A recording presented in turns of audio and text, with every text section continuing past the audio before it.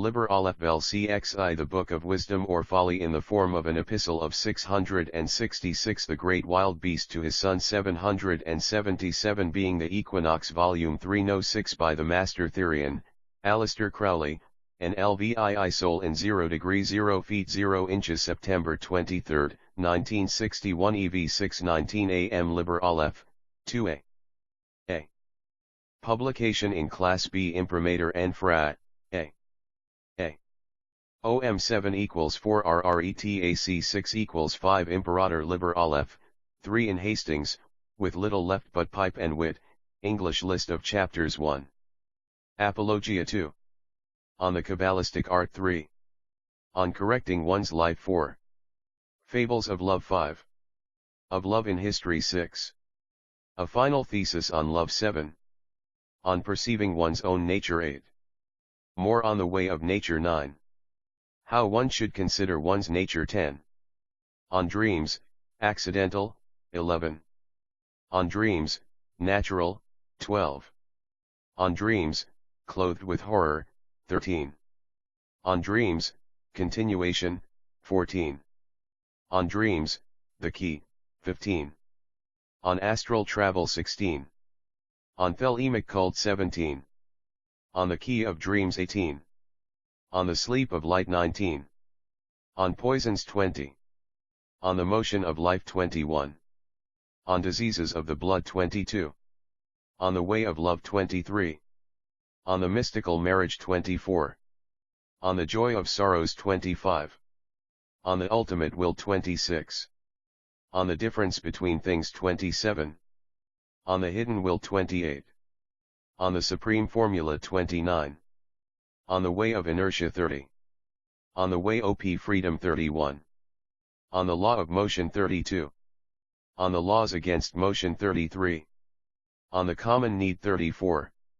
On the freedom of the body 35. On the freedom of the mind 36. On the freedom op children 37. On cultivating strength through discoline 38. On the order of things 39. On the fundamentals of the state 40. On the will of children 41. On how to teach 42. On learning to know the will of a child 43. On the red gold 44. On wisdom in sexual affairs 45. On the right gain of knowledge 46. On the virtue of daring 47. On the art of training the mind, mathematics, 48. Continued, the classics, 49. Continued, science, 50. How magical law works 51. On the mechanism of magic 52. On the harmony of soul with body 53. On the mystery of psychonomy 54. On the alchemical art Liber Aleph, 4 Liber Aleph, 555. On the most subtle secret 56. On the medium of the art 57. On the necessity of the will 58. On the universal comedy which is called Pan 59. On the blindness of men 60. An allegory on chess 61. On the truth of falsehood 62. On the relations of illusion 63. On prudence 64. On the three ationality of the life of the magician 65. On the pure heart 66. On the conformity of the magician 67. On the poets 68. On the magi of the AA in whom the takes flesh 69. On the magi of old, first. Of Lao-Tzu 70. On Gautama 71. On Sri Krishna and Dionysus 72. On Tahuti 73. On that Egyptian magus whom the Jews Masha 74. On the Arabian magus Mohammed 75. On the great beast himself, the Logos of Ian, whose word is Thelema 76. A command to his son 77. Wherefore he begot his son, so that their freedom 78. On his frailty 79. On the hand that upholds the magus 80. On his sin 81. On his victory through the name Babylon 82. On the forbidden secret 83. On the secret through which any spirit is received in the body 84. On the Kabbalistic key of this art 85. On the Mass of the Holy Ghost 86. On the complete formula 87. Kabbalistic considerations on this formula 88. On certain arts magic 89. On the great work 90. On the steps to the great work 91. On the formula of the moon 92. On taking the eagle 93. On chemical agents according to the 4 Ri 94. On the virtue of experience in this art 95. On the true sacrament 96. On directing disciples 97. On certain diseases of disciples 98. On watching for faults in the house 99. On the body, that is the shadow of man 100. On sirens 101. On a certain woman 102. On her virtue 103. On seeking for certain types of oracle 104. On the black brothers, sons of iniquity 105. On the virtue of surgery 106. On the 4 lesser operations of the microcosmic star 107. On the 4 major operations of the microcosmic star 108. On the macrocosmic star 109. On his woman Olun and on the ecstasy that surpasses all 110. On the name Olun 111. On great men, famous in love 112. On chastity 113. On the ceremony of the equinox 114. On the Lig4ht of the stars 115. On song 116. On human stupidity 117. On his struggle 118. On the need for declaring the word 119. On the mystery of the universal sacrament 120. On the rightness of things 121. On the Blessed Virgin 122. On the sport of his mistress 123. On a danger in the sports of love 124. On the unconscious, or libido 125. On the organization of communities 126. On the method of science 127. On monsters 128. On the hidden palace of wisdom 129. On the defects of the hidden will 130. On reason, the minister of the will 131. On the way of wisdom 132. On reason, source of madness when not under will 133. On truth, which may not be told to a woman 134. On the nature of woman 135. On the 2 rewards of the path 136. On the ecstasy of samadhi and how it differs from others 137. On the art of love and the pleasures of the mystic 138. On the highest reward, true wisdom, and perfect happiness 139. On the hell of the slaves 140. A rhapsody to Our Lady 141. A rhapsody to his star 142. On the harmony of will and fate 143. A parenthesis on a certain virgin 144. On constancy in love, to a white raven 145. On the mystery of evil 146. On the virtue of tolerance 147. On the formula of the dying gods 148. On malign fools 149. An apology for his writings 150. In praise of the law of Thelema 151. On the Sphinx of the Egyptians 152. On the nature of the Sphinx 153. On the bull 154. On the lion 155.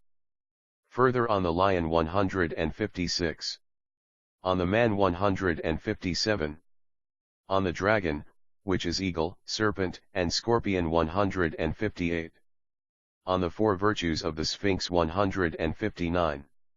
On the balance in which the 4 virtues gather power 160. On the pyramid 161. Concerning silence 162. On the nature of our silence 163. On the correct formula of the dragon 164. On his horoscope 165. On his work 166. On the Black Brothers Liber Aleph, 6 Liber Aleph, 7 167. On the Alchemical Art 168. On Woman, who is fit for a test 169. On the Formula of Woman 170. His Master's Words on Woman 171. On the Proper Conduct of Woman 172. Further concerning this 173. On the Keys of Death and the Devil, Arcana of the Tarot of the RC Brotherhood 174. Further on these paths 175. On the Eye of Hoor 176. On his initiation 177. On the Most Holy Grass of the Arabs 178. On certain mysteries that I have seen 179. On a certain method of meditation 180. Further on this 181. Further on this 182. Conclusion on this method of holiness 183. On the one way of the sun 184. On the prudence of the AA 185. Further on this path 186. Of prudence in the art of teaching 187. On the mind enemy of the soul 188. On different works of the illuminators 189. Further words on this 190. On perfect peace with light 191. On perfect peace 192. On death 193. On the eschatology of the RC adepts 194. On the supreme marriage 195. On a certain problem in the art of pleasure 196. An unraveling of this knot 197. On the comedy which is called Pan 198. On the game of love 199. On the pleasure of debauchery 200. On the blindness of the Antean philosophers 201. On the Manichaean heresy 202. On the truth of things 203. On my aphorism, all are 204. On the reason for writing this letter 205. On the nature of this letter 206. How I wrote this letter 207. On wisdom and folly 208. On the last oracle Liber Aleph, 8 Liber Aleph Vel Cxi, the book of wisdom or folly, do what thou wilt shall be the whole of the law. 1 Apologia, apology, I have begotten thee, O my son, and that strangely, as thou knowest, upon the scarlet woman called Hilarion, as it was mysteriously foretold unto me in the book of the law. Now therefore that thou art come to the age of understanding, do thou give ear unto my wisdom, for that therein lieth a simple and direct way for every man that he may attain to the end. Firstly, then, I would have thee to know that spiritual experience and perfection have no necessary connection with advancement in our holy order. But for each man is a path, there is a constant, and there is a variable. Seek ever therefore in thy work of the promulgation of the law to discover in each man his own true nature, that he may in due season accomplish it not only for himself, but for all who are bound unto him. There are very many for whom in their present incarnations this great work may be impossible, since their appointed work may be in satisfaction of some magical debt, or in adjustment of some balance, or in fulfillment of some defect. As is written, suum quique. Now because thou art the child of my bowels, I yearn greatly towards thee, O my son, and I strive strongly with my spirit that by my wisdom I may make plain thy way before thee, and thus in many chapters will I write for thee those things that may profit thee. Sis Benedictus. 2 De Arte Cabalistica. On the Kabbalistic art, do thou study most constantly, my son, in the art of the Holy Kabbalah. Know that herein the relations between numbers, though they be mighty in power and prodigal of knowledge, are but lesser things. For the work is to reduce all other conceptions to these of number, because thus thou wilt lay bare the very structure of thy mind, whose rule is necessity rather than prejudice. Not until the universe is thus laid naked before thee canst thou truly anatomize it. The tendencies of thy mind lie deeper far than any thought, for they are the conditions and the laws of thought, and it is these that thou must bring to naught. This way is most sure, most sacred, and the enemies thereof most awful, most sublime. It is for the great souls to enter on this rigor and austerity. To them the gods themselves do homage, for it is the way of utmost purity. Liber Aleph, 9.3. Devita Corrigenda. On correcting one's life, know, son, that the true principle of self-control is liberty. For we are born into a world which is in bondage to ideals, to them we are perforce fitted, even as his enemies to the bed of Procrustes. Each of us, as he grows, learns repression of himself and his true will. It is a lie, this folly against self, these words are written in the book of the law. So therefore these passions in ourselves which we understand to be hindrances are not part of our true will, but diseased appetites, manifest in us through false early training.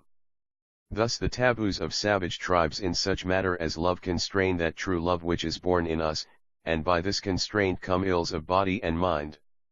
Either the force of repression carries it, and creates neuroses and insanities, or the revolt against that force, breaking forth with violence, involves excesses and extravagances.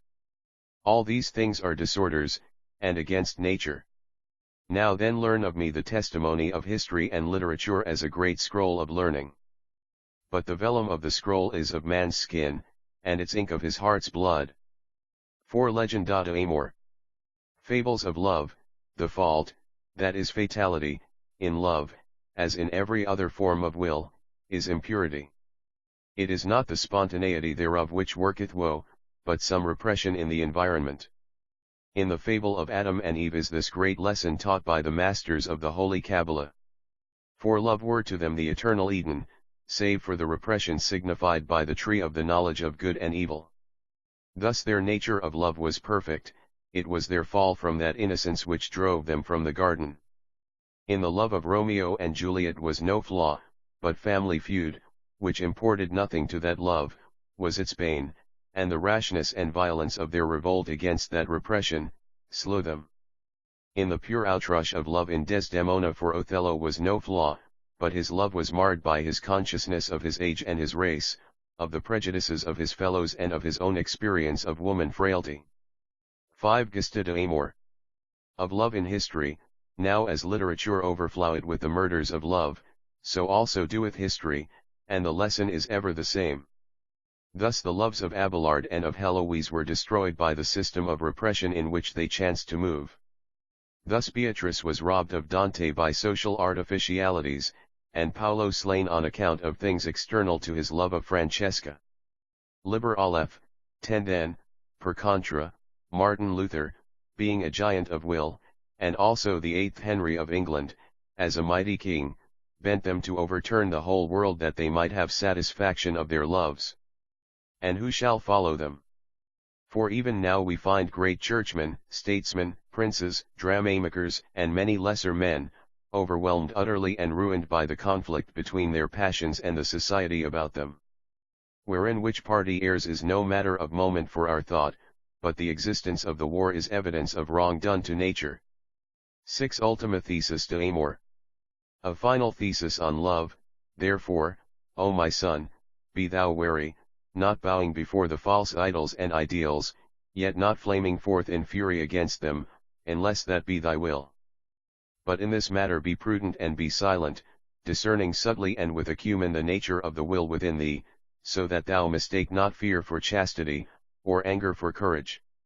And since the fetters are old and heavy, and thy limbs withered and distorted by reason of their compulsion, do thou, having broken them, walk gently for a little while, until the ancient elasticity return, so that thou mayst walk, run, and leap naturally and with rejoicing.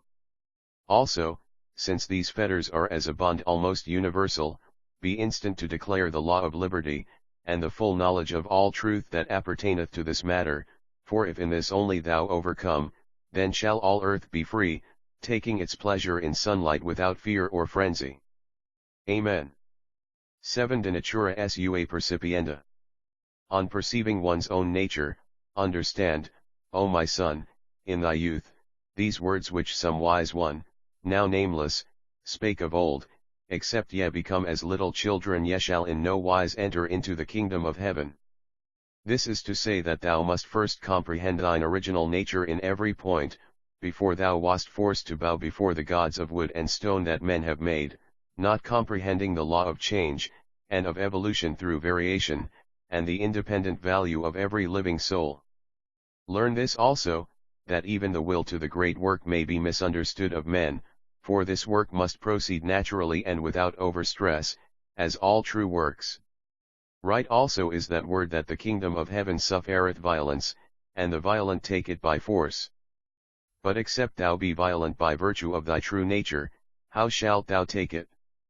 Be not as the ass in the lion's skin, but if thou be born ass, bear patiently thy burdens, and enjoy thy thistles, for an ass also, as in the fables of Apuleius and Matthias, may come to glory in the path of his own virtue. Liber Aleph, 11:8. Altera divia naturae. More on the way of nature, sayest thou, methinks, that here is a great riddle, since by reason of much repression thou hast lost the knowledge of thine original nature? My son, this is not so, for by a peculiar ordinance of heaven, and a disposition occult within his mind, is every man protected from this loss of his own soul, until and unless he be by coronzon disintegrated and dispersed beyond power of will to repair, as when the conflict within him, rending and burning, hath made his mind utterly desert, and his soul madness. Give ear attentively, the will is not lost, though it be buried beneath a life-old midden of repressions, for it persistate vital within thee, is it not the true motion of thine inmost being, and for all thy conscious striving cometh forth by night and by stealth in dream and fantasy. Now is it naked and brilliant, now clothed in rich robes of symbol and hieroglyph, but always travelleth it with thee upon thy path, ready to acquaint thee with thy true nature, if thou attend unto its word, its gesture, or its show of imagery. 9 Quomodo natura suaest legenda. How one should consider one's nature.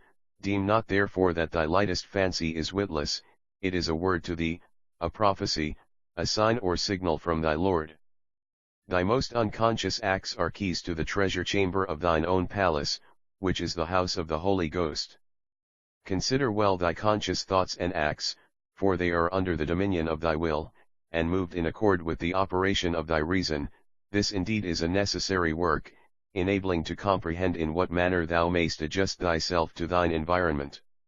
Yet is this adaptation but defense for the most part, or at the best subterfuge and stratagem in the tactics of thy life, with but an accidental and subordinate relation to thy true will, whereof by consciousness and by reason thou mayst be ignorant, unless by fortune great and rare thou be already harmonized in thyself, the outer with the inner, which grace is not common among men, and is the reward of previous attainment. Neglect not simple introspections, therefore, but give yet greater heed unto those dreams and fantasies, those gestures and manners unconscious, and of undiscovered cause, which betoken thee. 10 Somnius. On dreams, causa per accidens.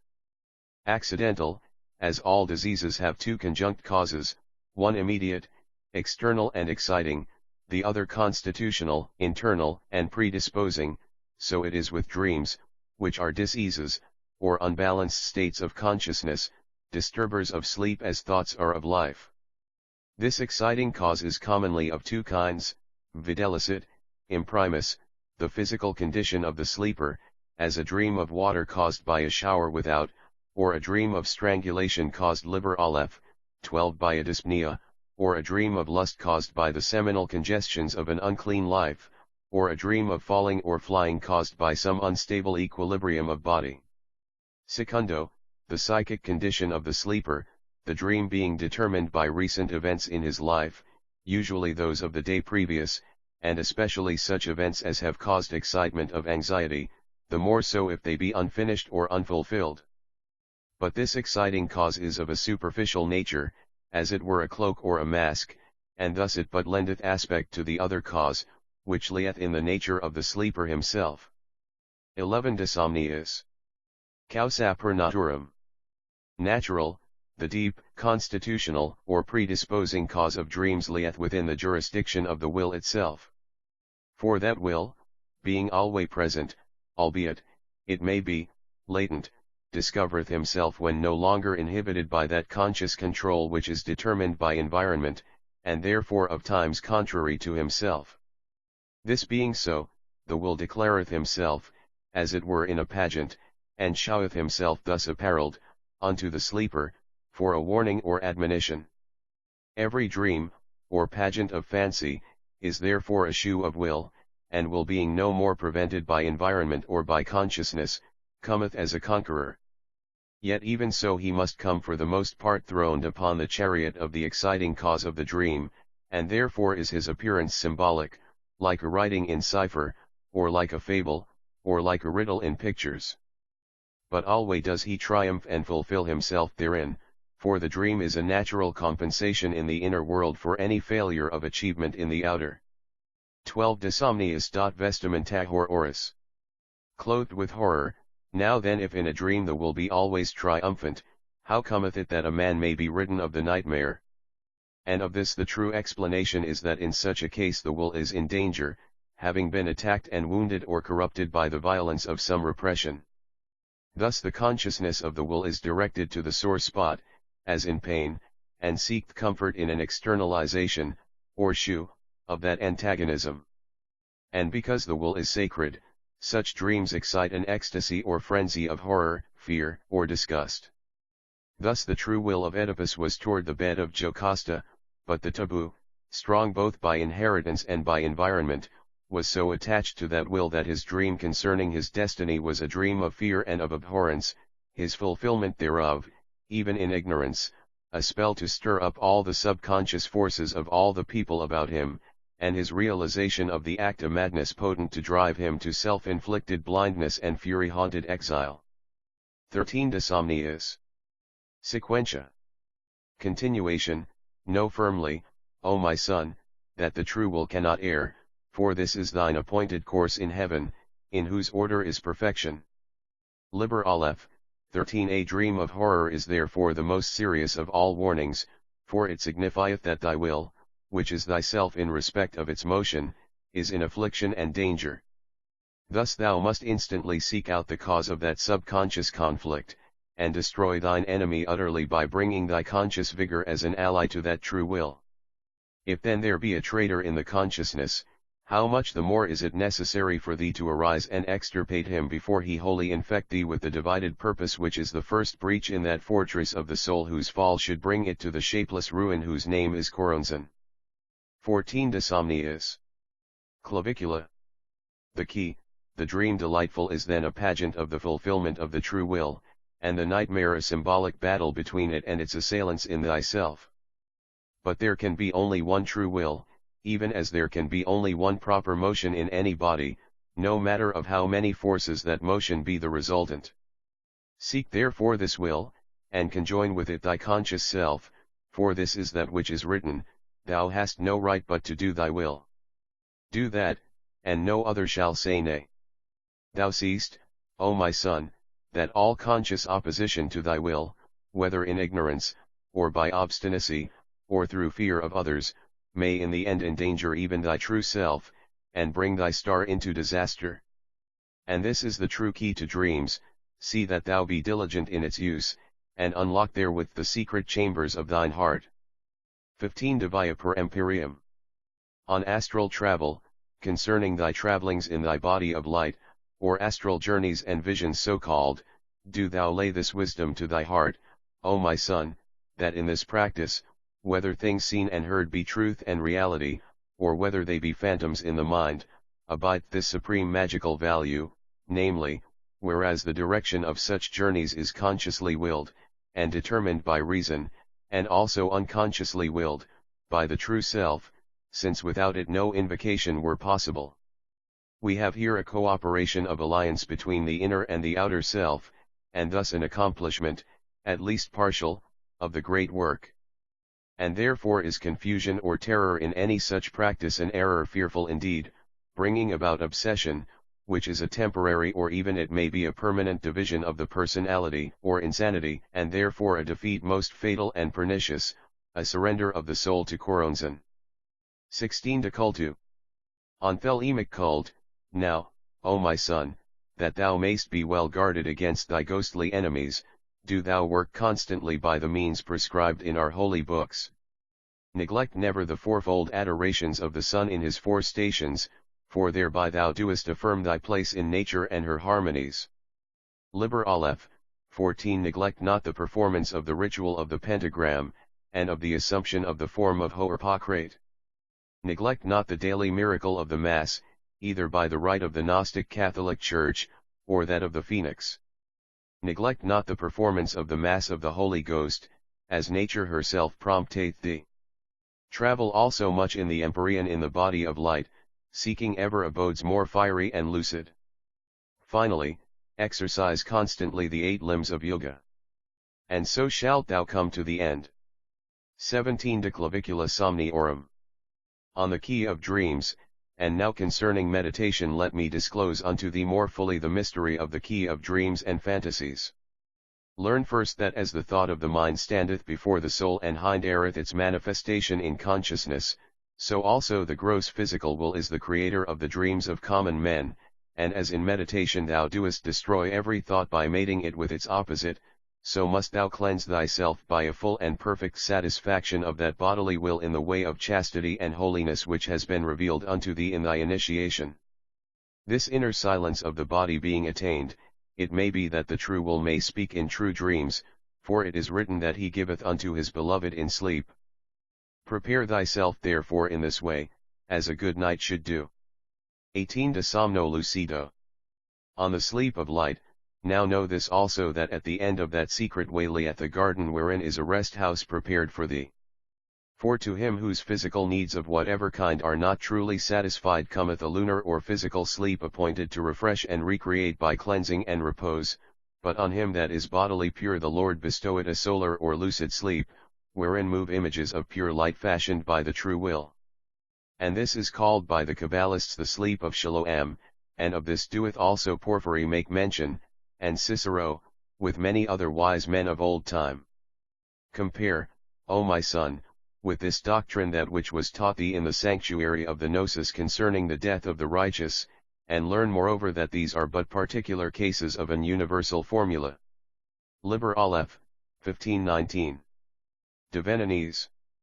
On poisons, my son, if thou fast a while, there shall come unto thee a second state of physiological being, in which is a delight passive and equable, without will, a contentment of weakness, with a feeling of lightness and of purity.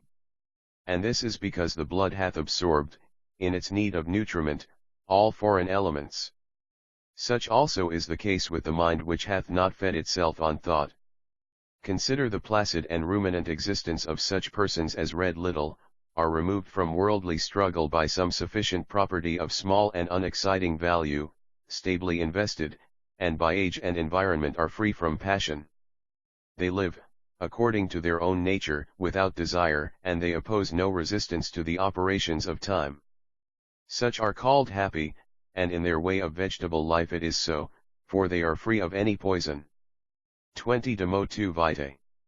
On the motion of life, learn then, O my son, that all phenomena are the effect of conflict, even as the universe itself is a nothing expressed as the difference of two equalities, or, and thou wilt, as the divorce of Newt and Hadad. So therefore every marriage dissolveth a more material, and createth a less material complex, and this is our way of life, rising ever from ecstasy to ecstasy. So then all high violence, that is to say, all consciousness, is the spiritual orgasm of a passion between two lower and grosser opposites. Thus light and heat result from the marriage of hydrogen and oxygen, love from that of man and woman, dhyana, or ecstasy from that of the ego and the non-ego. But be thou well grounded in this thesis corollary, that one or two such marriages do but destroy for a time the exacerbation of any complex, to deracinate such is a work of long habit and deep search in darkness for the germ thereof. But this once accomplished, that particular complex is destroyed, or sublimated forever. 21 De morbis sanguinis. On diseases of the blood, now then understand that all opposition to the way of nature createth violence. If thine excretory system do its function not at its fullest, there come poisons in the blood, and the consciousness is modified by the conflicts or marriages between the elements heterogeneous. Thus if the liver be not efficient, we have melancholy; if the kidneys, coma; if the testes or ovaries, loss of personality itself. Also, and we poison the blood directly with belladonna, we have delirium vehement and furious; with hashish, visions fantastic and enormous; with anhelonium, ecstasy of color and what not; with diverse germs of disease, disturbances of consciousness varying with the nature of the germ. Also with ether, we gain the power of analyzing the consciousness into its planes, and so for many others. But all these are, in our mystical sense, poisons, that is, we take two things diverse and opposite, binding them together so that they are compelled to unite, and the orgasm of each marriage is an ecstasy, the lower dissolving in the higher. Liber Aleph, 1622. De cursu amoris. On the way of love, I continue then, O my son, and reiterate that this formula is general to all nature.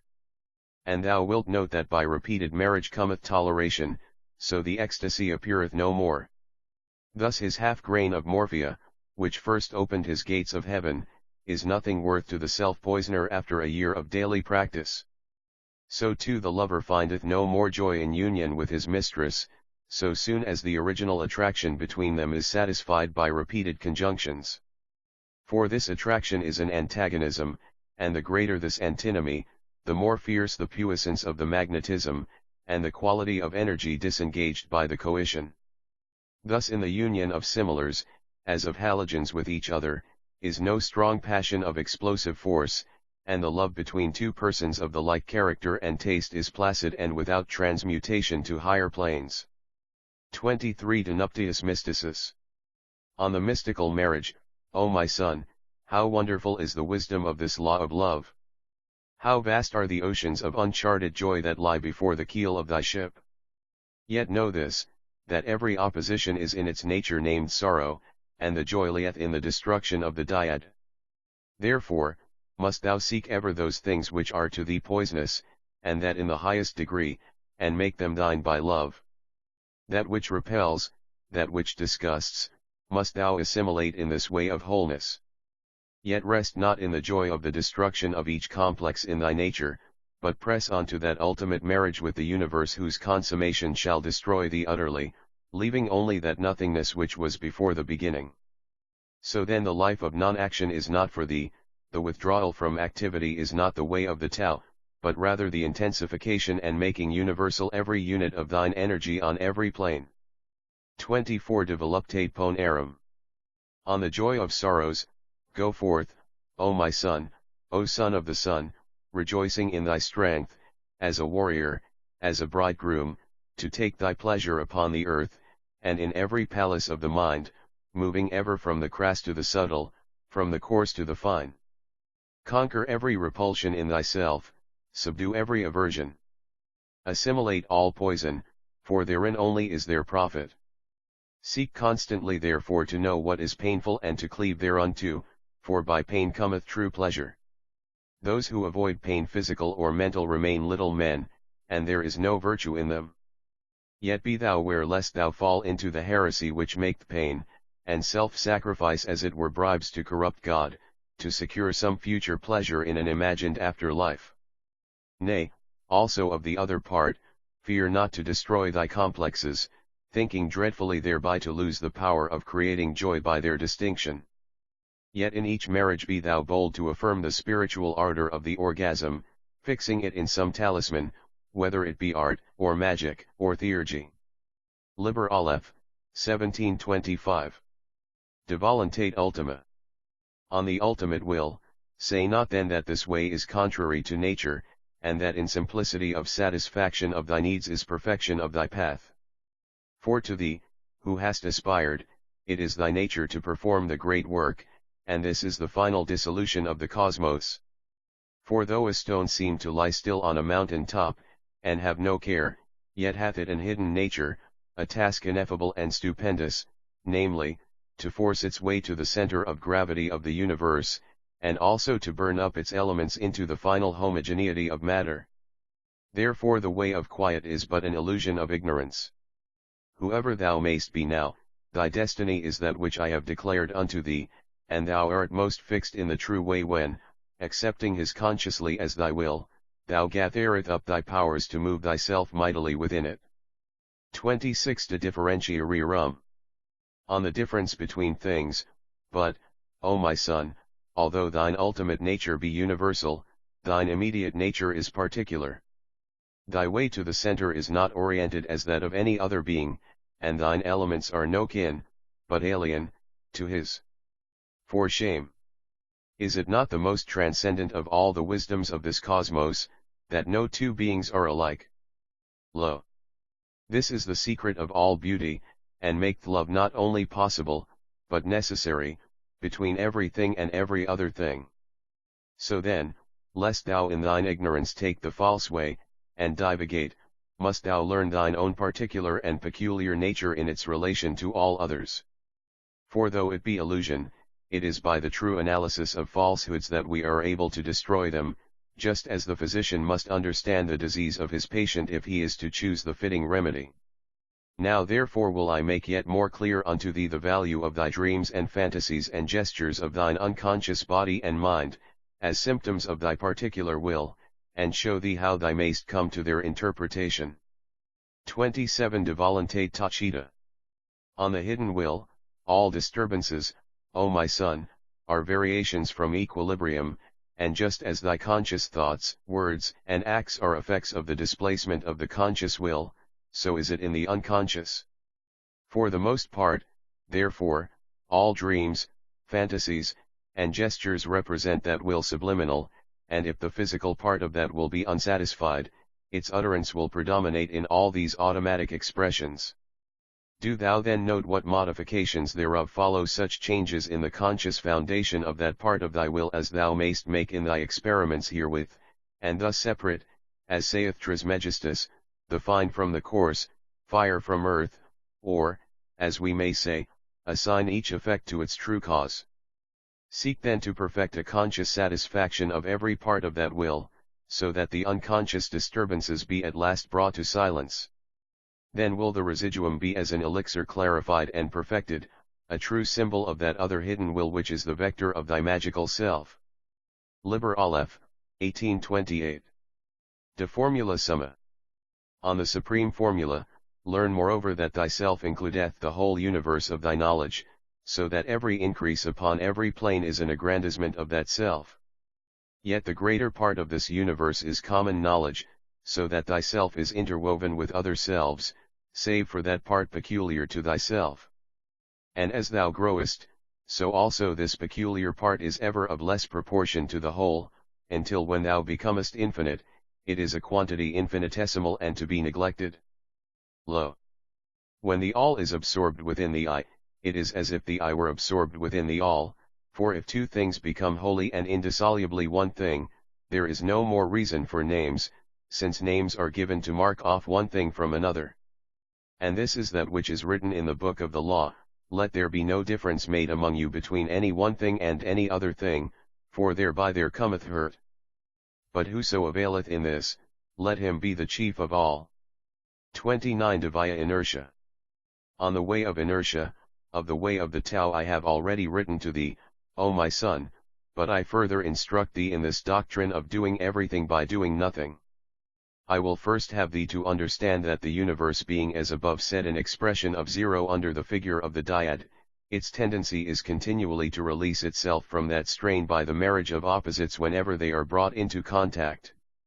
Thus thy true nature is a will to zero, or an inertia, or doing nothing, and the way of doing nothing is to oppose no obstacle to the free function of that true nature.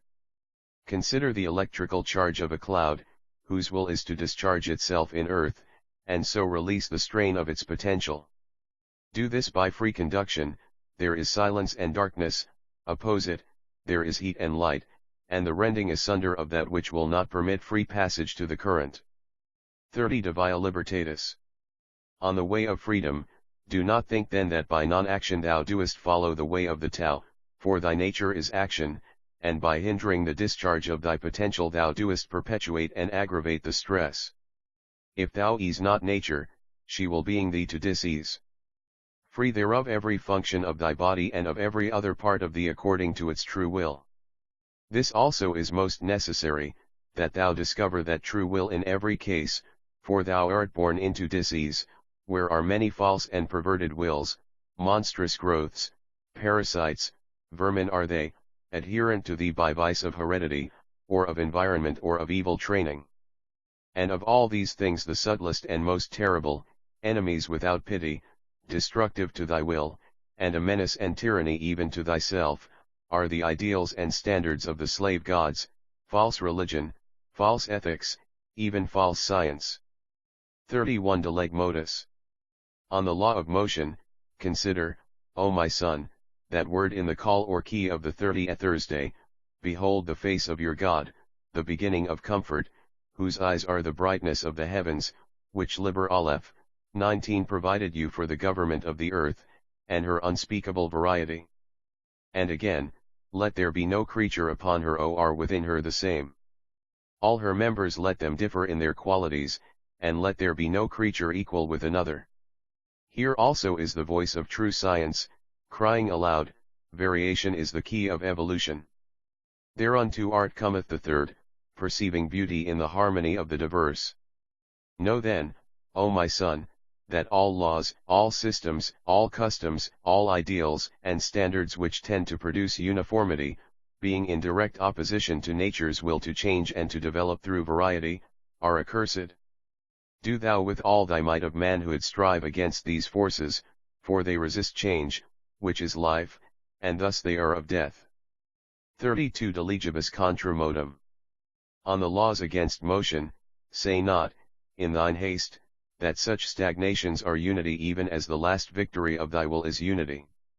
For thy will moveth through free function, according to its particular nature, to that end of dissolution of all complexities, and the ideals and standards are attempts to halt thee on that way. Although for thee some certain ideal be upon thy path, yet for thy neighbor it may not be so. Set all men a horseback, thou speedest the foot soldier on his way, indeed, but what hast thou done to the birdman? Thou must have simple laws and customs to express the general will, and so prevent the tyranny of violence of a few, but multiply them not. Now then herewith I will declare unto thee the limits of the civil law upon the rock of the law of Thelema. 33 To necessitate communi. On the common need, understand first that the disturbers of the peace of mankind do so by reason of their ignorance of their own true wills. Therefore as this wisdom of mine increaseth among mankind, the false will to crime must become constantly more rare. Also, the exercise of our freedom will cause men to be born with less and ever less affliction from that disease of spirit, which breedeth these false wills.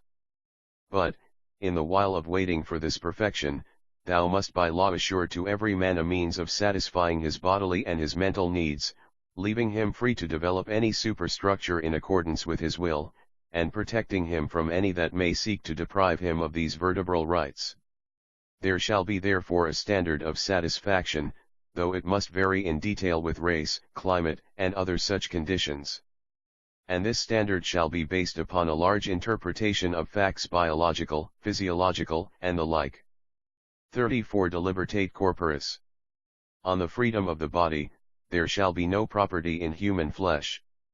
Every man and every woman hath right infeasible to give the body for the enjoyment of any other. The exercise of this right shall not be punished either by law or by custom, there shall be no penalty either by loss or curtailment of liberty, of rights, of wealth, or of social esteem, but this freedom shall be respected of all, seeing that it is the right of the bodily will. For this same reason thou shalt cause full restriction and punishment of any who may seek to limit that freedom for the sake of Liber Aleph, 20 his own profit, or desire, or ideal. Every man and every woman has full right either to grant or to deny the body, as the will speaketh within. This being made custom, the evils of love, which are many, extending to the disturbance not only of body but of mind, and that in obscure paths, shall little by little disappear from the face of his unspeakable glory. 35 De libertate mentis. On the freedom of the mind, there shall be no property in human thought.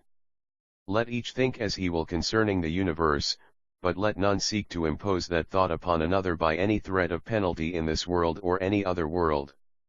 Look now, though I enkindle thee to effort in thy way, yet it is the way of thy will, and I say not even that thou dost well to hasten therein, for the whole matter lieth in thy will, and to force thyself against thy nature would be an obstacle to thy passage.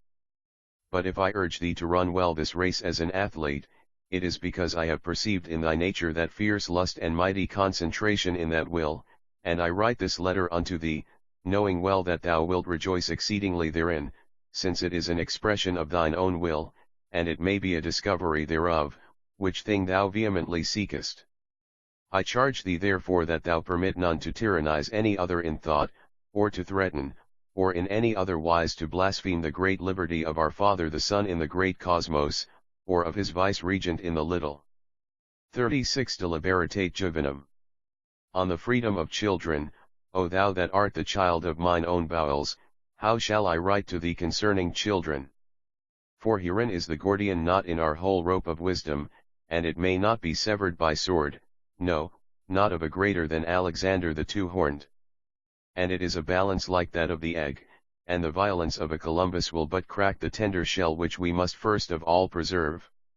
Now sentinel to this fortress standeth a certain paradox of general application, and in this large order I will declare it, so that its particular sense may enlighten thee hereafter.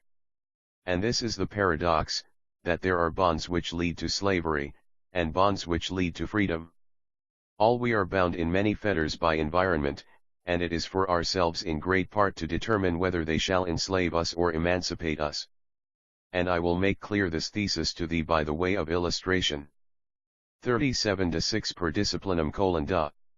On cultivating strength through discipline, consider the bond of a cold climate, how it maketh man a slave, he must have shelter and food with fierce toil. Yet thereby he becometh strong against the elements, and his moral force waxeth, so that he is master of such men as live in lands of sun where bodily needs are satisfied without struggle.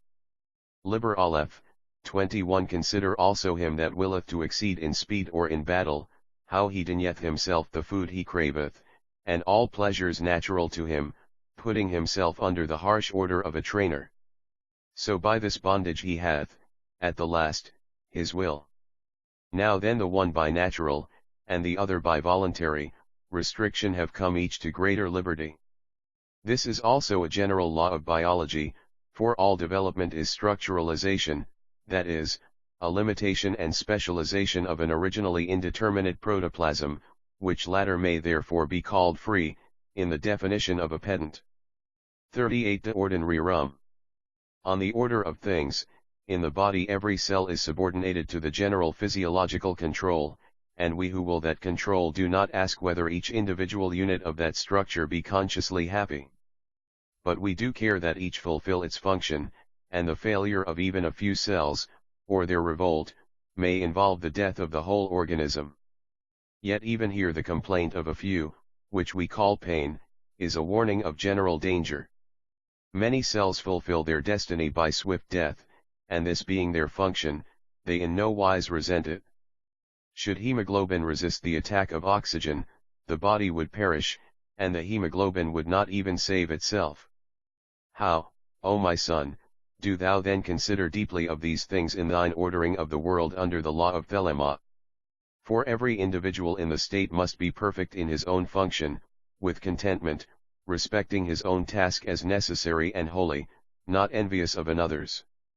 For so only mayst thou build up a free state, whose directing will shall be singly directed to the welfare of all.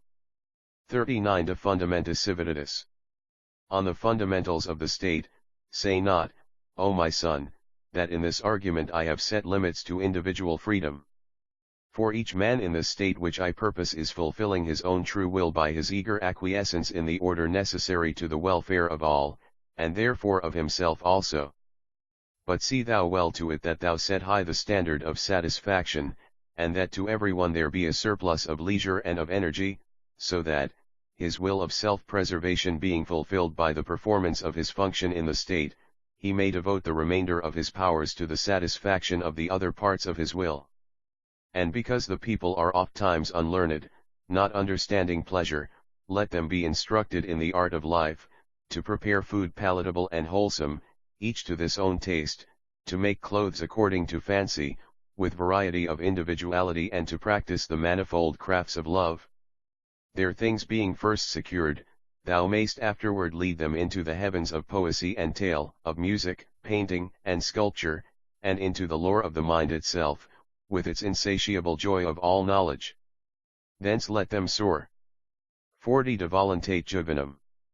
On the will of children, long, O my son, hath been this digression from the plain path of my word concerning children, but it was most needful that thou shouldst understand the limits of true liberty.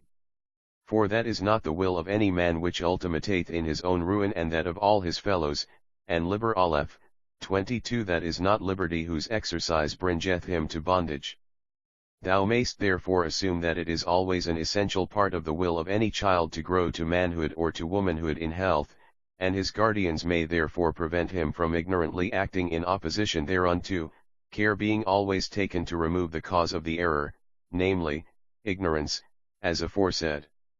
Thou mayst also assume that it is part of the child's will to train every function of the mind, and the guardians may therefore combat the inertia which hinders its development. Yet here is much caution necessary, and it is better to work by exciting and satisfying any natural curiosity than by forcing application to set tasks, however obvious this necessity may appear. 41 De modo disputandi. On how to teach. Now in this training of the child there is one most dear consideration, that I shall impress upon thee as in conformity with our holy experience in the way of truth. And it is this, that since that which can be thought is not true, every statement is in some sense false. Even on the sea of pure reason, we may say that every statement is in some sense disputable, therefore in every case, even the simplest, the child should be taught not only the thesis, but also its opposite, leaving the decision to the child's own judgment and good sense, fortified by experience. And this practice will develop its power of thought, and its confidence in itself, and its interest in all knowledge. But most of all beware against any attempt to bias its mind on any point that lieth without the square of ascertained and undisputed fact. Remember also, even when thou art most sure, that so were they sure who gave instruction to the young Copernicus. Pay reverence also to the unknown unto whom thou presumeth to impart the knowledge, for he may be one greater than thou. 42 De voluntate juvenis conoscenda. On learning how to know the will of a child, it is important that thou shouldst understand as early as may be what is the true will of the child in the matter of his career. Be thou well ware of all ideals and daydreams, for the child is himself, and not thy toy. Recall the comic tragedy of Napoleon and the King of Rome. Build not an house for a wild goat, nor plant a forest for the domain of a shark.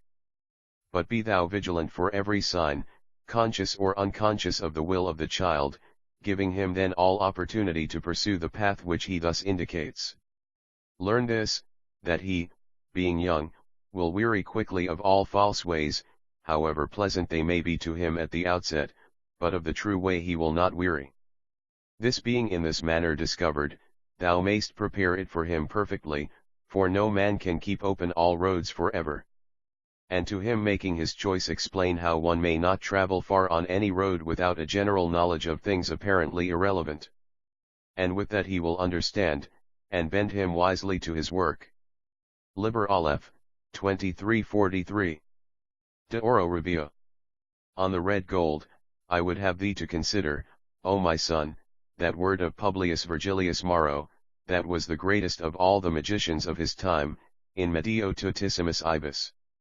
Which thing has also been said by many wise men in other lands, and the holy Kabbalah confirmeth the same, placing Tifereth, which is the man, and the beauty and harmony of things, and gold in the kingdom of the metals, and the sun among the planets, in the midst of the tree of life. For the center is the point of balance of all vectors. So then if thou wilt live wisely, learn that thou must establish this relation of balance with everything soever, not omitting one. For there is nothing so alien from thy nature that it may not be brought into harmonious relation therewith, and thy stature of manhood waxed great even as thou comest to the perfection of this art. And there is nothing so close kin to thee it may not be hurtful to thee if this balance is not truly adjusted. Thou hast need of the whole force of the universe to work with thy will, but this force must be disposed about the shaft of that will so that there is no tendency to hindrance or to deflection. And in my love of thee I will adorn this thesis with example following. 44 De Sapientia in Re Sexuali. On wisdom in sexual affairs, consider love. Here is a force destructive and corrupting whereby many men have been lost. Yet without love man were not man. Therefore thine uncle Richard Wagner made of our doctrine a musical fable, wherein we see Amphirdas, who yielded himself to seduction, wounded beyond healing, Klingsor, who withdraw himself from a like danger, cast out forever from the mountain of salvation, and Parsifal, who yielded not, able to exercise the true power of love, and thereby to perform the miracle of redemption. Of this also have I myself written in my poem called Adonis. It is the same with food and drink, with exercise, with learning itself. The problem is ever to bring the appetite into right relation with the will.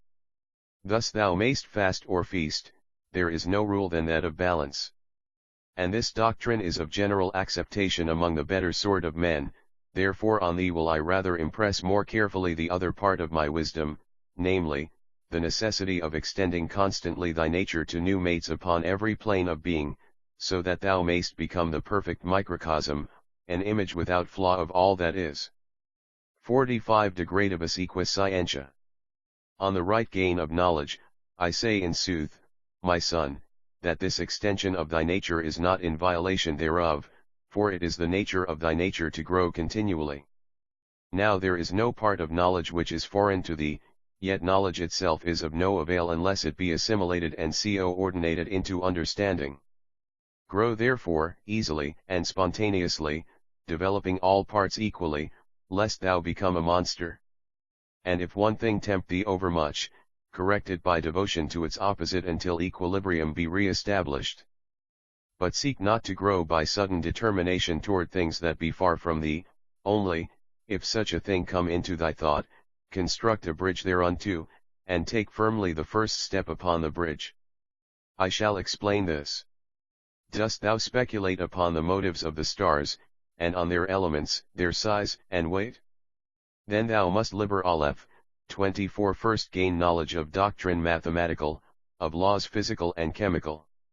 So then first, that thou mayst understand clearly the nature of thine whole work, map out thy mind, and extend its powers from the essential outwards, from the near to the far, always with firmness and great thoroughness, making every link in thy chain equal and perfect. 46 De Virtute Audendi. On the virtue of daring, yet this I charge thee with my might, live dangerously.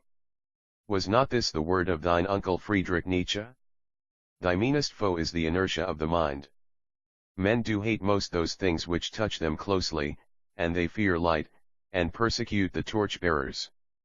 Do thou therefore analyze most fully all those ideas which men avoid, for the truth shall dissolve fear. Rightly indeed men say that the unknown is terrible, but wrongly do they fear lest it become the known. Moreover, do thou all acts of which the common sort beware, save where thou hast already full knowledge, that thou mayst learn use and control, not falling into abuse and slavery. For the coward and the foolhardy shall not live out their days. Everything has its right use, and thou art great as thou hast use of things. This is the mystery of all art magic, and thine hold upon the universe. Yet if thou must err, being human, err by excess of courage rather than of caution, for it is the foundation of the honor of man that he dareth greatly. What saith Quintus Horatius Flaccus in the third ode of his first book? Die thou standing. 47 De Arte Mentis Colendi. On the training of the mind, 1. Mathematica. Now concerning the first foundation of thy mind I will say somewhat. Thou shalt study with diligence in the mathematics, because thereby shall be revealed unto thee the laws of thine own reason and the limitations thereof. This science manifesteth unto thee thy true nature in respect of the machinery whereby it worketh, and showeth in pure nakedness, without clothing of personality or desire, the anatomy of thy conscious self. Furthermore, by this thou mayst understand the essence between the relation of all things, and the nature of necessity, and come to the knowledge of form. For this mathematics is as it were the last veil before the image of truth, so that there is no way better than our holy Kabbalah, which analyseth all things soever, and reduceth them to pure number, and thus their natures being no longer colored and confused, they may be regulated and formulated in simplicity by the operation of pure reason, to thy great comfort in the work of our transcendental art, whereby the many become one. 48 Sequitur. Continued, 2. Classica. Classics, my son, neglect not in any wise the study of the writings of antiquity, and that in the original language. For by this thou shalt discover the history of the structure of thy mind, that is, its nature regarded as the last term in a sequence of causes and effects. For thy mind hath been built up of these elements, so that in these books thou mayst bring into the light thine own subconscious memories. And thy memory is as it were the mortar in the house of thy mind, without which is no cohesion or individuality possible, so that the lack thereof is called dementia. And these books have lived long and become famous because they are the fruits of Liber Aleph, 25 ancient trees whereof thou art directly the heir, wherefrom, say I, they are more truly germane to thine own nature than books of collateral offshoots, though such were in themselves better and wiser. Yes, O my son, in these writings thou mayst study to come to the true comprehension of thine own nature, and that of the whole universe, in the dimension of time, even as the mathematic declareth it in that of space, that is, of extension. Moreover, by this study shall the child comprehend the foundation of manners, the which, as saith one of the sons of wisdom, maketh man. 49. Sequitur. Continued, 3. Scientifica. Science, since time and space are the conditions of mind, these two studies are fundamental. Yet there remaineth causality, which is the root of the actions and reactions of nature. This also shalt thou seek ardently, that thou mayst comprehend the variety of the universe, its harmony and its beauty, with the knowledge of that which compelleth it. Yet this is not equal to the former two in power to reveal thee to thyself, and its first use is to instruct thee in the true method of advancement in knowledge, which is fundamentally, the observation of the like and the unlike. Also, it shall arouse in thee the ecstasy of wonder, and it shall bring thee to a proper understanding of art magic. For our magic is but one of the powers that lie within us undeveloped and unanalyzed, and it is by the method of science that it must be made clear, and available to the use of man. Is not this a gift beyond price, the fruit of a tree not only of knowledge by to life? For there is that in man which is God, and there is that also which is dust, and by our magic we shall make these twain one flesh, to the obtaining of the empery of the universe. 50 De modo quo operat lex magica. How magical law works, give ear attentively, O my son, while I expound unto thee the true doctrine of magic. Every force acteth, in due proportion, on all things with which it is connected. Thus a burning forest causes chemical change by combustion, and giveth heat and motion to the air about it by the operation of physical laws, and excite thought and emotion in the man whom it reacheth through his organs of perception. Consider, even though it were by legend, the fall of the apple of Isaac Newton, its effect upon the spiritual destinies of man. Consider also that no force cometh ever to the end of its work. The air that is moved by my breath is a disturbance or change of equilibrium that cannot be fully compensated and brought to naught, though the eons be endless. Who then shall deny the possibility of magic? Well said Fraser, the most learned doctor of the College of the Holy Trinity in the University of Cambridge, that science was but the name of any magic which failed not of its intended effect. 51 De Machina Magica. On the mechanism of magic, lo. I put forth my will, and my pen moveth upon the paper, by cause that my will mysteriously hath power upon the muscle of my arm, and these do work at a mechanical advantage against the inertia of the pen. I cannot break down the wall opposite me by cause that I cannot come into mechanical relation with it, or the wall at my side, by cause that I am Liber Aleph, 26 not strong enough to overcome its inertia. To win that battle I must call time and pickaxe to mine aid. But how could I retard the motion of the earth in space? I am myself party of its momentum. Yet every stroke of my pen effecteth that motion by changing the equilibrium thereof. The problem of every act of magic is then this, to exert a will sufficiently powerful to cause the required effect, through a menstruum or medium of communication. By the common understanding of the word magic, we however exclude such media as are generally known and understood. Now then, O my son, will I declare unto thee first the nature of the power, and afterward that of the medium. 52 De harmonia animi cum corpore. On the harmony of the soul with the body, all things are interwoven. The most spiritual thought in thy soul, I speak as a fool, is also a most material change in blood or brain. Anger maketh the blood acid, hate poisoneth mother's milk, even as I showed formerly in reverse, how disturbance of physical function altereth the states of consciousness. Now no man doubteth the power of the will of man, whether it be his love that begetteth children or causes wars wherein many men be slain, whether it be his eloquence that moveth a mob or his vanity that destroyeth a people. Only in all such cases we understand how nature worketh, through known laws physical or psychical. That is, there is a state of unstable equilibrium, so that one machine setteth another in motion as soon as the first disturbance ariseth. Therefore, it is not proper to regard all consequence of a will as its effect. Without the revolution there could have been no great effect of the will of Napoleon, and moreover his will was broken in the end, to the present misfortune, as it seems to many beside myself, of mankind. This magic therefore, dependeth greatly on the art to set many other wills in sympathetic motion, and the greatest magus may not be the most successful in a mean conception of a limit of time. He may need to strike many blows before he breaketh down his wall, if that be strong, while a child may push over one that is ready to crumble. 53 De Mysterio Prudentii, on the mystery of economy. Behold now nature, how prodigal is she of her forces. The evident will of every acorn is to become an oak, yet nigh all fail of that will. Therefore one secret of magic is economy of thy force, to do no act unless secure of its effect. And if every act has an effect on every plane, how canst thou do this unless thou be connected with all planes? For this reason must thou know thoroughly not only thy body and thy mind, but thy body of light and all its subtler principles soever.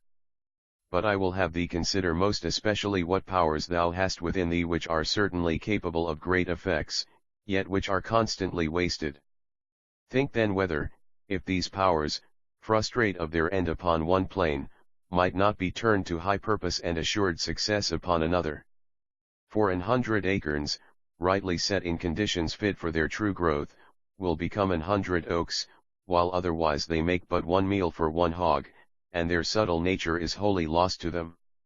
Learn then, O my son, this mystery of economy, and apply it faithfully and with diligence in thy work. Liber Aleph, 2754. De Arte Alchemica. On the alchemical art, here then I must write concerning talismans for thine instruction. Know first that there are certain vehicles proper for the incarnation of the will. I instance paper, whereon by thine art thou writest a symbolic representation of thy will, so that when thou next seest it, thou are reminded of that will, or it may be that another, seeing it, will obey that will. Here then is a case of incarnation and assumption, which, before it was understood, was rightly considered grammari or magic. Again, thy will to live causeth thee to plant corn, which in due season being eaten is again transmuted into will. Thus thou mayst in many ways impress any particular will upon the proper substance, so that by due use thou comest at last to its accomplishment. So general is this formula, in truth, that all conscious actions may be included within its scope. There is also the converse, as when external objects create appetite, whose satisfaction again reacteth upon the physical plane. Praise thou the wonder of the mystery of nature, rising and falling with every breath, so that there is no part which is not mystically partaker of the whole. 55 De Arcano Subtilissimo. On the most subtle secret, O my son, there is that within thee of marvelous puissance which is by its own nature the incarnation of thy will, most ready to receive the seal thereof. Therein lie hidden all powers, all memories, more than thou hast 10,000-fold. Learn then to draw from that great treasure house the jewel of which thou art in any present need. For all things that are possible to thy nature are already hidden within thee, and thou hast but to name them, and to bring them back into the light of thy consciousness. Then squander not this gold of thine, but put it to most fruitful usury. Now then of the art and craft of this most holy mystery I write not, for a reason that thou already knowest. Moreover, in this matter, thou shalt best learn by thine own experience, and thine observation in true science shall guide thee. For this secret is still of magic, and occult, so that I know not certainly if thy will lieth with my way or number 56. De Menstruo Artis. On the medium of the art, but concerning the medium by whose sensitive nature our magic force is transmitted to the object of our working, doubt not. For already in other galaxies of physics have we been compelled to postulate an ether wholly hypothetical in order to explain the phenomena of light, electricity, and the like, nor doeth any man demand demonstration of the existence of that ether other than its conformity with general law. Thou therefore, creator and transmitter of thine own energy, needest not to ask whether by this or by some other means thou performest thy work. Yet I know not why this ether of the mathematicians and the physicians should not be one with the astral light, or plastic medium or aud, or, these three being a trinity, of which our own sages have spoken. And this meditation may bring forth much knowledge physical, which is good, for that which is above is like that which is beneath, and the study of any law leadeth to the understanding of all law. So mayst thou learn in the end that there is no law beyond do what thou wilt. Liber Aleph, 2857. De necessitate voluntatis. On the necessity of the will, and how then, sayest thou, shall I reconcile this art magic with that way of the Tao which achieveth all things by doing nothing? But this have I already declared to thee in part, showing that thou canst do no magic save it be thy nature to do magic and so the true nothing for thee. For to do nothing signifieth to interfere with nothing, so that for a magician to do no magic is to commit violence on himself. Yet learn also that all action is in some sense magic, being an essential part of that great magical work which we call nature. Then thou hast no free will? Verily, thou hast said. Yet nevertheless it is thy necessary destiny to act with that free will. Thou canst do nothing save in accordance with that true nature of thine and of all things, and every phenomenon is the resultant of the totality of forces. Amen. Then thou needest take no thought and make no effort? Thou sayest sooth, yet, art thou not compelled to thought and effort in the way of nature? Yea, I, thy father, work for thee solicitously, and also I laugh at thy perplexities, for so was it foreordained that I should do, by me, from the beginning. 58 De Commedia Universa, Qae Dicture Pen. On the universal comedy which is called pen, so, therefore, O my son, count thyself happy when thou understandest all these things, being one of those beings, or bicomings, whom we call philosophers. All is a never-ending play of love wherein Our Lady Nut and her Lord had it rejoice, and every part of the play is play. All pain is but sharp sauce to the dish of pleasure, for it is the nature of the universe that hath devised this everlasting banquet of joy. And he that knoweth not this is necessary as an ingredient even as thou art. Wouldst thou change all and spoil the dish? Art thou the master cook? Yea, for thy palate is become fine with thy great dalliance with the food of experience, therefore thou art one of them that rejoice. Also it is thy nature as it is mine, O my son, to will that all men share our mirth and jollity, wherefore have I proclaimed my law to man, and thou continuest in that work of joyance. 59 De Caecistia Hominum. On the blindness of men, learn also of my wisdom that this vision of the cosmos whereof I have written unto thee is not given unto thy sight at all times, for in that vision is all will fulfilled. Thou seest the universe as none, and as one, and as many, and the play thereof, and therewith art thou, who art no longer thou, content. For in one phase art thou also none, in another one, and in the third an organized and necessary part of that great structure, so that there is no more conflict at all in thy whole becoming. But now will I make light for thine eyes in this matter as thou gropest, asking, but of them that see not this, what sayest thou, O my Father? But in that vision thou sayest not thus, my Son. Learn then of me the secret mystery of illusion, and how it worketh, and other holy law that is its nature, and of thine action therein, for this is an arcanum of the wisdom of the Magi, and proper unto thee that dwellest in the land of understanding. Liber Aleph, 2960. Allegoria de Casa. An allegory on chess. Consider for an example the game and play of the chess, which is a pastime of man, and worthy to exercise him in thought, yet by no means necessary to his life, so that he sweepeth away board and pieces at the least summons of that which is truly dear to him. Thus unto him this game is as it were an illusion. But in so far as he entereth into the game he abideth by the rules thereof, though they be artificial and in no wise proper to his nature, for in this restriction is all this pleasure. Therefore, though he hath all power to move the pieces at his own will, he doth it not, enduring loss, indignity, and defeat rather than destroy that artifice of illusion. Think then that thou hast thyself created this shadow world the universe, and that it pleasureth thee to watch or to actuate its play according to the law that thou hast made, which yet bindeth thee not save only by virtue of thine own will to do thine own pleasure therein. 61 De veritate falsi. On the truth of falsehood, moreover this matter touches the nature of truth. For although to thee in thy true self, absolute and without conditions, all this universe, which is relative and conditioned is an illusion, yet to that part of thee by which thou perceivest it, the law of its being, or becoming, is a law of truth.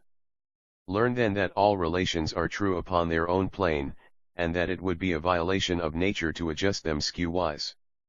Thus, albeit thou hast found thyself, and knowest thyself immortal and immutable beyond time and space, free of causality, so thoroughly that even thy mind partaketh constantly thereof, thou hast in no wise altered the relations of thy body with its syndromics in the world whereof it is a part. Wouldst thou lengthen the life of thy body? Then accommodate thou the conditions of thy body to its environment by giving it light, air, food, and exercise as its nature requireth. So also, mutatis mutandis, do thou cherish the health of thy mind. 62 De relatione illusionum. On the relations of illusion, of this will I speak further with thee, for here behold a great rock of ignorance on the one hand, and on the other a whirlpool of error, in this strait are many wrecks of magic ships. Knowest thou not that riddle of old, whether it be lawful to pay tribute to Caesar or no? Give therefore to the body the things of the body, and to the mind the things of the mind. Yet because of the interior harmony of all things that proceedeth from their original one nature, there is action and reaction of the one upon the other, as I have already set forth in this mine epistle. But law is universal, and between these two kinds of illusion there is an ordered proportion, and it is proper to thy science to delimit and describe this law of interaction, for to deny it wholly, as to extend it to infinity, is folly, born of ignorance, idleness, and incapacity to observe fact. 63 De prudentia. On prudence, consider drunkenness, how by variation of bodily conditions thou mayst alter its effect upon the mind, and the contrary, remembering the discipline of Theophrastus Paracelsus, how, Liber Aleph, 30 opposing wine to bodily exercise, he obtained a certain purification and exaltation. Yet, were he 7 times greater, he had not done this with oil of vitriol. Learn then that there are certain definite channels of action and reaction between body and mind, sound these, and trim thy sails accordingly, not thinking that thou art in the open sea. And if so be that thou in thy sounding findest new channels, rejoice and map them for the profit of thy fellows, but remember always that to find a new way up a precipice removeth not the precipice. For where thou, O angel and yet man, hast trod delicately albeit without fear, fools will rush into their destruction. 64 De Ratione Magii Vitae.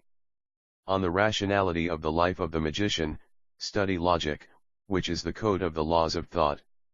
Study the method of science, which is the application of logic to the facts of the universe. Think not that thou canst ever abrogate these laws, for though they be limitations, they are the rules of thy game which thou dost play.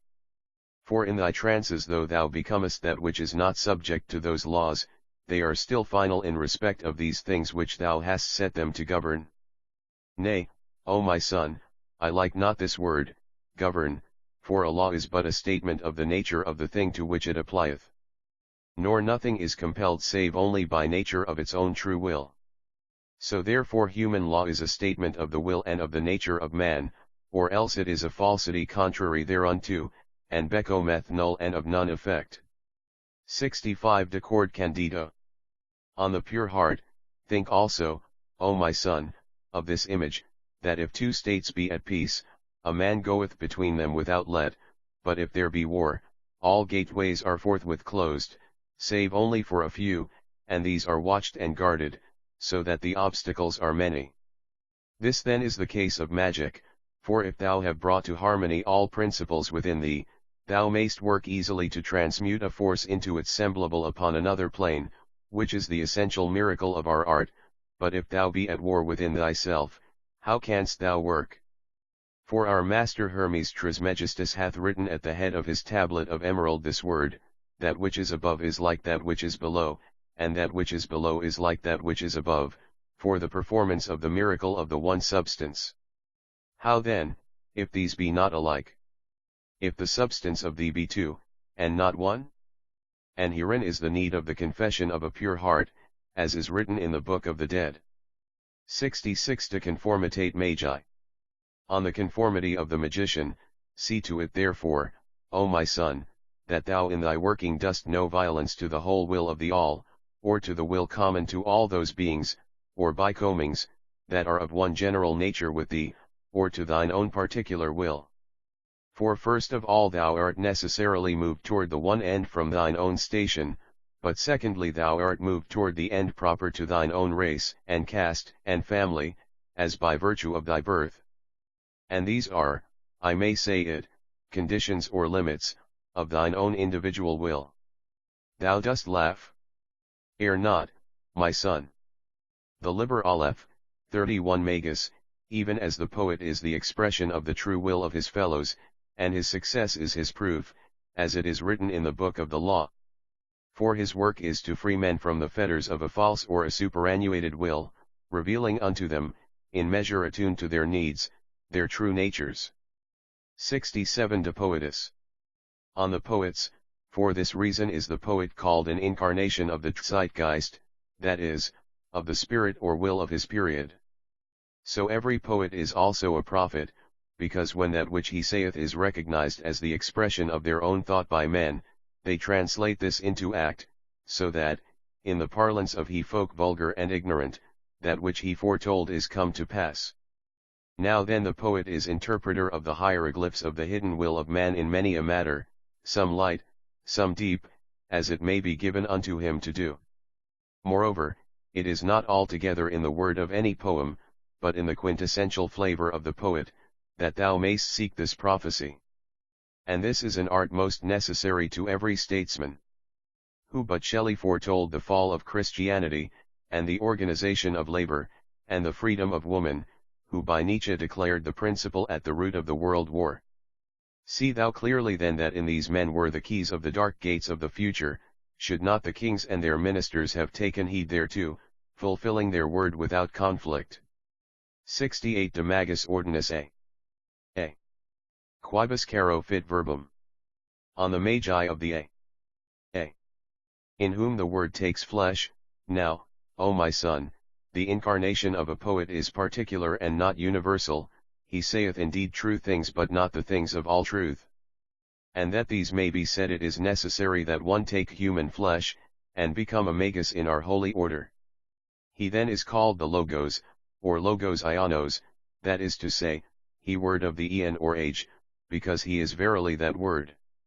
And thus may he be known, because he hath it given unto him to prepare the quintessence of the will of God, that is, of man, in its fullness and wholeness, comprehending all planes, so that his law is simple, and radical, penetrating all space from its single light. For though his words be many, yet is his word one, and alone, and by this word he createth man anew, in an essential form of life, so that he is changed in his inmost knowledge of himself. And this change worketh outwards, little by little, unto its visible effect. 69 De Magis Tempori Antiqui, Imprimis, de Lao-Tzu. On the Magi of old, first, Lao-Tzu, it may be unto thy profit, O my son, if I relate unto thee the secret history of those who have gone before me in this grade of Magus, so far as their memory hath remained among mankind. For what would it avail thee should I recount the deeds of those whom I indeed may know, but thou not? Thou knowest well how I keep me from all taint of fable, or any word unproven and undemonstrable. First then I speak of Lao-Tzu, whose word was the Tao. Hereof have I already written much unto thee, because his doctrine has been lost or misinterpreted, and it is most needful to restore it. For this Tao is the true nature of things, being itself a way or going, that Liber Aleph, 32 is, a kinetic and not a static conception. Also he taught this way of harmony in will, which I myself have thought to show thee in this little book. So then this Tao is truth, and the way of truth, and therefore was he Logos of his eon, and his true name or word was Tao. 70 De Gautama. On Gautama, whom men call Gautama or Siddhartha or the Buddha, was a Magus of our holy order. And his word was Anatta, for the root of his whole doctrine was that there is no Atman, or soul, as men ill translate it, meaning a substance incapable of change. Thus, he, like Lao-Tzu, based all upon a movement, instead of a fixed point. And his way of truth was analysis, made possible by great intention of the mind toward itself, and that well fortified by certain tempered rigor of life. And he most thoroughly explored and mapped out the fastnesses of the mind, and gave the keys of its fortresses into the hand of man. But of all this the quintessence is in this one word Anatta, because this is not only the foundation and the result of his whole doctrine, but the way of its work. 71 De Sri Krishna et de Dionyso. On Sri Krishna and Dionysus, Krishna has names and forms innumerable, and I know not his true human birth, for his formula is of the major antiquity. But his word hath spread into many lands, and we know it today as Inri with the secret Iao concealed therein. And the meaning of this word is the working of nature in her changes, that is, it is the formula of magic whereby all things reproduce and recreate themselves. Yet this extension and specialization was rather the word of Dionysus, for the true word of Krishna was Ahum, importing rather a statement of the truth of nature than a practical instruction in detailed operations of magic. But Dionysus, by the word Inri, laid the foundation of all science, as we say science today in a particular sense, that is, of causing external nature to change in harmony with our wills. 72 De Tahyuti. On Tahyuti, or Thoth, confirmed the word of Dionysus by continuing it, for he showed how by the mind it was possible to direct the operations of the will. By criticism and by recorded memory man avoideth error. But the true word of Tahyuti was Amaun, whereby he made men to understand their secret nature, that is, their unity with their true selves, or, as they then phrased it, with God. And he discovered unto them the way of this attainment, and its relation with the formula of Inri. Also by his mystery of number he made plain the path for his successor to declare the nature of the whole universe in its form and in its structure, as it were an analysis thereof, doing for matter what the Buddha was decreed to do for mind. Liber Aleph, 3373. De quotum mago Egyptiorum, quem aplunt Judaei Moshe. On that Egyptian magus whom the Jews called Moshe, the follower of Tahyuti was an Egyptian whose name is lost, but the Jews called him Moshe, or Moses, and their fabulists made him the leader of their legendary exodus. Yet they preserved his word, and it is ihvh, which thou must understand also as that secret word which thou hast seen and heard in thunders and lightnings in thine initiation to the degree thou wottest of. But this word is itself a plan of the fabric of the universe, and upon it hath been elaborated the holy Kabbalah, whereby we have knowledge of the nature of all things soever upon every plane of becoming, and of their forces and tendencies and operations, with the keys to their portals. Nor did he leave any part of his work unfinished, unless it be that accomplished 300 years ago by Sir Edward Kelly, of whom I also come, as thou knowest. 74 De Mago Arabico Mohammed. On the Arabian Magus Mohammed, behold. In these chapters have I, thy father, restricted myself, not speaking of any immediate echo of a word in the world, because, their men being long since withdrawn into their silence, it is their one word, and that alone, that resoundeth undiminished through time. How Mohammed, who followeth, is darkened and confused by his nearness to our own time, so that I say not save with diffidence that his word allh may mean this or that. But I am bold concerning his doctrine of the unity of God, for God is man, and he said therefore, man is one. And his will was to unite all men in one reasonable faith, to make possible international cooperation in science.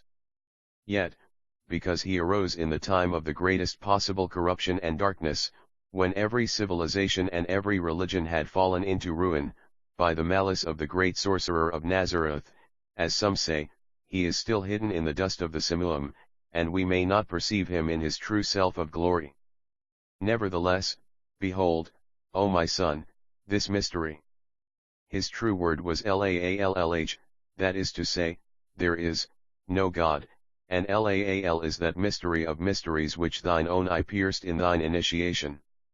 And of that truth have the illusion and falsehood enslaved the souls of men, as is written in the book of the Magus. 75 De se ipso, cujus verbum est, on the great beast himself, the logos of the Aeon, whose word is thelema, O my son. Me seemeth in certain hours that I am myself fallen on a time even more fearful and fatal than did Mohammed, peace be upon him. But I read clearly the word of the Aeon, that is Abrahadabra, wherein is the whole mystery of the great work, as thou knowest. And I Liber Aleph, 34 have the book of the law, that was given unto me by him thou wottest of, and it is the interpretation of the secret will of man on every plane of his becoming, and the word of the law is thelema. Do what thou wilt shall be the whole of the law. Now because love is the law, love under will do I write this epistle for thee, that thou mayst fulfill this inmost will of mankind, making them capable of light, life, love and liberty by the acceptance of this law. And the hindrance thereunto is but as the shell of its egg to an eaglet, a thing foreign to itself, a protection till the hour strike, and then dash no more. 76 Mandatum ad filium suum. A command to his son, here I reach forth mine hands against thee in the sign of the Enterer, O son of my bowels, for with all my magical might I will that thou fight manfully and labor with diligence, with sword and trowel, say I, in this work. For this is the first and last of all, that thou bid every man do what he will, in accord with his own true nature. Therefore also blast thou that lie that man is of a fallen and evil nature. For the word of sin is restriction, the doubt of his own Godhead, the suppression of, which is the blasphemy against, his own Holy Spirit. Saith not the book of the law that, it is a lie, this folly against self?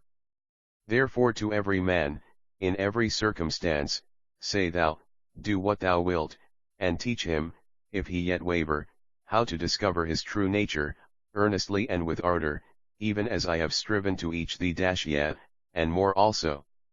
77 Quare filium crevit, ut fiat libertas. Wherefore he begot his son, so that there be freedom, do what thou wilt. Be this our slogan of battle in every act, for every act is conflict. Their victory leapeth shining before us, for who may thwart true will, which is the order of nature herself? Thou hast no right but to do thy will. Do that, and no other shall say nay. For if that will be true, its fulfillment is of a surety as daylight following sunrise. It is as certain as the operation of any other law of nature, it is destiny. Then, if that will be obscured, if thou turn from it to wills diseased or perverse, how canst thou hope? Fool! Even thy turns and twists are in the path to thine appointed end.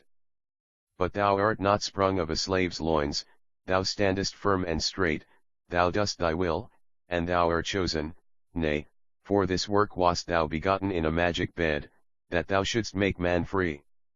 78 de sua debilitate. On his frailty, listen attentively, my son, while I with heavy heart make confession to thee of mine own frailty.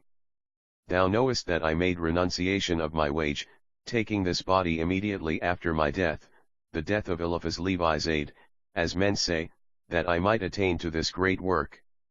It is now 20 years, as men count years, that I came to my first understanding of my true nature, and aspired to that work. Now then at first I made no error. I abandoned my chosen career, I poured out my whole fortune without one thought, I gave my life utterly to the work, without keeping back the least imaginable thing. So then I made swift strides along the path. Liber Aleph, 35 But in the dhyanas that were granted unto me in Kandy, in the island of Lanka, I used up my whole charge of magical energy, and for 2 years I fell away from the work. 79 De Manu Qae Magam Sustinet. On the hand that upholds the Magus, now it may be well that such periods of recuperation are necessary to such souls as mine, and so no ill. But I fell from my will, and sought other ends in life, and so the hand came upon me, and tore away that which I desired, as thou knowest, also it is written in the temple of Solomon the king. Yet consider also these 2 years as a necessary preparation for that greatest of all events which befell me in El Kahira, in the land of Chem, the choice of me as the word of the Eon. Now then for a while I worked with my will, though not wholly, and again the hand reached forth and smote me. This, albeit my slackness was but as a boy playing truant, not a revolt against myself. Wherefore, despite all, I made much progress in short time. 80 De suo peccato. On his sin, now then, well schooled, I strove no more against my nature, and worked with all my will. Thou knowest well how greatly I was rewarded. Yet in this last initiation to the grade of Magus, wherein 73 days, as men count days, is but one day, the ordeal grew so fierce and intolerable that I gave back a step. I did not utterly renounce the work, but I swore not to continue unless mine agony were abated. But after 15 days, I came to myself in a certain ordeal, wherein I knew myself finally, that I could do no other than take up that fearful burden that had broken my spirit. And for these 15 days have I not suffered infinite things? Was not the tree of my work frozen, one branch withered, and unblasted? Look no more, O my son, upon thy father's shame. 81 De sua victoria per nomen Babylon. On his victory through the name Babylon, and after? This dawn, for I have toiled through the night in my great love and care of thee, how is it with me? It is well. For I have found myself, I have found my will, the obstacles that daunted me are seen to be by the shadows of shadows. Grace be unto Lady Babylon. Thus it is written in the book of the law, remember all ye that existence is pure joy, that all the sorrows are but as shadows, they pass and are done, but there is that which remains. Learn then that it is in the contemplation of division that sorrow is, for division is the formula of Koronzon. It is herefore discreet for thee to unite each element of sorrow with its opposite, in whose triumph of hymen is ecstasy, until by apprehension of the new great opposite the idea is again seen as sorrow. This then is the issue from sorrow, and thou mayst understand that I now also am confident in the necessity of this my fall to prepare the formula of my exaltation. Therefore, my son, thus hail me, blessing and worship to the beast, the prophet of the lovely star. Liber Aleph, 3682. De Arcano Nefando. On the forbidden secret, O my son, learn this concerning magic, that the yang moveth, and thus giveth itself up eternally, but the yin moveth not, seeking ever to enclose or restrict, reproducing in its own likeness what impressions soever it made thereon, yet without surrender. Now the Tao observeth all without reproduction, so then let the yang turn thereto, and not unto he yin. And that thou mayst understand this, I say, it is a mystery of Oto. For the sun ariseth not and entereth to strike upon the high altar of the minister by the great western gates, but by the rose oriel doth he make way and progress in his pageant. O my son, the doors of silver are wide open, and they tempt thee with their beauty, but by the narrow portal of pure gold shalt thou come nobly to thy sanctuary. Behold! Thou knowest not how perfect is this magic, it is the dearest bought and holiest of our arcana. What then is like unto my love toward thee, that bestow it upon thee this treasure of my wisdom? My son, neglect it not, for it is the exorcism of exorcisms, and the enchantment of enchantments. 83 De Arcano, per quod spiritus quidem in corpore recipiator. On the secret through which any spirit is received in the body, here now is another formula of power, good to invoke any being to manifest in thyself. First, invoke him by the power of all thy spells and conjurations, with mind concentrated and will vehement, toward him, as I have written in many books. But because thou art Nemo, thou mayst safely invoke him, no matter of what nature, within thy circle.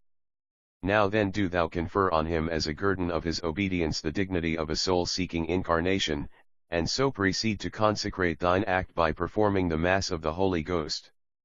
Then shall that spirit make himself body from those elements, and thou partaking thereof makest thine own body his machinery of manifestation, and thus mayst thou work with any spirit soever, yet this shall serve thee most in common life. Also he qualities are well defined in the cards of the tarot, so that thou hast a clear-cut means of developing thy powers according to the needs of the time.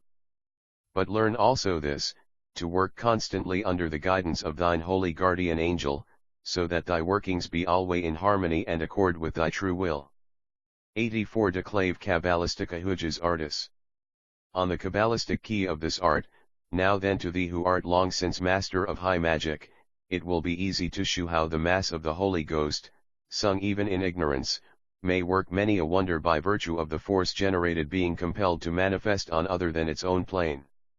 Here then is a theory of the mystery of the Aeon, that I, being the Logos appointed thereunto, did create an image of my little universe in the mind of the woman of scarlet, that is, I manifested my whole magical self in her mind.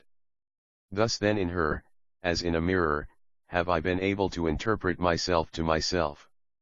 Thou also in thine own way hast he power to create such an image, but be thou sure and alert, testing constantly the persons in that image by the Holy Kabbalah and by the true signs of Liber Aleph, 37 Brotherhood. For each person herein shall be a part of thyself, made individual and perfect, able to instruct thee in thy path. Yet often there shall be others, that are to aid thee in thy working, or to oppose it.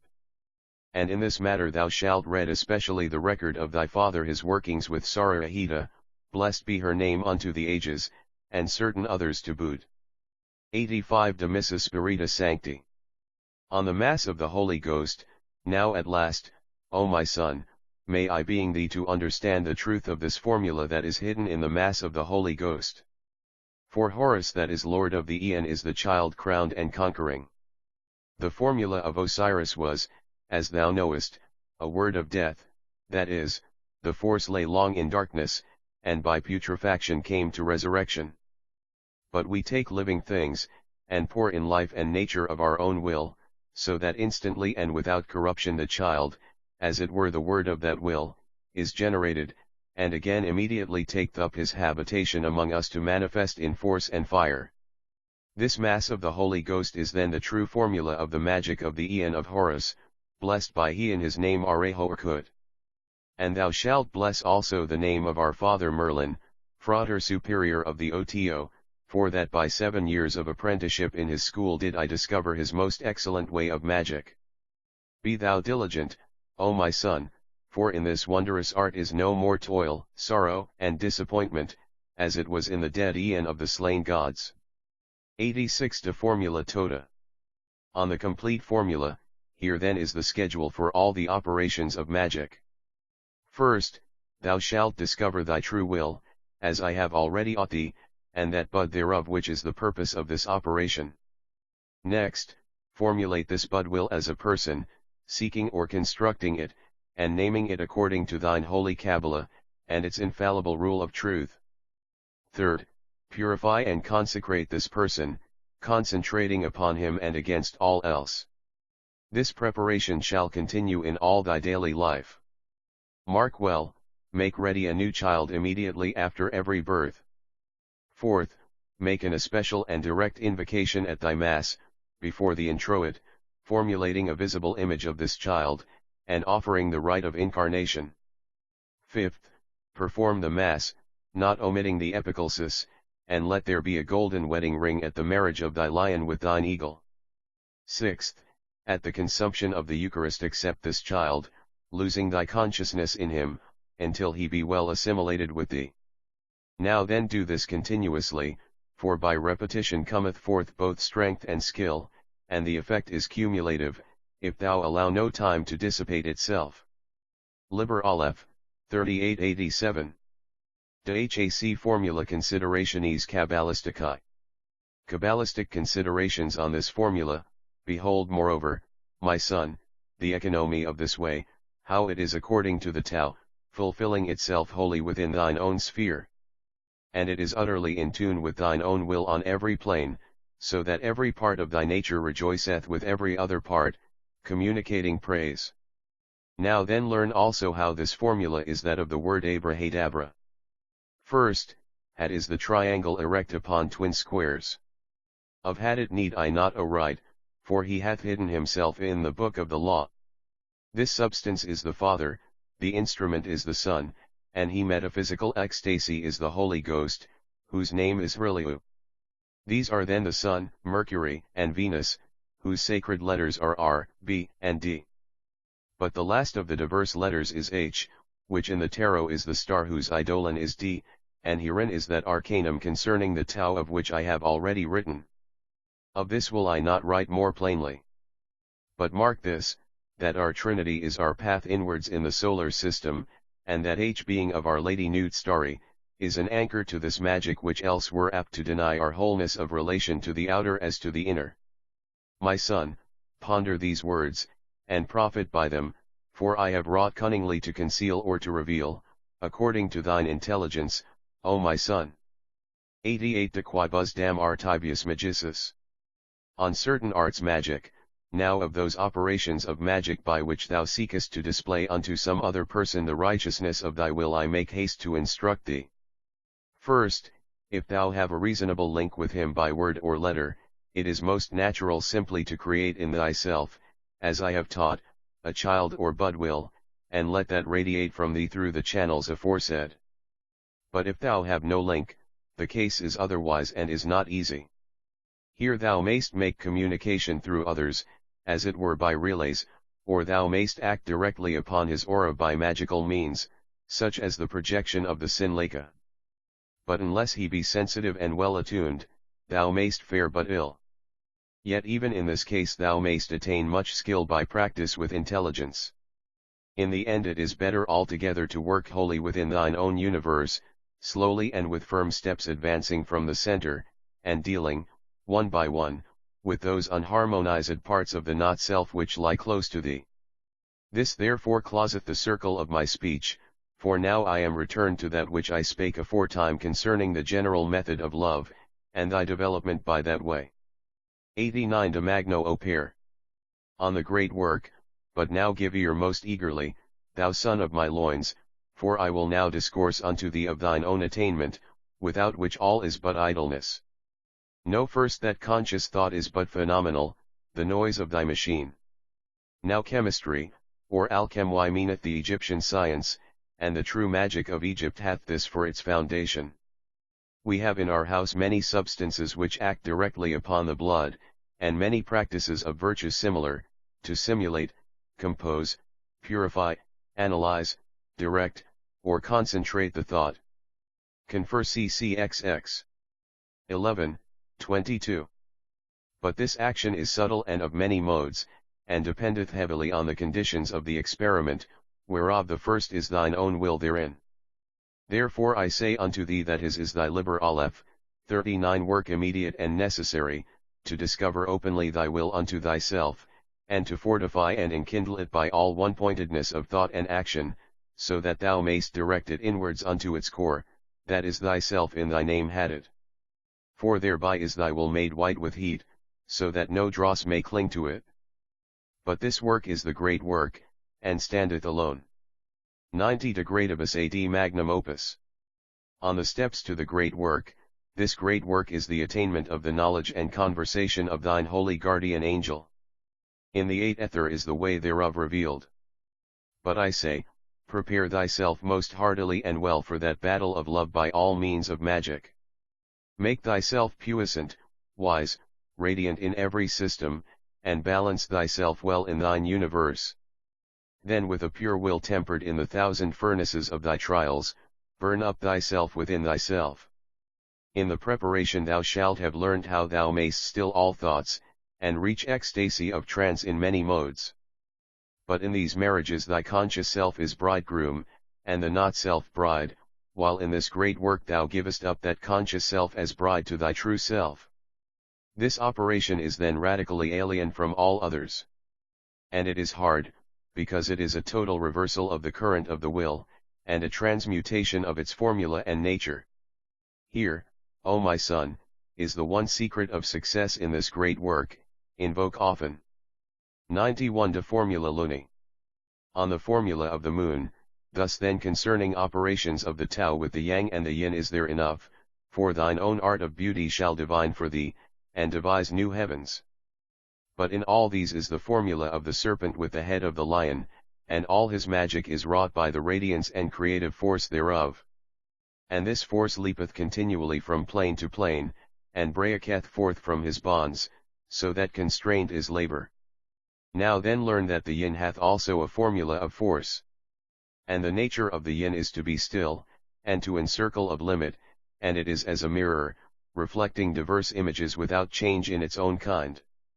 So then it seeketh never to overlap the barriers of its plane, for this reason it is well to use it in operations of a very definite and restricted type.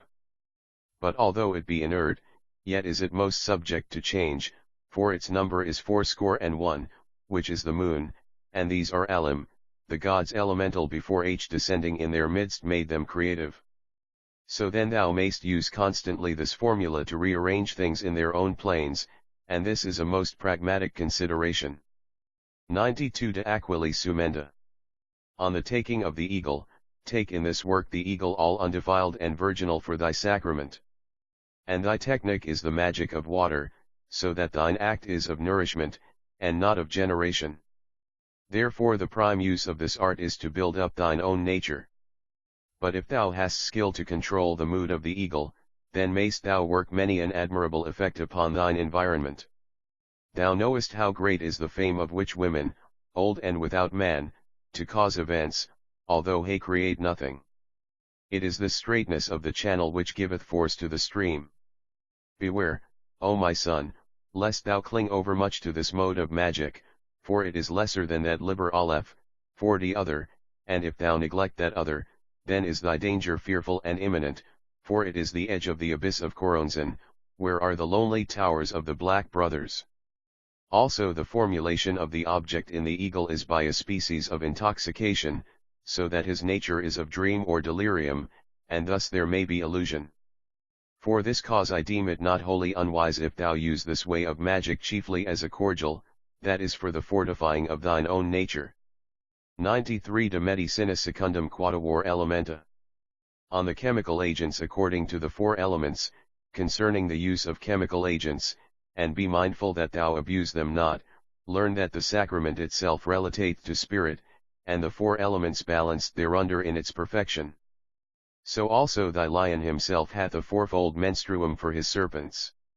Now to fire belong cocaine, which fortifieth the will, loosing him from bodily fatigue, morphine, which purifieth the mind, making the thought safe, and slow, and single, heroin which partaketh as it seemeth, of he nature of these twain aforesaid albeit in degree less notable than either of them, and alcohol, which is food, that is, fuel, for the whole man.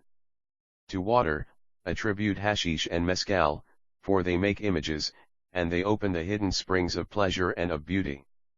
Morphine, for its ease, hath also part in water. Air ruleth ethyl oxide, for it is as a sword, dividing asunder ever part of thee, making easy the way of analysis, so that thou comest to learn thyself of what elements thou art compact. Lastly, of the nature of earth are the direct hypnotics, which operate by repose, and restore thy strength by laying thee as a child in the arms of the Great Mother, I say rather of her material and physiological vicegerent. 94 De virtute experimentii in hoc arte.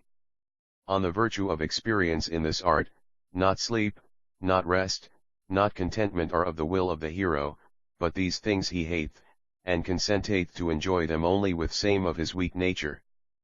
But he will analyze himself without pity, and he will do all things soever that may free and fortify his mind and will. Know that the technique of the right use of this magic with poisons is subtle, and since the nature of every man differeth from that of his fellow, there entereth idiosyncrasy, and thine experience shall be thy master in this art. Heed also this word following: the right use of these agents is to gain a knowledge preliminary of thine own powers, and of high states, so that thou goest not altogether blindly and without aim in thy quest, ignorant of the ways of thine own inner being.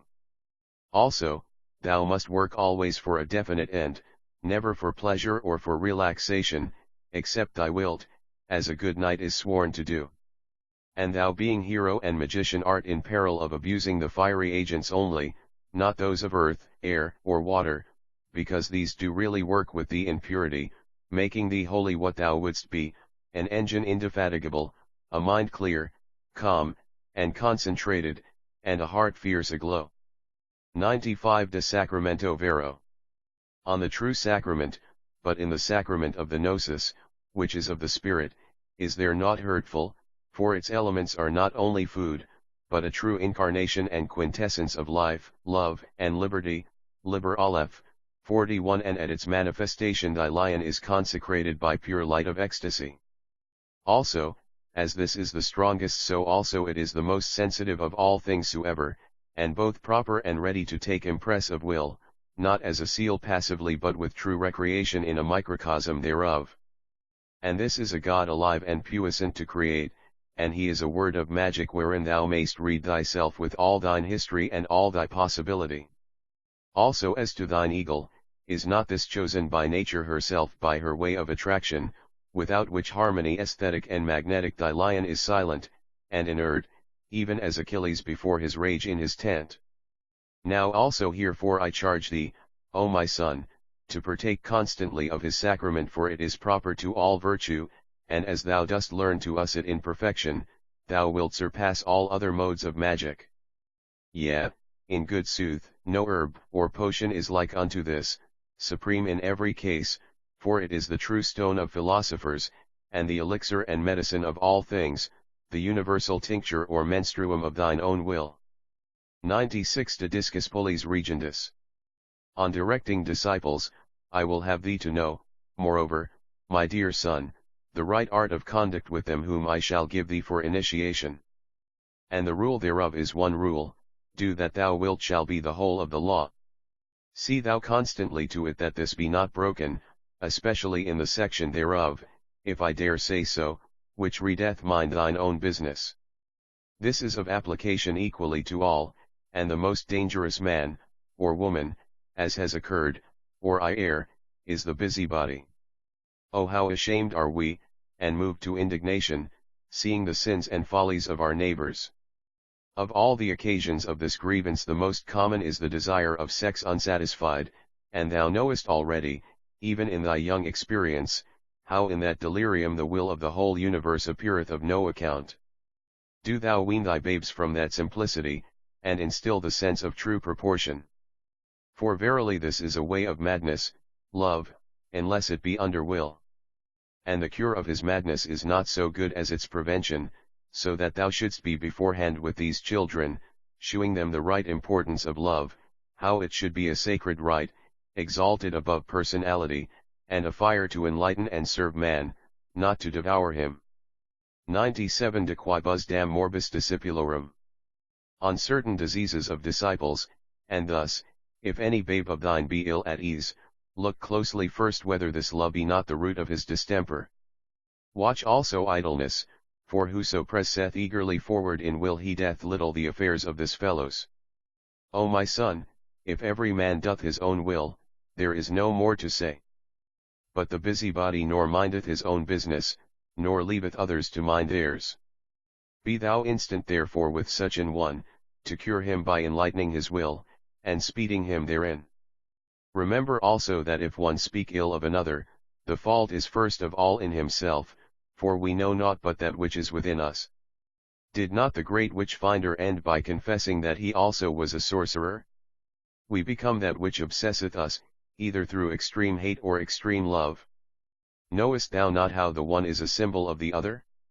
For this reason, since love is the formula of life, we are under bond to assimilate, in the end, that which we fear or hate. So then we shall be wise to mold all things within ourselves in quietness and Liber Aleph, 42 modulation. But above all must we use all to our own end, adapting with adroitness even our weakness to the work. 98 De culpis domi pete and dis. On watching for faults in the house, therefore, watch heedfully the fault of another, that thou mayst correct it in thyself. For if it were not in thee, thou couldst not perceive it or understand it. Lo, in thine ecstasy of love, thou callest upon the universe to bear witness that to this end alone was it created. It is unthinkable that thou shouldst love another, and incomprehensible that any man should grieve. Yet ere the moon change her quarter, thou art free of thy lunes, and lovest another, and it may be grievest in thyself while he that amazed thee hath joined the company of the rejoicing. Watch then, and heed thyself, and pay no heed to thy fellows, in so far as they impede thee not. And let this be the rule. For every will is pure and every orbit free, but error bringeth confusion. See therefore that none leave his path, lest he foul that of his brother, and remember also that with speed cometh ease of control. Let each man therefore urge briskly his chariot in a right line toward the center, for two radii cannot cross. And beware most of this love, because it lieth so close to will that dis-ease thereof easily imparteth his error to the whole way of the magician. 99 De corpore umbra hominis. On the body, that is the shadow of man, concerning the aeon, O my son, learn that the sun and his vicegerent are in all aeons, of necessity, father, center, creator, each in his sphere of operation. But the formula of the past aeon was of the dying God, and was based upon ignorance. For men thought that the sun died and was reborn alike in the day and in the year, and so also was the mystery of man.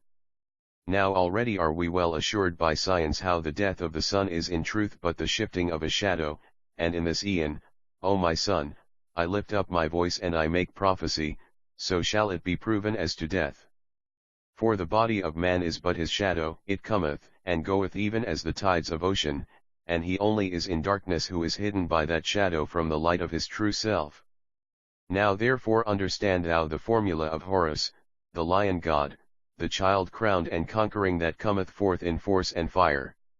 For thy changes are not phases of thee, but of the phantoms which thou mistakest for thyself. 100 De Sirenis. On sirens, concerning the love of women, O my son, it is written in the book of the law that all is freedom, if it be done unto Our Lady nude. Yet also there is this consideration, that for every Parsifal there is a kundry. Thou mayst eat 1,000 fruits of the garden, but there is one tree whose name for thee is poison. In every great initiation is an ordeal, wherein appeareth a siren or vampire appointed to destroy the candidate.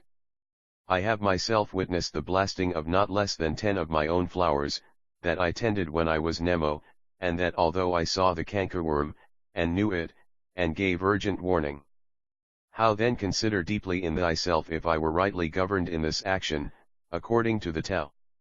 For we that are magicians work without fear or haste, being omnipotent in eternity, and each star must go his way, and who Liber Aleph, 43 am I that should save this people? Wilt thou smite me as thou smotest the Egyptian yesterday? Yes, although mine were he might to save these 10, I reached not forth mine arm against iniquity, I spake and I was silent, and that which was appointed came to pass. As it is written, the pregnant goddess hath let down her burden upon the earth. 101 De Femina Quadam. On a certain woman, knowest thou for what cause I am moved to write this unto thee, my son only begotten, child of magic and of mystery? It is that I thy father am also in this ordeal of initiation at this hour. For the sun is nigh unto the end of the sign of the fishes in the 13th year of the Aeon, and the new current of high magic leapeth forth as a flood from the womb of my true lady Babylon. And a word hath come to me by he mouth of the scarlet woman, whose name is Eve, or Ahitha, concerning the temple of Jupiter that is builded for me. And therein is a woman appointed to a certain office. Now this woman appeared to me in a vision when I was in the house of the juggler by the lake among the mountains, the sun being in Cancer in the 11th year of the Aeon, even in the week after thy birth. And I think this woman to be her whom I call Wesrun. But even while with a pure heart I did invoke her, there came unto me another like unto her, so that I am confused in my mind and bewildered. And this other woman stirreth my true nature in its depth, so that I will not call it love. For the voice of love I know of old, but this other woman speaketh in a tongue whereof I have no understanding. 102 De Sua Virtude. On her virtue, what then shall I do therein? For the scarlet woman adjureth me by the great name of God it uphallows that I deal with the other woman as with any woman, according to my will. But this I fear for that she is not as any woman, and I deem her to be the vampire of this ordeal. Now then? Shall I fear? Said I not long since, when I was called of Menelaus Levi's aid, that the error of Oedipus was that he should have tamed the Sphinx, and ridden her into Thebes? Shall I not take this vampire, if she be such, and master her and turn her o' the great end? Am I such a man as should flee? Is not all fear the word of failure? Shall I distrust my destiny? Am I that am the word of the Aeon of so little avail that even he hold powers of Coronzon can disperse me? Nay, O my son, here is courage of ignorance and discretion of knowledge, and by no less virtue will I win through unto mine end. As it is written, with courage conquering fear will I approach thee. 103 De Aliquibus Modis Oraculi Patendi. On seeking for certain types of oracle, my son, in all judgment and decision is great delicacy, but most in these matters of the will. For thou art advocate as well as judge, and unless thou have well organized thy mind thou art bond slave of prejudice. For this cause it is adjuvant to thy wisdom to call witnesses that are not of thine own nature, and to ask oracles whose interpretation is bound by fixed rule. This is the use of the book Tarot, of the divination by earth, or by the other elements, or by the book Yiking, and many another mode of truth. Thou knowest by thine experience that these arts Liber Aleph, 44 deceive thee not, save in so far as thou deceivest thyself.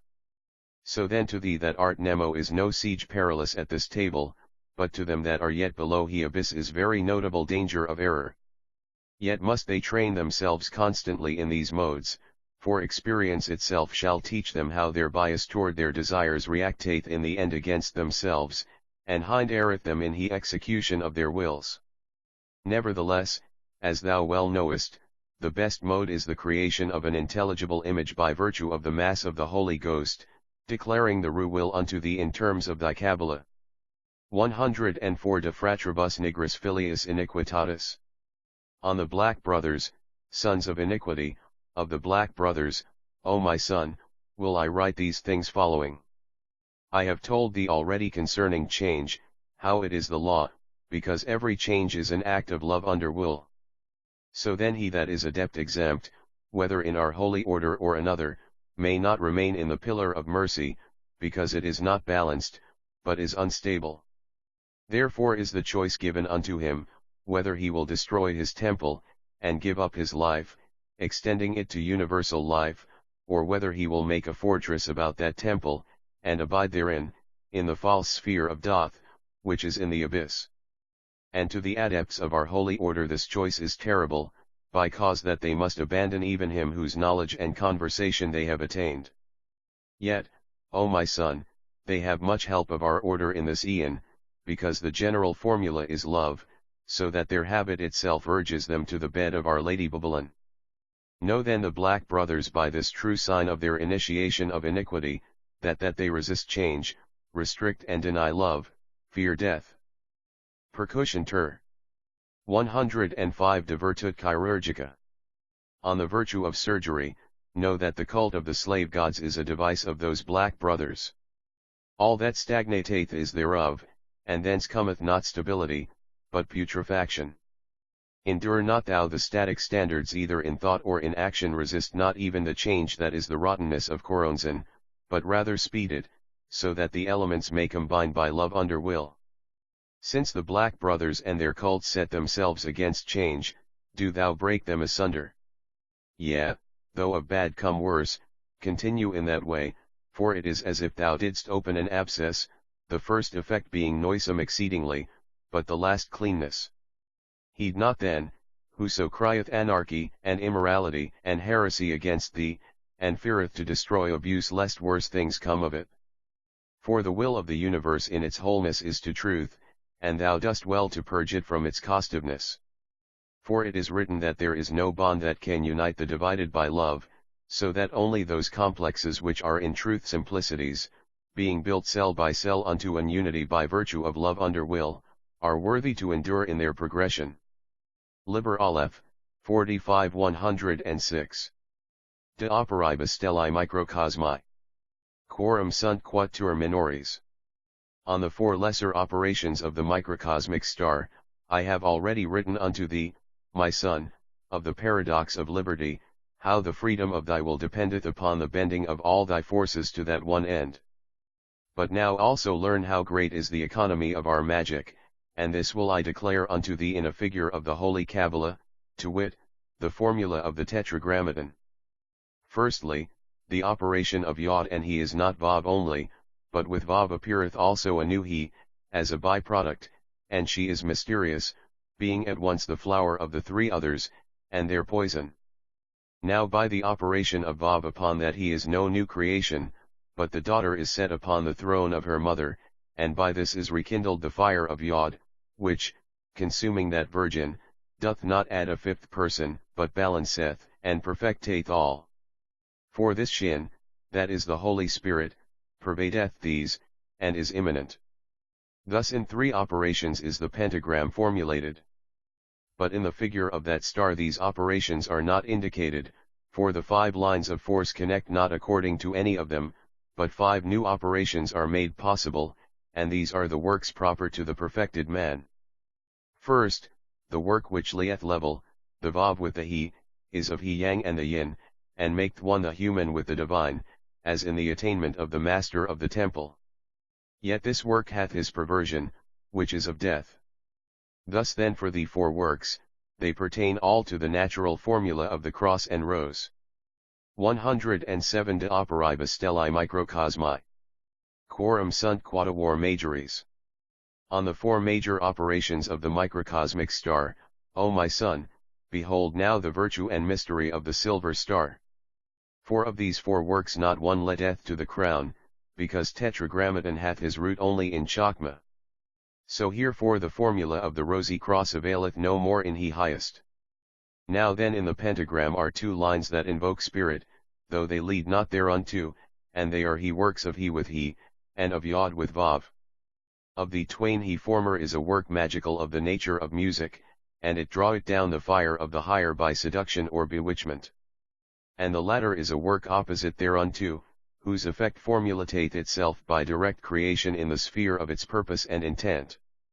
But there remain yet 2 of the 8 works, namely, the straight aspiration of the Kayat or Creator in thee to the crown, and the surrender of the Nefesh or animal soul to the possession thereof, and these be He twin principal formulae of the final attainment, being archetypes of the paths of magic, the one, and mysticism, the other, unto the end. From each of these 8 works is derived a separate mode of practical use, each after his kind, and it should be well for thine instruction if thou study upon these my words, and found upon them a system. O my son, forget not therein the arcanum of their balance and proportion, for herein lieth the mystery of their holiness. 108 De Stella Macrocosmi. On the macrocosmic star, thus far then concerning the pentagram, how it is of the cross, and its virtue of the highest, but the hexagram is for he most part a detail of the formula of the rose and cross. Already have I shewed unto thee how the most holy Trinity is the yang, but the spirit, and the water, or Liber Aleph, 46 fluid, and the blood, that bear witness in the inferior, are of the yin. Thus the operation of the hexagram lieth wholly within the order of our plane, uniting indeed any soul with its image, but not transcendentally, for its effect is cosmos, the vav that springeth from the union of the yod and the he. Thus is it but a glyph of that first formula, not of the others. But of all these things shalt thou thyself make study with ardent affection, for therein lie many mysteries of practical wisdom in our magic art. And this is the wonder and beauty of this work, that for every man is his own palace. Yea, this is life, that the secrets of our order are not fixed and dead, as are the formulae of the outer. Know that in the many thousand times that I have performed the ritual of the pentagram or the invocation of the heart girt with a serpent, or the mass of he phoenix, or of the Holy Ghost, there has not been one time wherein I did not win new light, or knowledge, or power or virtue, save through mine own weakness or error. 109 De Sua Femina Olun, et de extasia praeter omnia. On his woman Olun and on the ecstasy that surpasses all, my son, I am enflamed with love. I burn up eagerly in the passion that thus mightily consumeth me. Yet in myself I know not at all that which constraineth me, and enkindleth my soul in ecstasy. There is silence in my soul, and the fear round about me, as I were syrinx in the night of the forest. This is a great mystery that I endure, a mystery too great for the mortal part of me. For but now, when I cried out upon the name Olun, which is the secret name of my lady that hath come o me most strangely. Then I was rapt away altogether subtly yet fiercely into a trance that hath transformed me with attainment, yet without trace in mind. O my son! There is the transfiguration of glory, and there is the jewel in the lotus flower, yea, also is many other whereof I am partaker. But this last passion, that my lady Olun hath brought unto me upon this last day of the winter of the 13th year of the Aeon, even as I wrote these words unto thee, is a mystery of mysteries beyond all these.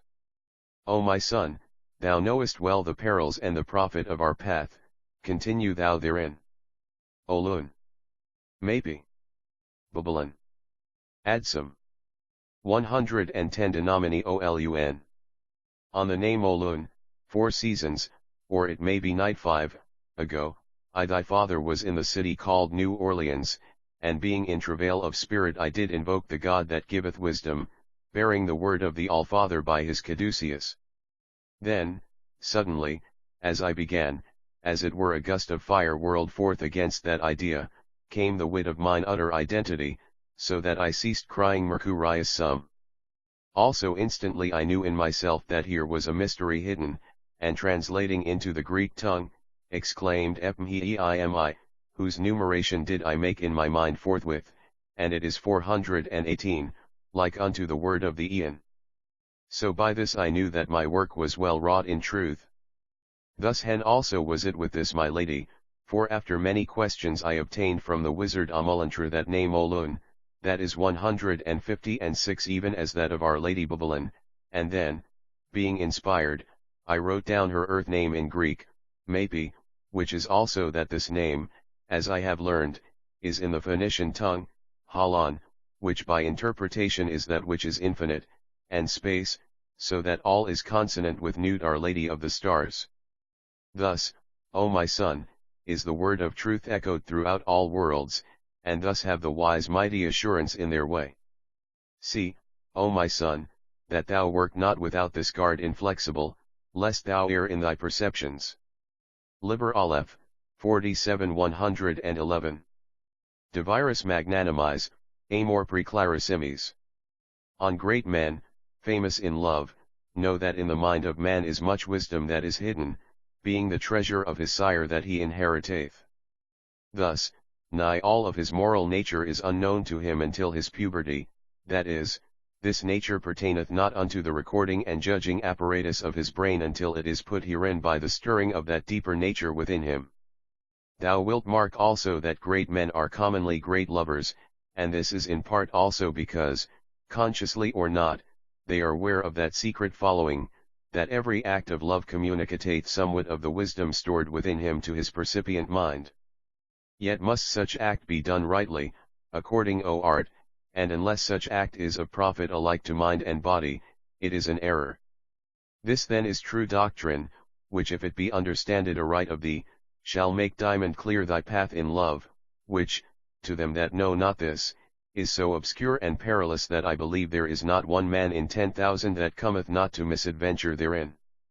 112 De Castitate. On chastity, my son, be fervent. Be firm. Be stable. Be quick to make impurity, how one course of ideas seek to infringe upon another, to quell the virtue thereof. Gold is pure, but to drink molten gold were impurity to thy body, and its destruction. Law is a code of the customs of a people, if it intrude thereon to alter them, it is an impurity of oppression. So also diet is to be in accord with digestion, ethics were an impurity therein. Love is an expression of the will of the body, yea, and more also, of that which created he body, and its operation is commonly between one and one, so that the interference of a third person is impurity, and not to be endured. Nay, even the thought of third person hath but ordinary not part in love, so that, as thou seest constantly in thy life, love being strong, taketh no heed of others, and some after interference bringeth misfortune. Now then shall we therefore cast out love, or accept impurity herein? God forbid. And for this cause see thou well to it that in thy kingdom there be no interference therewith, nor hindrance from any. For it is perfect in itself. 113 De Ceremonio Equinoxi. On the ceremony of the equinox, my son, our Father in heaven hath passed into the sign of Hiram. I have performed the rite of union with him according to the ancient manner, and I know the word that shall rule the semester. Also it is given unto my spirit to write unto thee concerning the virtue of this rite, and many another of antiquity. And it is this, that our forefathers made of these ceremonies an epitome mnemonic, wherein certain truths, or true relations, should be communicated in a magical manner. Now therefore by the practice of these mayst thou awaken thy wisdom, that it may manifest in thy conscious mind. And this way is of use even when the ceremonies, as those of he Christians, are corrupt and deformed, but in such a case thou shalt seek out the true ancient significance thereof. For there is that within thee which remembereth truth, and is ready to communicate the same unto thee when thou hast wit to evoke it from the adytum and sanctuary of thy being. And this is to be done by this repetition of the formula of that truth. Liber Aleph, 48. Note thou further that this which I tell thee is the defense of formalism, and indeed thou must work upon a certain skeleton, but clothe it with live flesh. 114 De Luz Stellarum. On the light of the stars, it was that most holy prophet, thine uncle, called upon earth William O'Neill, or Blake, who wrote for our understanding these 11 sacred words. If the sun and moon should doubt they'd immediately go out. O my son, our work is to shine by force and virtue of our own natures without consciousness or consideration. Now, notwithstanding that our radiance is constant and undimmed, it may be that clouds gathering about us conceal our glory from he vision of other stars. These clouds are our thoughts, not those true thoughts which are but conscious expressions of our will, such as manifest in our poesy, or our music, or other flower ray of our life quintessential.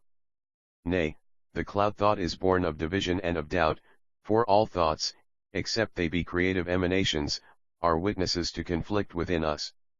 Our settled relations with the universe do not disturb our minds, as, by example, our automatic functions, which speak to us only in the sign of distress. Thus all consideration is demonstration of doubt, and doubt of duality, which is the root of Koronzon. 115 De Cantu.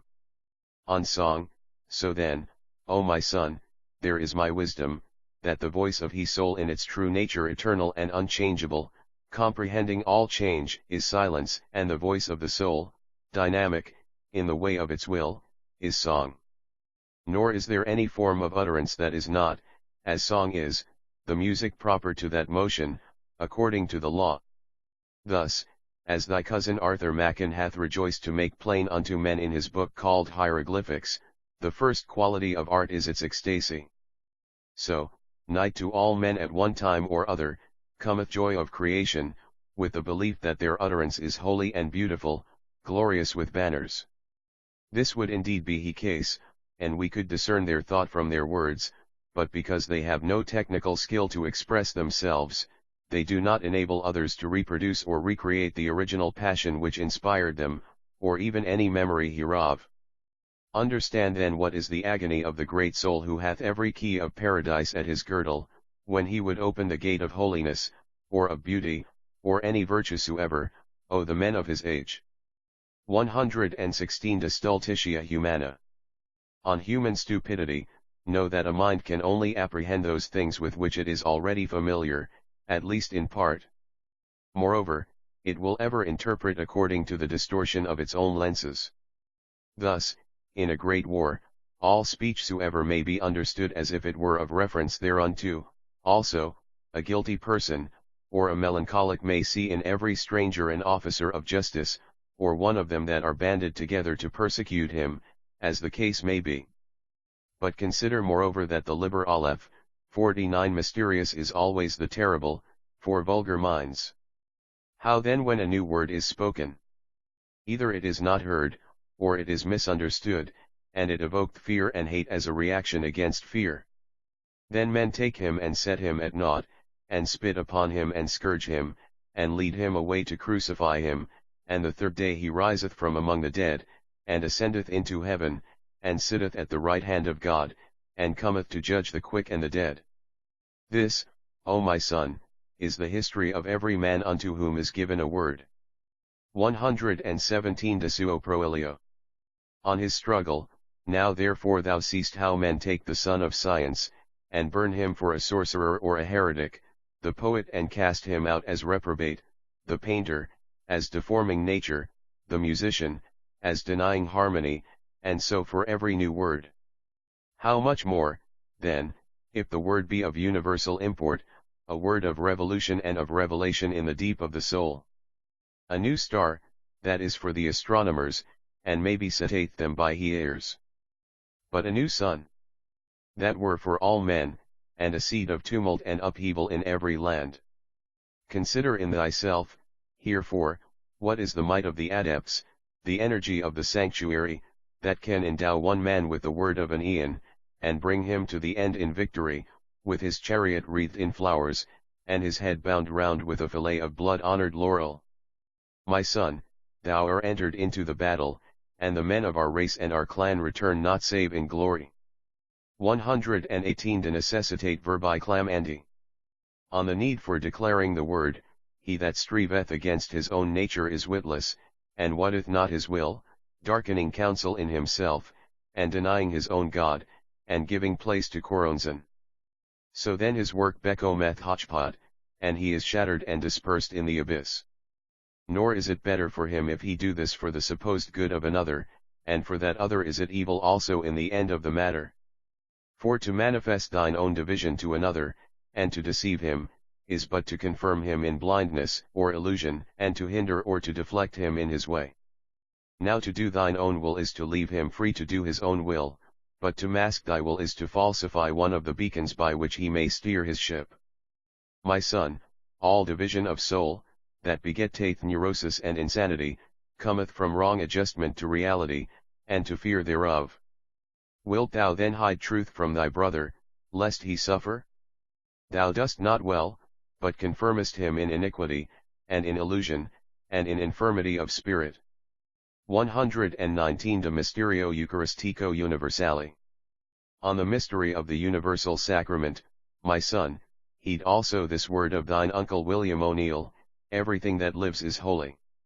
Yea, and more also, every act is holy, being essential to the universal sacrament. Knowing his, thou mayst conform with that which is written in the book of the law, to make no distinction between any one thing and any other thing. Learn well to apprehend this mystery, for it is the great gate of the college of understanding, whereby each and all of thy senses become constant and perpetual witnesses of the one Eucharist, whereunto also they are ministers. So then to the Liber Aleph, 50 every phenomenon soever is the body of nude in her passion, for it is an event, that is, the marriage of some one point of view with some one possibility. And this state of mind is notably an appurtenance of thy grade of Master of the Temple, and the unveiling of the arcanum of sorrow, which is thy work, as it is written in Liber Magi. Moreover, this state, assimilated in the very marrow of thy mind, is the first stop toward the comprehension of the arcanum of change, which is the root of the work of a magus of our holy order.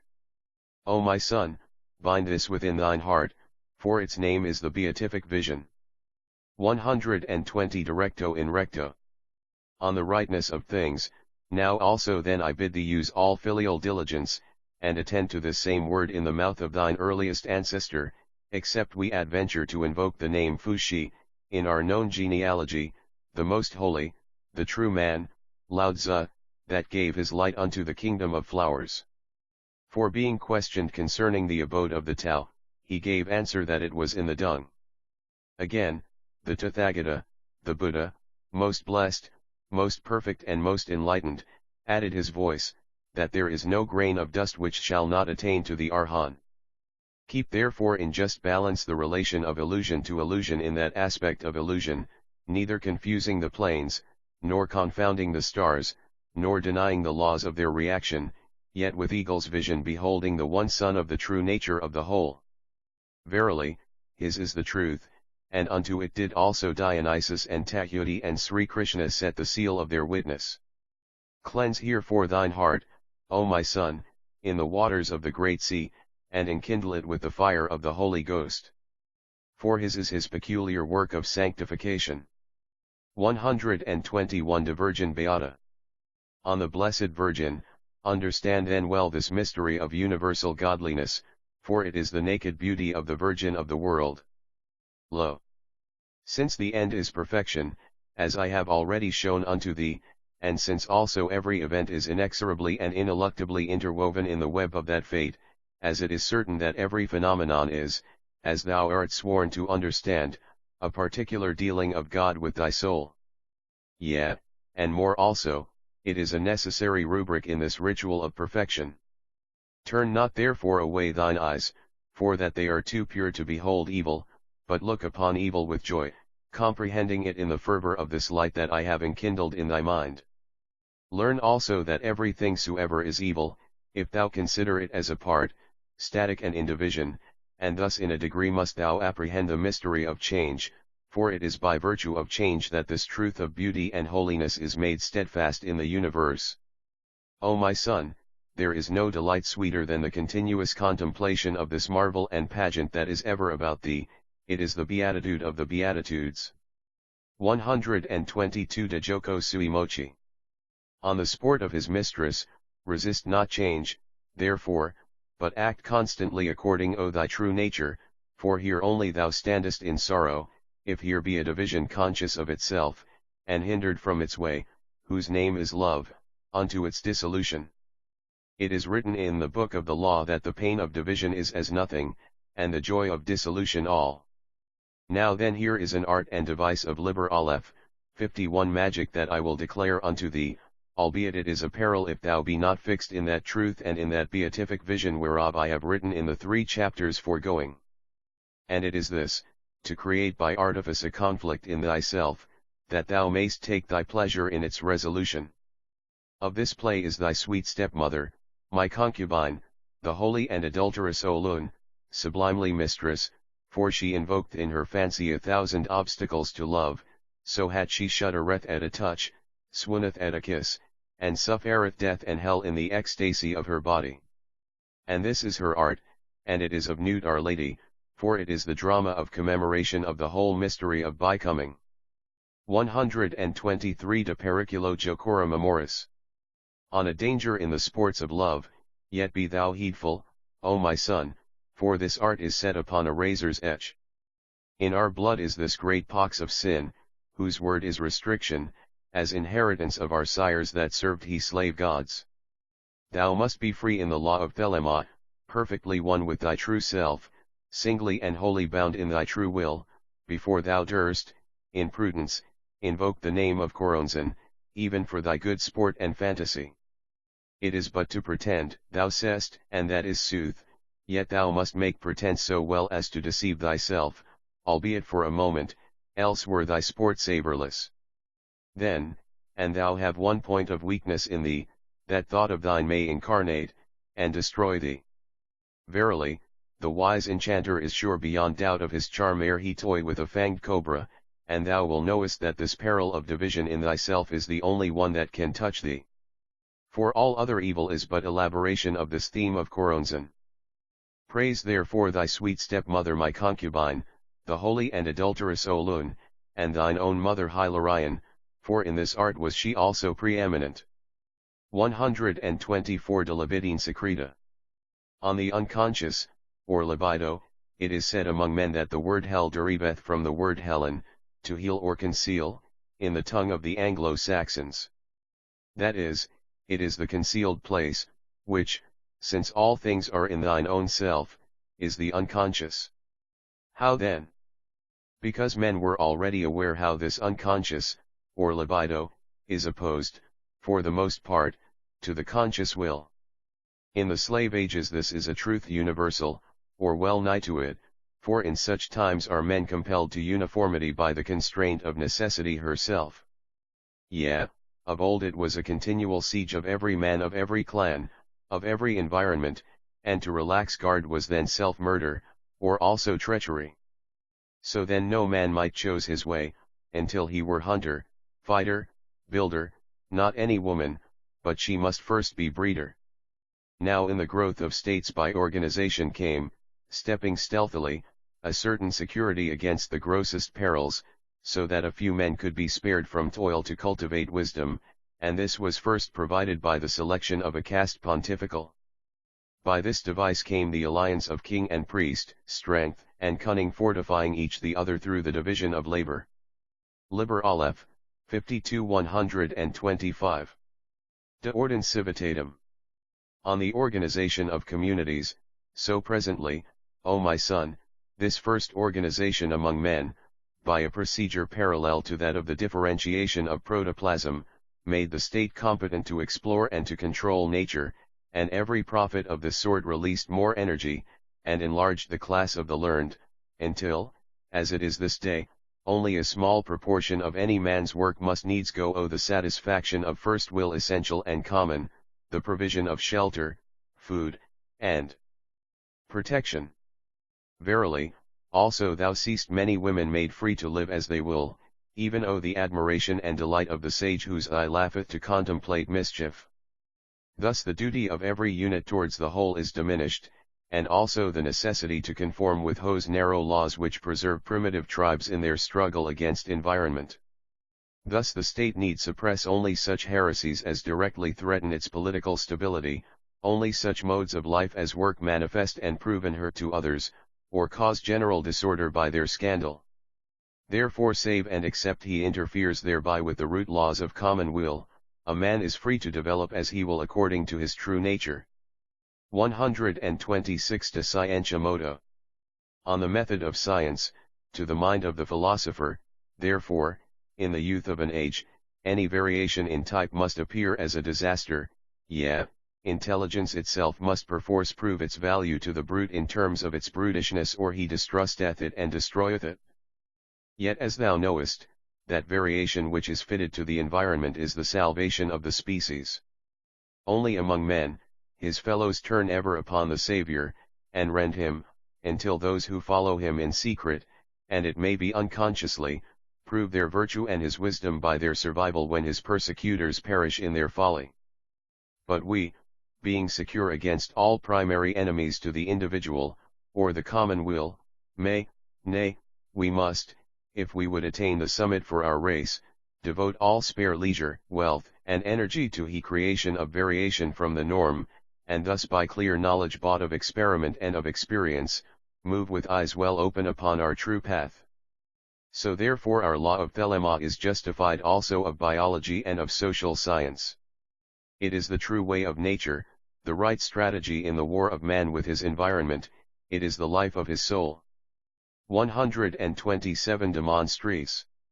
On monsters, sayest thou, O my son, that not thus, but by forced training, one cometh to perfection. This indeed is sooth, that by artificial selection and well-watched growth and environment, one hath dogs, horses, pigeons, and the like, which excel their forebears in strength, in beauty, in speed, as one will. Yet is this work but a false magical artifice, temporary and of illusion, for thy masterpieces are but monsters, not true variations, and if thou leave them, they revert swiftly to their own proper and authentic type, because that type was fitted by experience to its environment. So every variation must be left free to perpetuate itself or perish, not cherished for its beauty, or guarded for its appeal to thine ideal, or cut off in thy fear thereof. For the proof of its virtue lieth in the manifestation of its power to survive, and to reproduce itself after its kind. Nurse not the weakness of any man, nor swaddle and cosset him, not though he were poet or Liber Aleph, 53 artist because of his value to thy fancy, for if thou do this, he shall grow in his infirmity, so that even his work for which thou lovest him, shall be enfeebled also. 128 De Inferno Pallatio Sapientiae. On the hidden place of wisdom, now then thou seest that this hell, or concealed place within thee, is no more a fear or hindrance to men of a free race, but the treasure house of the assimilated wisdom of the ages, and the knowledge of the true way. Thus are we just and wise to discover the secret in ourselves, to conform the conscious mind therewith. For that mind is compact solely, until it be illuminated, of impressions and judgments, so that its will is but directed by the sum of the shallow reactions of a most limited experience. But thy true will is the wisdom of the ages of thy generations, the expression of that which hath fitted thee exactly to thine environment. Thus thy conscious mind is oftentimes foolish, as when thou admirest an ideal, and wouldst attain it, but thy true will letteth thee, so that there is conflict, and the humiliation of that mind. Here will I call to witness the common event of good resolutions that defy the lightning of destiny, being puffed up by the mind of an indigestible ideal putrefying within thee. Thence cometh colic, and presently the poison is expelled, or else thou deest. But resolutions of true will are mighty against circumstance. 129 De Vitiis Voluntatis Secreti. On the defects of the hidden will, learn moreover concerning this hell, or hidden wisdom, that is within thee, that it is modified, little by little, through the experience of the conscious mind, which feedeth it. For that wisdom is the expression, or rather symbol and hieroglyph, of the true adjustment of thy being to its environment. Now, then, this environment being eroded by time, this wisdom is no more perfect, for it is not absolute, but standeth in relation to the universe.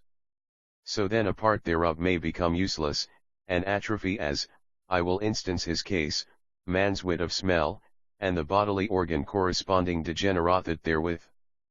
But this is an effect of much time, so that in thy hell thou art like to find elements vain, or foolish, or contrary to thy present will. Yet, O my son, this hidden wisdom is not thy true will, but only the levers, I may say so, thereof.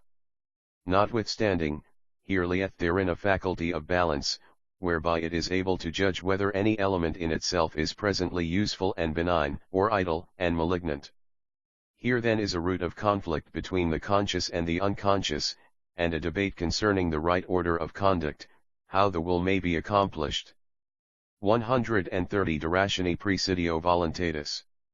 On reason, the minister of the will, O my son, in this case is there darkness, yet this comfort as a lamp therein, that there is no error in the will, but only doubt as to the means of success, else were we as children afeard of night.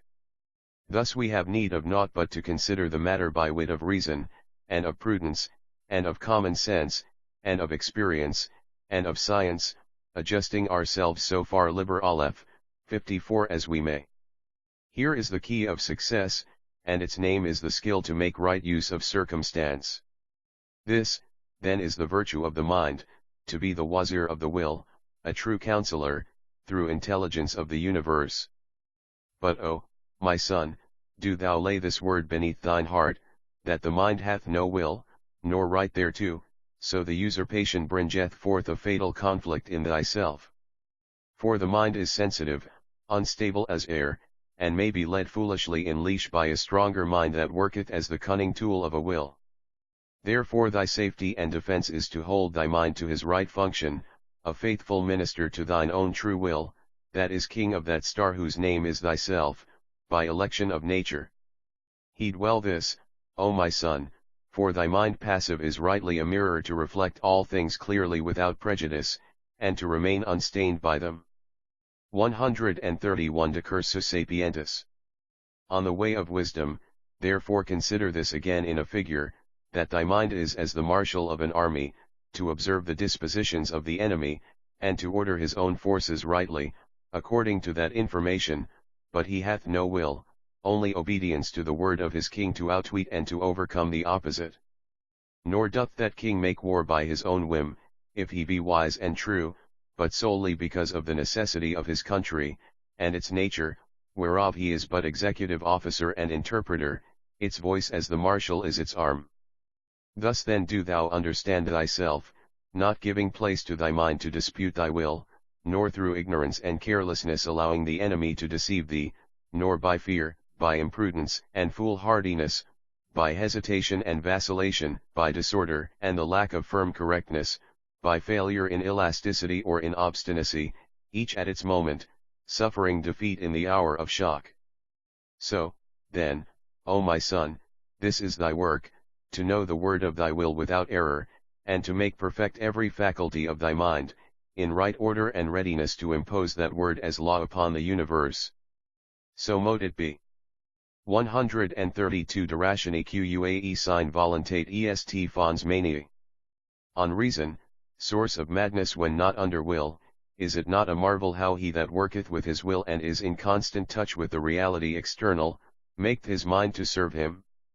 How eagerly runneth it and returneth, gathering, arranging, clarifying, classifying, organizing, comparing, setting in array, with skill and might and energy that faileth never.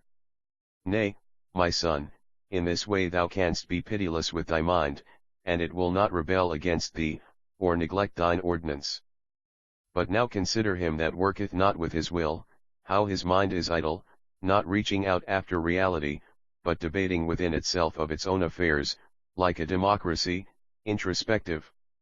Then this mind, not reacting equably and with elasticity to the world, is lost in its own anarchy and civil war, so that although it work not, it is overcome by weakness of division, and becometh coronzen. And unto these words I call to my witness the madness of the soul of Muscovy, in this year 13, of our eon that is ended.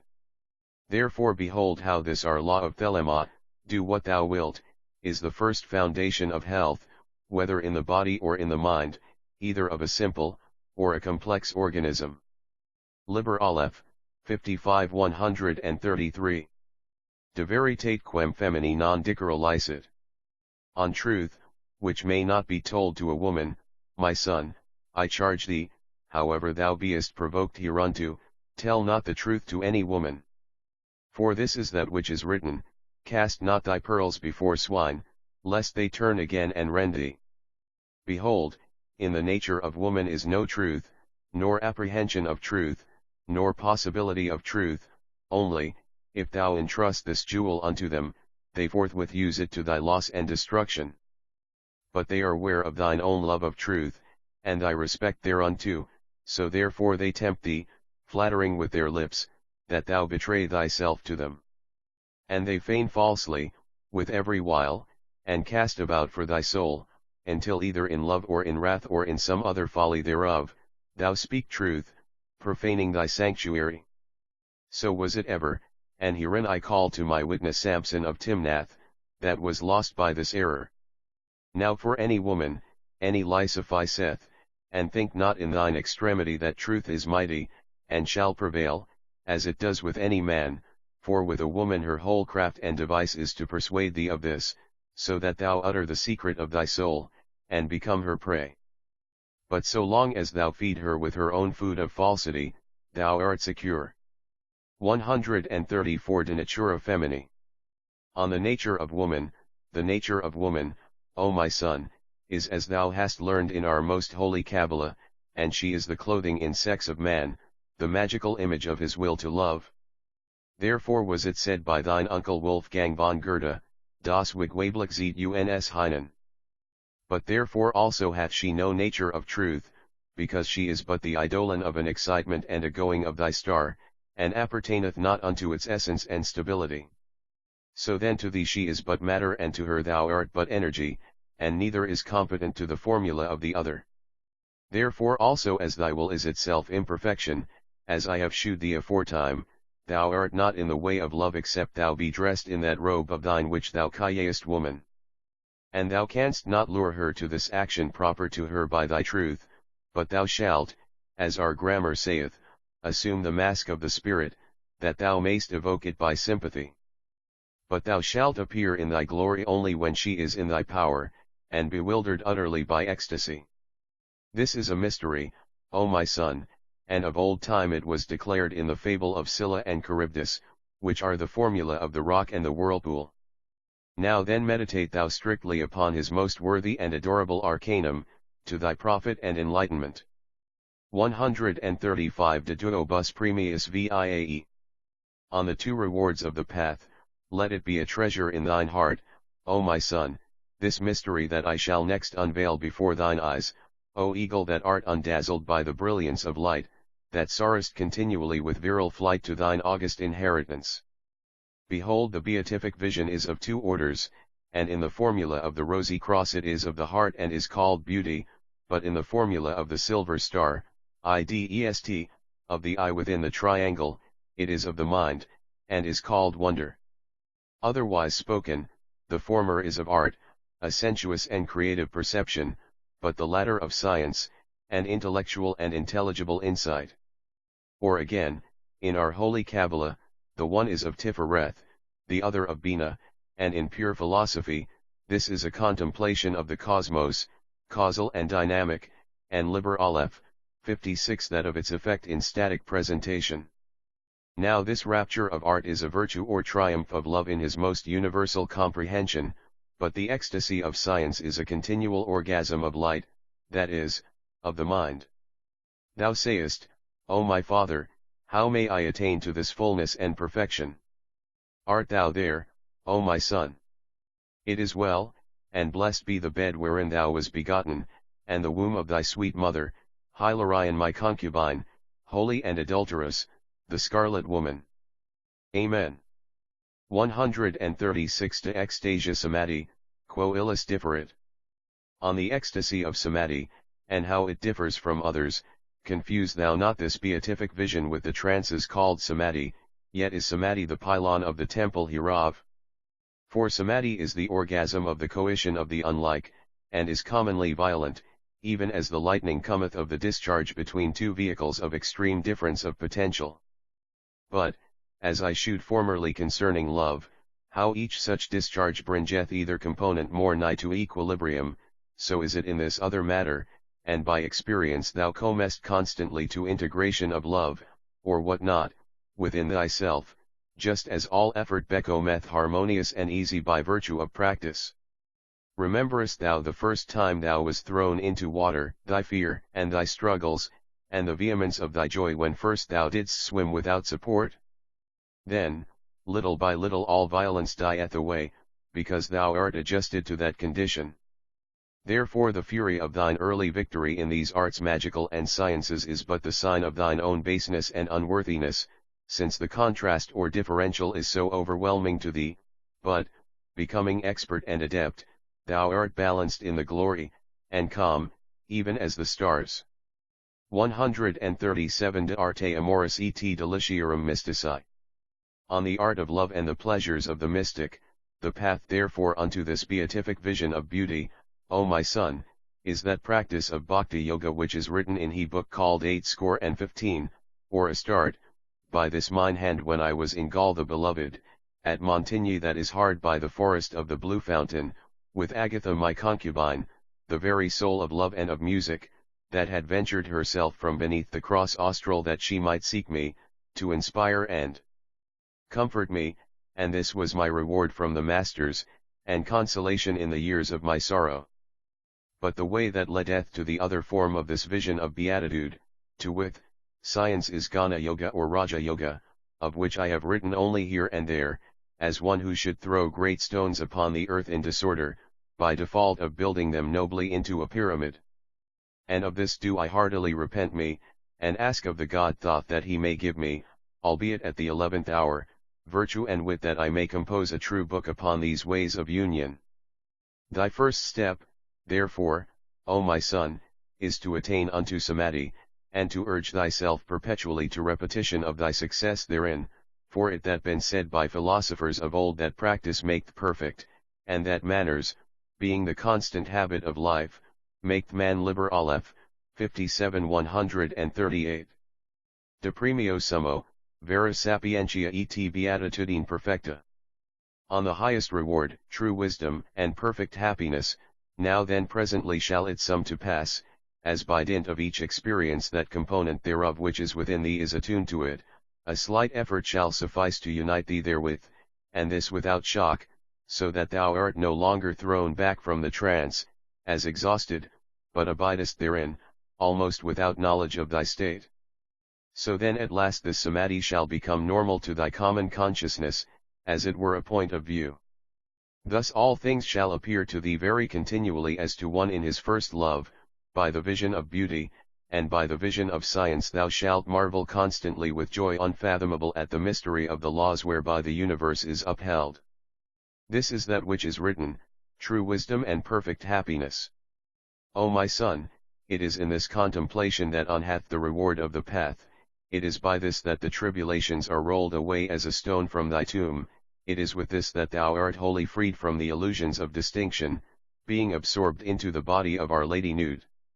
May she grant thee this beatitude, yea, not to thee only, but to all that are. 139 De Inferno Servorum. On the hell of the slaves, now, O my son, having understood the heaven that is within thee, according to thy will, learn this concerning the hell of the slaves of the slave gods, that it is a true place of torment. For they, restricting themselves, and being divided in will, are indeed the servants of sin, and they suffer, because, not being united in love with the whole universe, they perceive not beauty, but ugliness and deformity, and, not being united in understanding thereof, conceive only of darkness and confusion, beholding evil therein. Thus at last they come, as did the Manichaeans, to find, to their terror, a division even in the one, not that division which we know for the craft of love, but a division of hate. And this, multiplying itself, conflict upon conflict, endeth in hotchpot, and in the impotence and envy of Choronzon, and in the abominations of the abyss. And of such the lords are the Black Brothers, who seek by their sorceries to confirm themselves in division. Yet in this even is no true evil, for love conquereth all, and their corruption and disintegration is also the victory of Babylon. 140 Rhapsodia de Domina Nostra. A rhapsody to Our Lady, blessed be she, blessed unto the ages be Our Lady Babylon, that plieth her scourge upon me, to compel me to creation and to destruction, which are one, in birth and in death, being love. Blessed be she, uniting the egg with the serpent, and restoring man unto his mother, the earth. Blessed be she, that offereth beauty and ecstasy in the orgasm of every change, and that exciteth thy wonder and thy worship by the contemplation of her mind many wild. Blessed be she, that hath filled her cup with every drop of my blood, so that my life is lost wholly in the wine of her rapture. Behold, how she is drunken thereon, and staggereth about the heavens, wallowing in joy, crying aloud the song of uttermost love.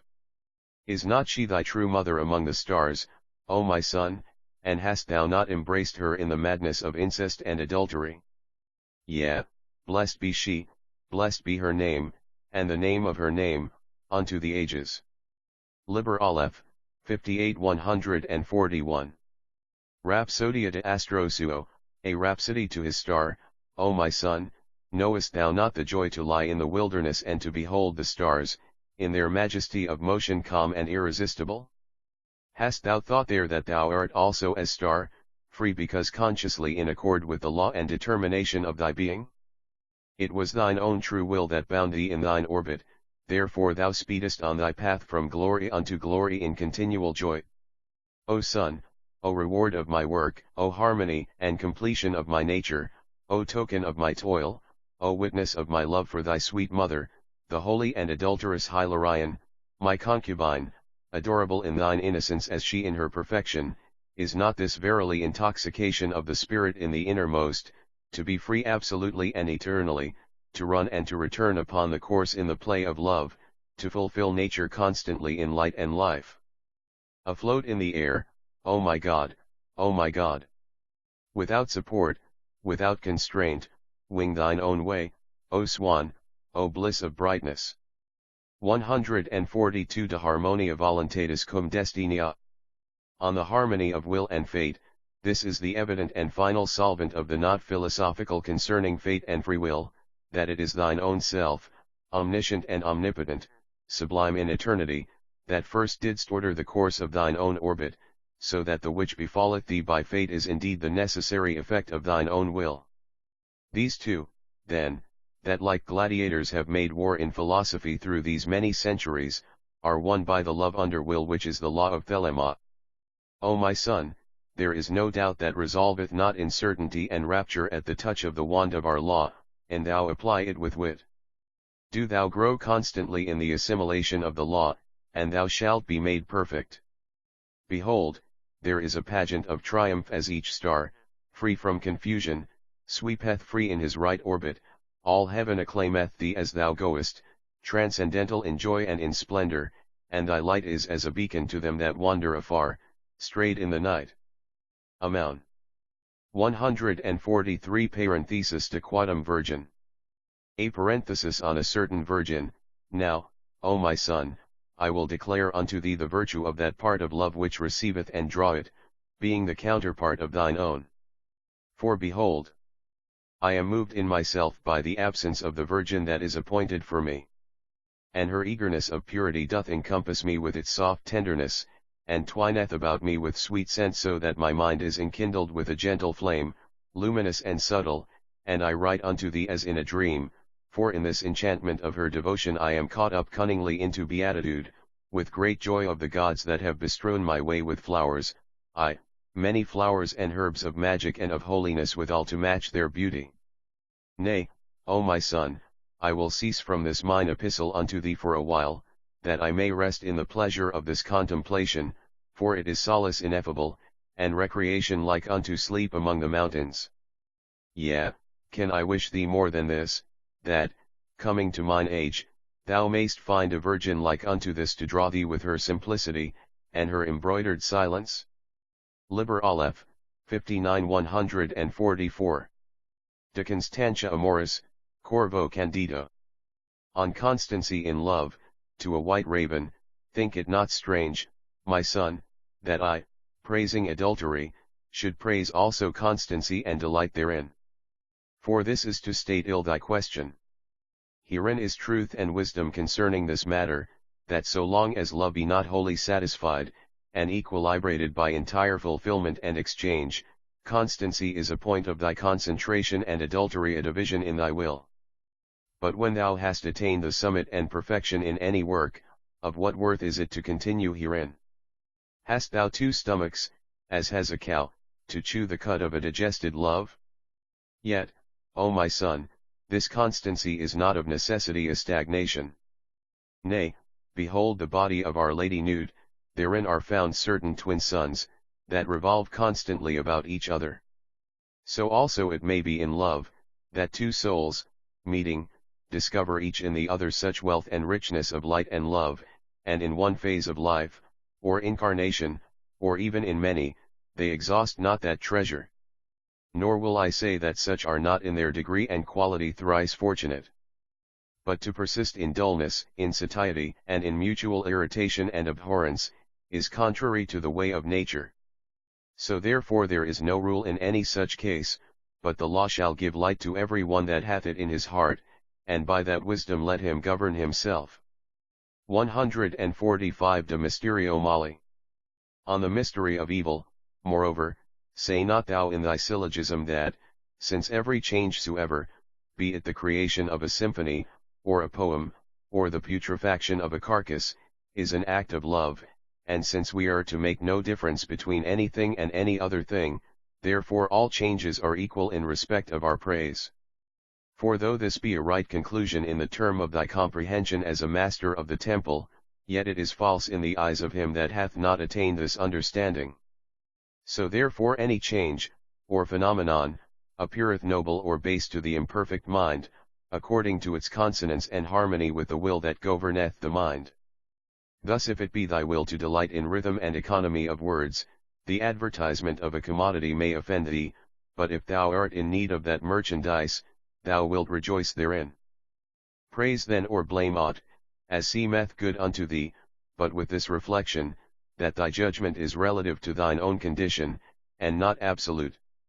This also is a point of tolerance, whereby thou shalt avoid indeed those things that are hateful or noxious to thee, unless thou canst, in our mode, win them by love, by withdrawing thine attention from them, but thou shalt not destroy them, for that they are without doubt the desire of another. 146 De Virtu Tolerantia. On the virtue of tolerance, understand then heartily, O my son, that in the light of this my wisdom all things are one, being of the body or Our Lady nude, proper, necessary and perfect. There is then none superfluous or harmful, and there is none honorable or dishonorable more than another. Lo! In thine own body, the vile intestine is of more worth to thee than the noble hand or the proud eye, for thou canst lose these and live, but not that. Esteem therefore a thing in relation to thine own will, preferring the ear if thou love music, and the palate if thou love wine, but the essential organs of life above these. Have respect also to the will of thy fellow, not hindering him in his Liber Aleph, 60 way save as he may overly jostle thee in thine. For by the practice of this tolerance thou shalt come sooner to the understanding of this equality of all things in Our Lady nude, and so the high attainment of universal love. Yet in thy partial and particular action, as thou art a creature of illusion, do thou maintain the right relation of one thing to another, fighting if thou be a soldier, or building if thou be a mason. For if thou hold not fast this discipline and proportion, which allow it its true will to every part of thy being, the error of one shall draw all after it into ruin and dispersion. 147 De Formula Deorum Morientium. On the formula of the dying gods, alas, my son! This hath been fatal constantly to many a man of noble aspiration, that these words were hidden from his understanding. For there is a balance in all things, and the body hath charter to fulfill his nature, even as the mind hath. So to repress one function is to destroy that proportion which is wholesome, and wherein indeed all health and sanity have consistency. Verily, it is the art of life to develop each organ of body and mind, or, as I may say, each weapon of the will to its perfection, neither distorting any use, nor suffering the will of one part to tyrannize over that of another. And this doctrine, be it accursed, that pain and repression are wholesome and profitable in themselves, is a lie born of sin and of ignorance, the false vision of the universe and of its laws that is the basis of the averse formula of the slain God. It is true that on occasion one limb must be sacrificed to save the whole body, as when one cutteth away one hand that is bitten by a viper, or as when a man giveth his life to save his city. But this is a right and natural subordination of the superficial and particular to the fundamental and general will, and moreover it is a case extraordinary, relating to accident or extremity, not in any wise a rule of life, or a virtue in its absolute nature. 148 De Stultus Malignis. On malign fools, my son, there are afflictions many and woes many, that come of the errors of men in respect of the will, but there is none greater than this, the interference of the busybody. For they make pretence to know a man's thought better than he doth himself, and to direct his will with more wisdom than he, and to make plans for his happiness. And of all these the worst is he that sacrificeth himself for the will of his fellows. He that is so foolish as not to follow his own will, how shall he be so wise as to pursue that of another? If mine horse balk at a fence, should some varlet come behind him, and strike at his hoofs? Nay, son, pursue thy path in peace, that thy brother beholding thee may take courage from thy bearing, and comfort from his confidence that thou wilt not hinder him by thy superfluity of compassion. Let me not begin to tell thee of the mischiefs that I have seen, whose root was in kindness, whose flower was in self-sacrifice, and whose fruit in catastrophe. Verily, I think there should be no end thereof. Strike, rob, slay thy neighbor, but comfort him not unless he ask it of thee, and if he ask it, be wary. Liber Aleph, 61 149. Apologia pro suis literis. An apology for his writings. How then, sayest thou, concerning this my counsel unto thee? I say sooth, it is of my will to bring up this my wisdom from its silence into my conscious mind, that I may the more easily reflect thereon. Thou art but a pretext for my action, and a focus for my light. Nevertheless heed these my words, for they shall profit thee, thou being of age responsible in judgment, and free in the law of Thelema. Thus thou mayst read or know, concur or no, as thou wilt. Have I not tutored thee in the way of the balance, or of antithesis, shewing thee the art of contradiction, whereby thou dost accept no word save as the victor in thy mind over its opposite, nay more, as the child transcendental of a marriage of opposites? This book then shall serve thee but as a food for thy meditation, as a wine to excite thy mind to love and war.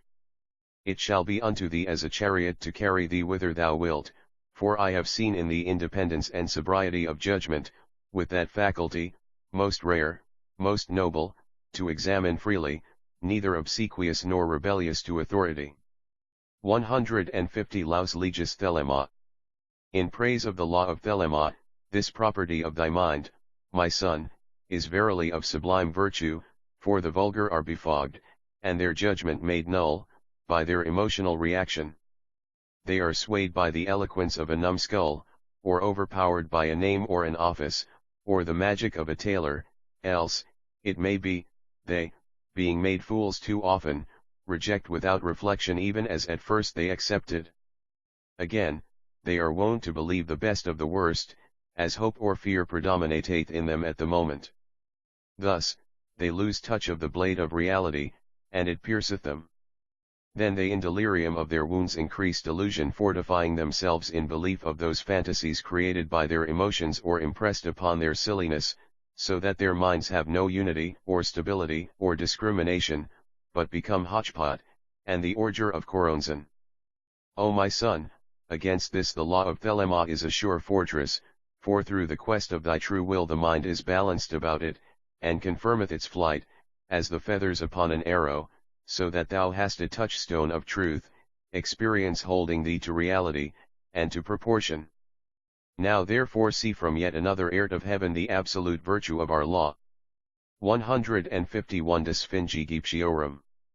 On the Sphinx of the Egyptians, it is now expedient that I instruct thee concerning the four powers of the Sphinx, the Strangler, and firstly, that this most arcane of the mysteries of antiquity was never at any period the tool of the slave gods, but a witness of Horus through the dark aeon of Osiris to his light and truth, his force and fire. Thou canst by no means interpret the Sphinx in terms of the formula of the slain god. This did I comprehend even when as Eliphaz Levi's aid I walked up and down the earth, seeking a reconciliation of these antagonisms, which was a task impossible, for in that plane they have antipathy. Even so may no man form a square magical of 4 units. But the light of the new aeon revealeth the Sphinx as the true symbol of this our holy art of magic under the law of Thelema. In her is the equal development and disposition of the forces of nature, each in its balanced strength. Also her true name is Soul of Nu, having the digamma for Phi, and endeth in Upsilon, not in Xi, so that her orthography is Liber Aleph, 62, whose numeration is 636. But therein is my riddle of riddles. For the root thereof is sf, which signifieth the incarnation of the Spirit, and of kin are not only the Son, our Father, but Sumer, where man knew himself man, and Soma, the divine potion that giveth men enlightenment, and Sin, light astral, and Syri also, by afar travelling. But especially is this root hidden in Sus, hat is of the sow, swine, because the Most Holy must needs take its delight under the omphalos of the unclean. But this was hidden by wisdom in order that the arcanum should not be profaned during the aeon of the slain God. But now it hath been given unto me to understand the heart of her mystery, wherefore, O my son, by right of the great love that I bear unto thee, I will inform thee thereof. 152 De Natura. Of the nature of the Sphinx. Firstly, this Sphinx is a symbol of the coition of Our Lady Babylon with me the beast in its wholeness. For as I am of the lion and the dragon, so is she of the man and the bull, in our natures, but the converse thereof in our offices, as thou mayst understand by the study of the book of the vision and the voice. It is thus a glyph of the satisfaction and perfection of the will and of the work, the completion of the true man as the reconciler of the highest with the lowest, so for our convenience conventionally to distinguish them. This then is the adept, who doth will with solid energy as the bull, doth dare with fierce courage as the lion, doth know with swift intelligence as the man, and doth keep silence with soaring subtlety as the eagle or dragon. Moreover, this Sphinx is an eidolon of the law, for the bull is life, the lion is light, the man is liberty, the serpent love. Now then his Sphinx, being perfect in true balance, yet take the aspect of the feminine principle that so she may be partner of the pyramid, that is the phallus, pure image of our Father the Son, the unity creative. The signification of this mystery is that the adept must be whole, himself, containing all things in true proportion, before he make himself bride of the one universal transcendental, in its most secret virtue. And now herefore, O my son, comprehending this mystery by thine intelligence, I will write further unto thee of these four beasts or powers. 153 De Toro. On the bull, concerning the bull, this is thy will, constant and unwearied, whose letter is Vav, which is 6, the number of He Sunday. He is therefore the force and the substance of thy being, but besides this, he is the Hierophant in the Taro, as if this were said, that thy will leadeth thee unto the shrine of light. And in the rites of Mithras the bull is slain, and his blood poured upon the initiate, to endow him with that will and that power of work. Also in the land of Hind is the bull sacred to Shiva, that is God among that folk, and is unto them the destroyer of all things that be opposed to him. And his God is also the phallus, for this will operate through love even as it is written in our own law. Yet again, Apis the bull of Chem hath Kepher the beetle upon his tongue, which signifieth that it is by this will, and by this work, that the sun cometh unto dawn from midnight. All these symbols are most similar in their nature, save as the slaves of the slave gods have read their own formula into the simplicity of truth. For there is naught so plain that ignorance and malice may not confuse and misinterpret it, even as the bat is dazzled and bewildered by the light of the Sunday. See then that thou understand this bull in terms of the law of this our aeon of life. Liber Aleph, 63 154. De Leon. On the lion, of this, lion, O my son, be it said that this is the courage of thy manhood, leaping upon all things, and seizing them for thy prey. His letter is Taith, whose implication is a serpent, and the number thereof 9, whereof is Ob, the secret fire of Obia. Also 9 is of Jesed, uniting change with stability. But in the book of Thoth he is the Atu called strength, or more truly, lust, whose number is 11 which is Aud, the light odic of magic. And therein is figured the lion, even the beast, and Our Lady Babylon astride of him, that with her thighs she may strangle him. Here I would have thee to mark well how these our symbols are cognate, and flow forth the one into the other, because each soul partaketh in proper measure of the mystery of holiness, and is kin with his fellow. But now let me show how this lion of courage is more especially the light in thee, as Leo is the house of the sun that is the father of light. And it is thus, that thy light, conscious of itself, is the source and instigator of thy will, enforcing it to spring forth and conquer. Therefore also is his nature strong with hardihood and lust of battle, else shouldst thou fear that which is unlike thee, and avoid it, so that thy separateness should increase upon thee. For this cause he had is defective in courage becometh a black brother, and to dare is the crown of all thy virtue, the root of the tree of magic. 155 Altera de Leon. Further on the lion, lo. In the first of thine initiations, when first the hoodwink was uplifted from before thine eyes, thou wast brought unto the throne of Horus, the lord of the lion, and by him enhardened against fear. Moreover, in minutum mundum, the map of the universe, it is the path of the lion that bindeth he two highest faculties of thy mind. Again, it is Mao, the sun at brightness of high noon, that is called the lion, very lordly, in our holy invocation.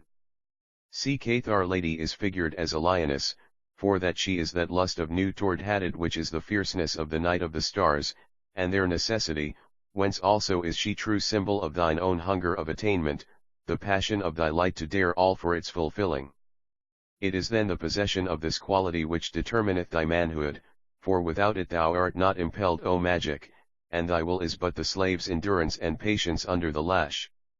For this cause, the bull being of Osiris, was it necessary for the masters of the eons to incarnate me as more especially a lion, and my word is first of all a word of enlightenment and of emancipation of the will, shewing to every man a spring within himself to determine his will, that he may do that will, and no more another's.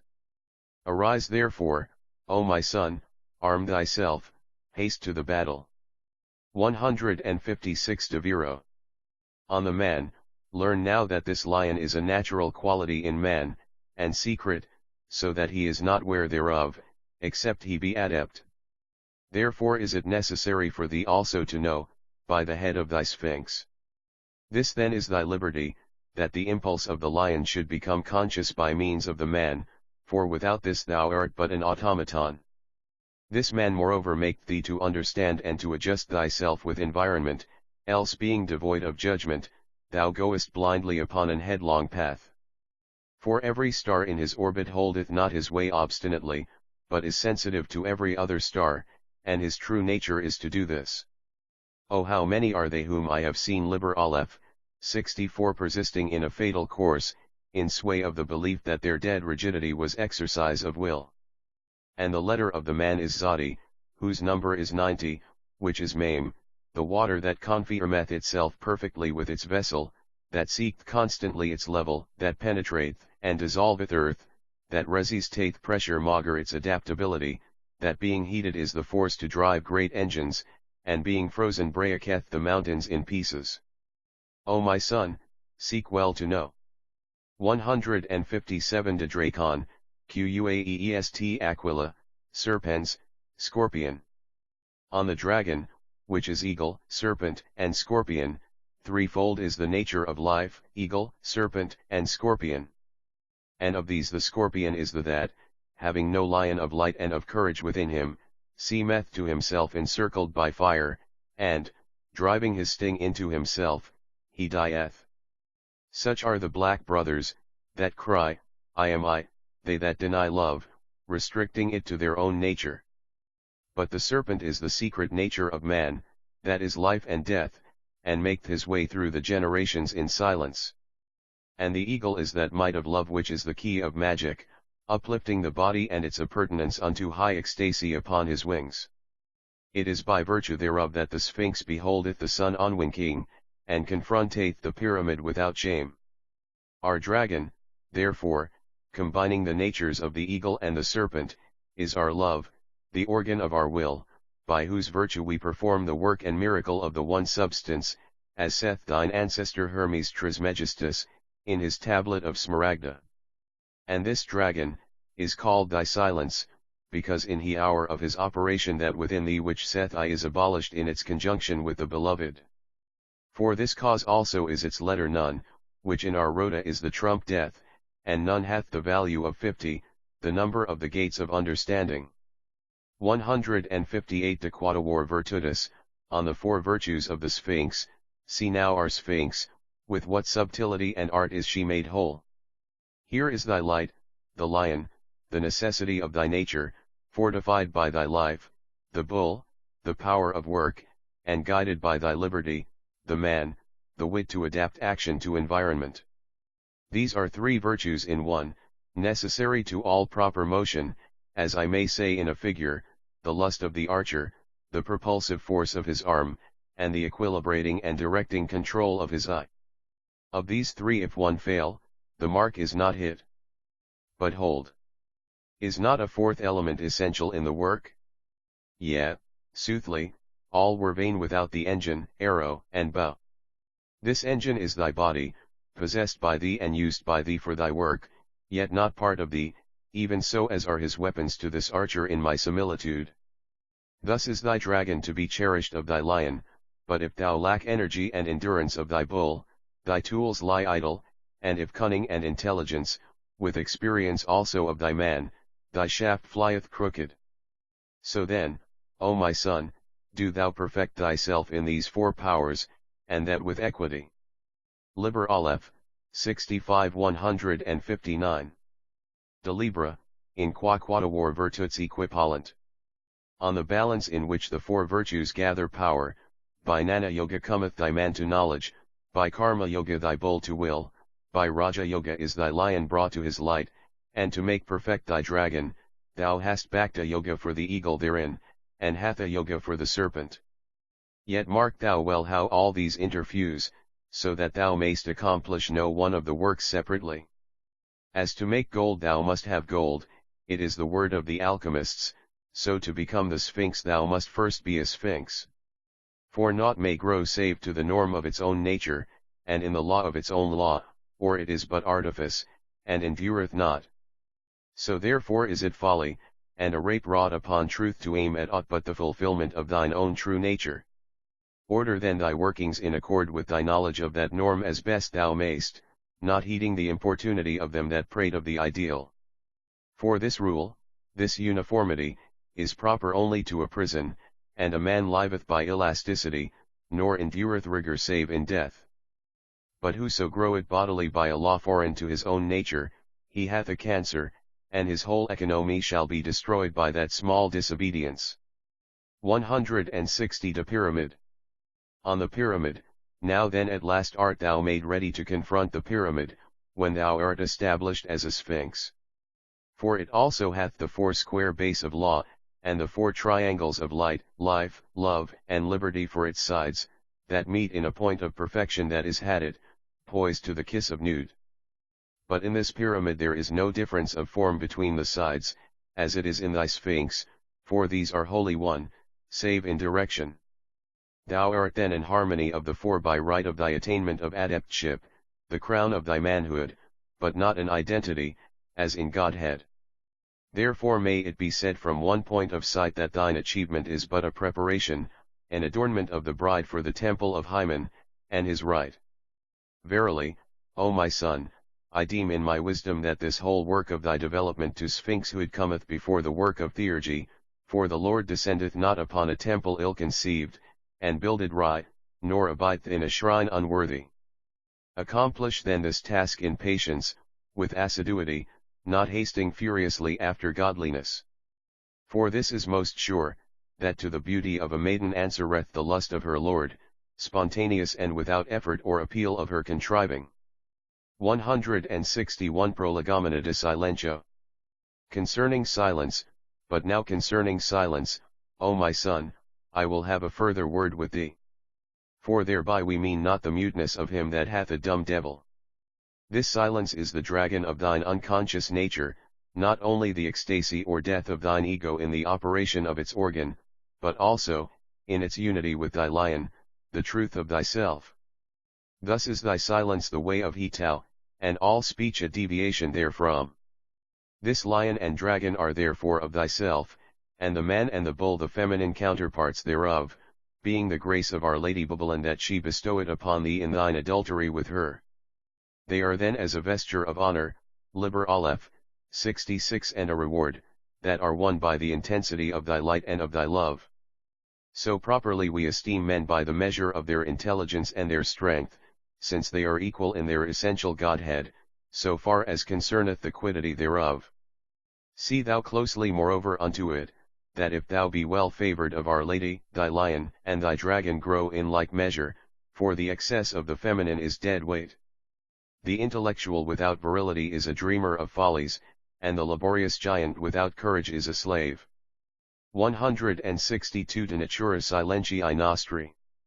On the nature of our silence, the nature of this silence is shown also by the god Harpocrates, the babe in the lotus, who is also the serpent and the egg, that is, the Holy Ghost. This is the most secret of all energies, the seed of all being, and therefore must he be sealed up in an ark from the malice of the devourers. If then by thine art thou canst conceal thyself in thine own nature, this is silence, this, and not nullity of consciousness, else were a stone more perfect in adeptship than thou. But, abiding in thy silence, thou art in a city of refuge, and the waters prevail not against the lotus that enfoldeth thee.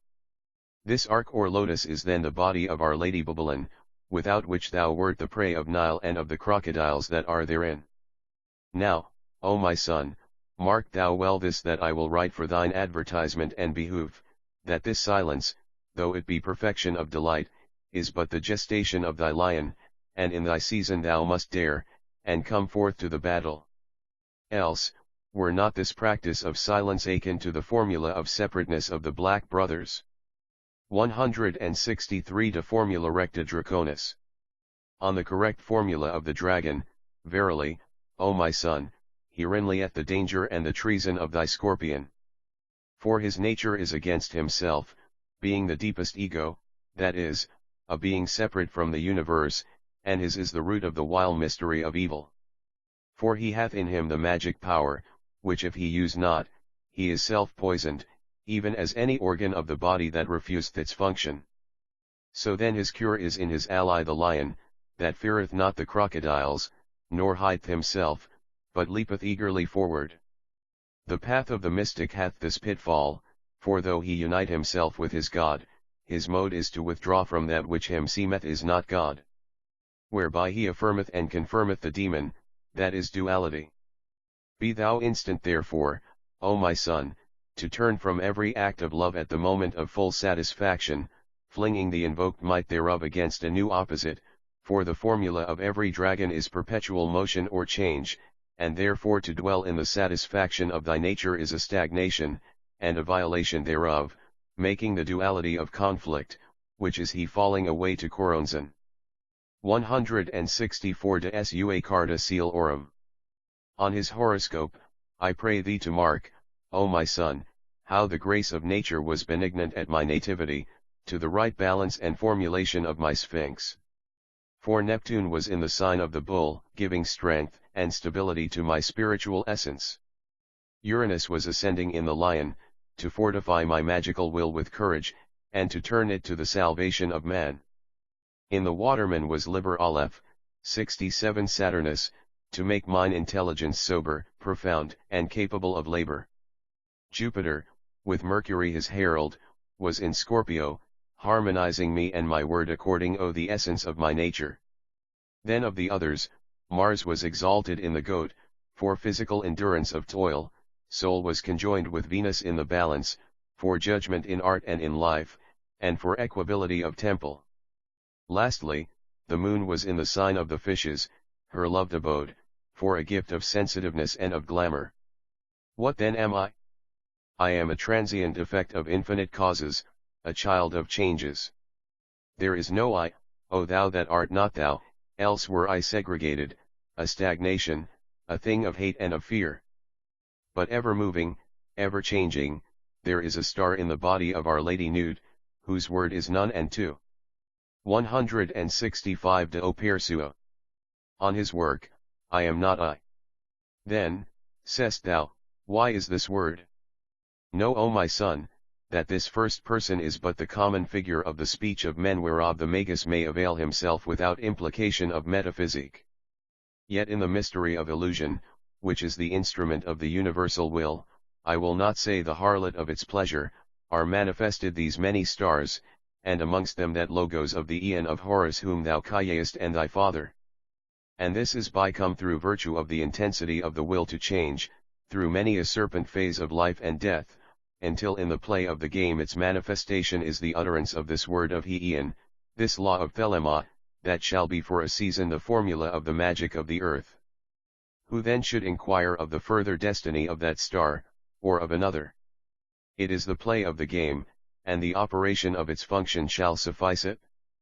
Rid thyself therefore of this thought of I apart from all, but, attaining to consciousness of all by our true way, contemplate the play of illusion by thine instrument of mind and sense, leaving it without care to continue in its own path of change. 166 De Fratribus Nigris. On the black brothers, O my son, know this concerning the black brothers, that cry, I am I. This is falsity and delusion, for the law endureth not exception. So then these brethren are not apart, as they vainly think being wrought by error, but are peculiar combinations of nature in her variety. Rejoice then even in the contemplation of these, for they are proper to perfection, and adornments of beauty, like a mole upon the cheek of a woman. Shall I then say that were it of thine own nature, even thine, to compose so sinister a complex, thou shouldst not strive therewith, destroying it by love, but continue in that way? I deny not this hastily, nor affirm, nay, shall I even utter a hint of that which I may foresee? For it is in mine own nature to think that in this matter the sum of wisdom is silence. But this I say, and that boldly, that thou shalt not look upon this horror with fear, or with hate, but accept all this as thou dost all else, as a phenomenon of change, that is, of love. For in a swift stream thou mayst behold a twig held steady for a while by the play of the water, and by his analogue thou mayst understand the nature of this mystery of the path of perfection. Liber Aleph, 68 167. De Arte Alchemistica. On the alchemical art, wilt thou acquaint thyself now further at my reproof concerning this arcanum of alchemia, the art Egyptian, how to make gold? Of a surety this is already in thy knowledge, if thou examine by our holy Kabbalah, what be the forces that are the influx upon Tifereth, which is the harmony and beauty, or soul, in every kingdom of the universe, so then also among metals. Now this influx is fivefold. First, from the crown descendeth the high priestess in the path of the moon, for inspiration and imagination, and idea. See to it that this virgin be pure, for herein error is illusion. Next, from the father floweth the power of the emperor in the path of the ram, for initiative and energy, and determination. Third, from the mother are the lovers in the path of the twins, for intellectual wholeness, and for adjustment to environment. These three are from the supernals and complete the theoric of thy work. After this, in the praxis and executive thereof thou hast the hermit as an influence from the sphere of Jupiter in the path of the Virgin, for secrecy and for concentration, and for prudence. Lastly, from the sphere of Mars, travelleth justice in the path of the balance, for good judgment and tact and art. O my son, in this chapter is more wisdom than in 10,000 folios of the alchemists. Study therefore to acquire skill in this method, and experience, for this gold is not only of the metals, but of every sphere, and this key is of virtue to enter every palace of perfection. 168 De Femina, Quaeest propria joco. On woman, who is fit for a jest, O my son, hear this wisdom of experience, how at thy first sight, when I put thee into the arms of Ahitha, thy sweet stepmother my concubine, such was thy beauty that she became enamored of thee, crying aloud, I me, and such be the fruit of thy magic, O my master, then let me also, even me, give myself utterly to this holy art. Then did I, becoming heavy in spirit, make question of her, saying, to what end? And at this was she confounded and brought into bewilderment, but after a great while, fumbling in her mind, made answer, like a scarecrow in a field, so was it for rags and tatters of thought. Thus yet more atrabilious and sluggard was this liver of thy father, so that I fell into a gloom night unto weeping.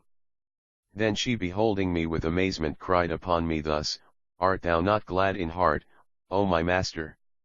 At this I gave a sigh even as one nigh unto death. And she, If this be so, then is no need any more for me to give myself to magic. Thereat, perceiving yet again the jest universal of our Lord Pan, was I swallowed up, like unto Jonah of the old fable, in the belly of the whale called laughter, and it seemeth to me at this present writing that I am like to abide therein for he time that remaineth to me in this body. 169 De Formula Femini. On the formula of woman.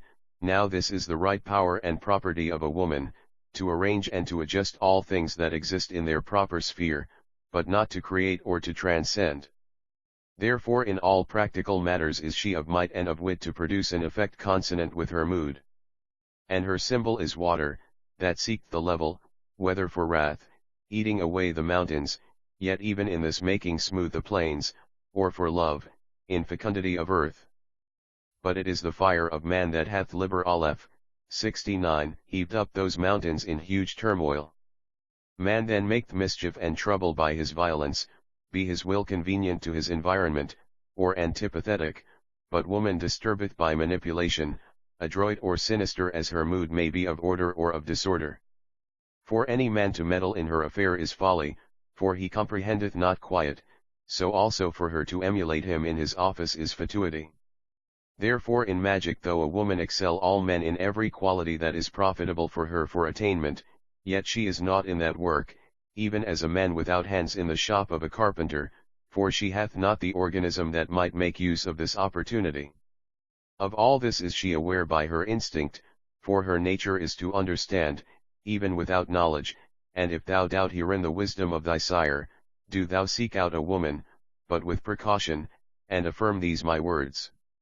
So shall she wax woundily wrath, and look grisly upon thee, proclaiming in a shrill voice her manifold excellences, which she hath, and concern the matter not a whit. 170 Verba Magistri Sui de Femina. His master's words on woman, of 1,000 years it is nigh unto the 50th part, O my son, since I obtained favor in the light of a great master of he truth, whom men call Alan Bennett, so that he received me for his discus bulus in magic.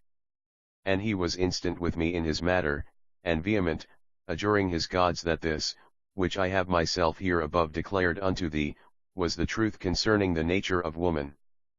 But I being but a youth, and headstrong, and being enraptured in love of women, and admiration of them, and worship, delighting in them eagerly, and learning constantly from them, nourished by the milk of their mystery, as it should be for all true men, did resist angrily the doctrine of that most holy man of God. And because, as it was written, he was a vowed virgin from his birth, and had no commerce with any in the way of carnality, I disabled his judgment herein, as if he, being a fish, had disallowed the flight of birds. But I, O my son, am not wholly ignorant of women, save as all men must be in the limitation of their nature, for the number of my concubines is not notably or shamefully exceeded by that of the phases of he moon since my birth. Many also have been my disciples in magic that were women, and, more also, I do acknowledging the same with open gladness, the greater part of mine own initiation and advancement to the operation of women. Notwithstanding all these things, I bow humbly before Alan Bennett, and repent mine insolence, for his saying was sooth. 171 De Via Propria Feminis. On the proper conduct of woman, it is indeed easy for a woman to obtain the experience of magic, in a certain sort, as visions, trances, and the like, yet they take not hold upon her, to transform her, as with men, but pass only as images upon a speculum. So then a woman advanceth never in magic, but remaineth the same, rightly or wrongly ordered according to the force that moveth her. Here therefore is the limit of her aspiration in magic, to abide joyous and obedient beneath the man that her instinct shall divine, so that by habit becoming a temple well ordered, comely, and consecrated, she may in her next incarnation attract by her fitness a man's soul. For this cause hath man esteemed constancy and patience as qualities preeminent in good women, because by these she gaineth her going toward our godliness. Her ordeal therefore is principally to resist moods, Liber Aleph, 70 which make disorder, that is of Choronzon. Also, let her be content in this way, for verily she hath a noble and an excellent portion in our holy banquet, and escapeth many a peril that is proper to us others. Only, be she in awe and weariness, for in her is no principle of resistance to Choronzon, so that if she become disordered in her moods, as by lust, or by drunkenness, or by idleness, she hath no standard whereunto she may rally her forces. In this see thou her need of a well-guarded life, and of a true man for her God. 172 De Hac re altera intelligenda.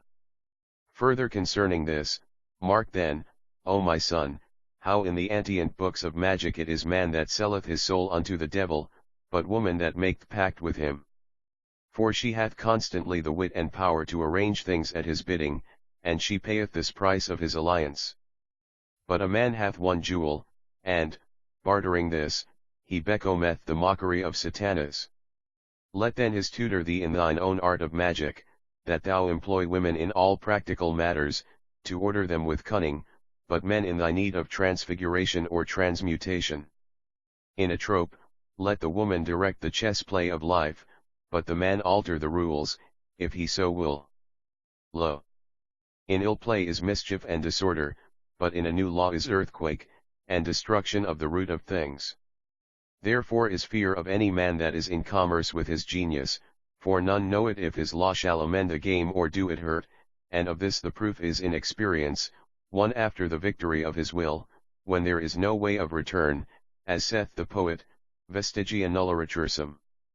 Nor do thou fear to create, for, even as I have written in the book of lies, falsely so called, thou canst create nothing that is not God. But beware of false creations wrought by women in whom is no function thereof, for they are phantoms, poisonous vapors, bred of the moon in her witchcraft of blood.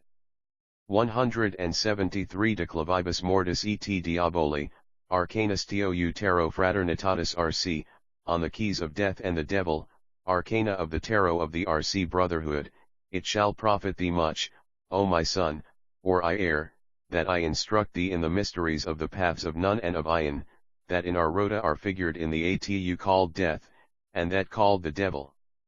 Of these Nun joineth the sun with Venus, and is referred to Scorpio in the zodiac. This path is perilous, for it seeketh the level, and may abase thee, except thou take heed unto the going. Of its three modes, the Scorpio destroyeth himself, as if it were a type of animal pleasure.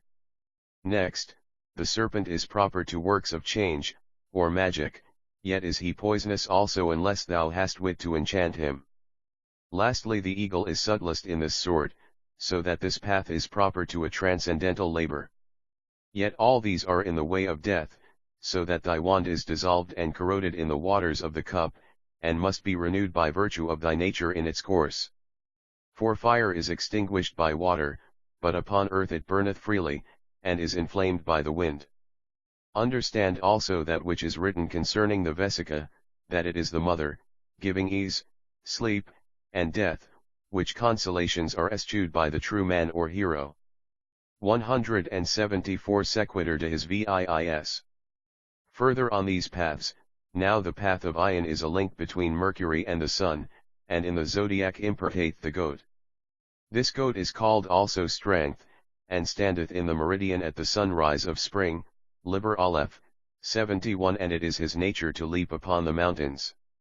So therefore he is a symbol of true magic, and his name is Baphomet, wherefore did I design him as an atu of Thoth, the 15th, and put his image in the front of my book, The Ritual of High Magic, which was the second part of my thesis for the grade of Major Adept, when I was clothed about with he body called Alphonse Louis Constant.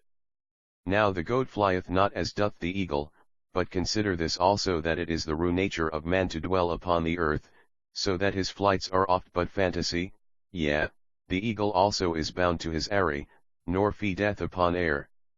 Therefore this goat, making each leap with fervor, yet all times secure in his own element, is a true hieroglyph of the magician. Mark also, his path shouth one continuous in exaltation upon a throne, and so is it the formula of the man, as the other was of the woman. 175 De oculo Hoor. On the eye of Hoor, I say furthermore that this path is of the circle, and of the eye of Horus that sleepeth not, but is vigilant.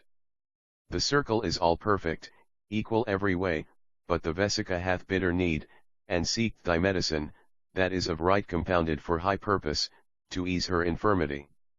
Thus is thy will frustrated, and thy mind distracted, and thy work lamed, if it be not brought to naught. Also thy puissance in thine art is minished, by a full moiety, as I do esteem it.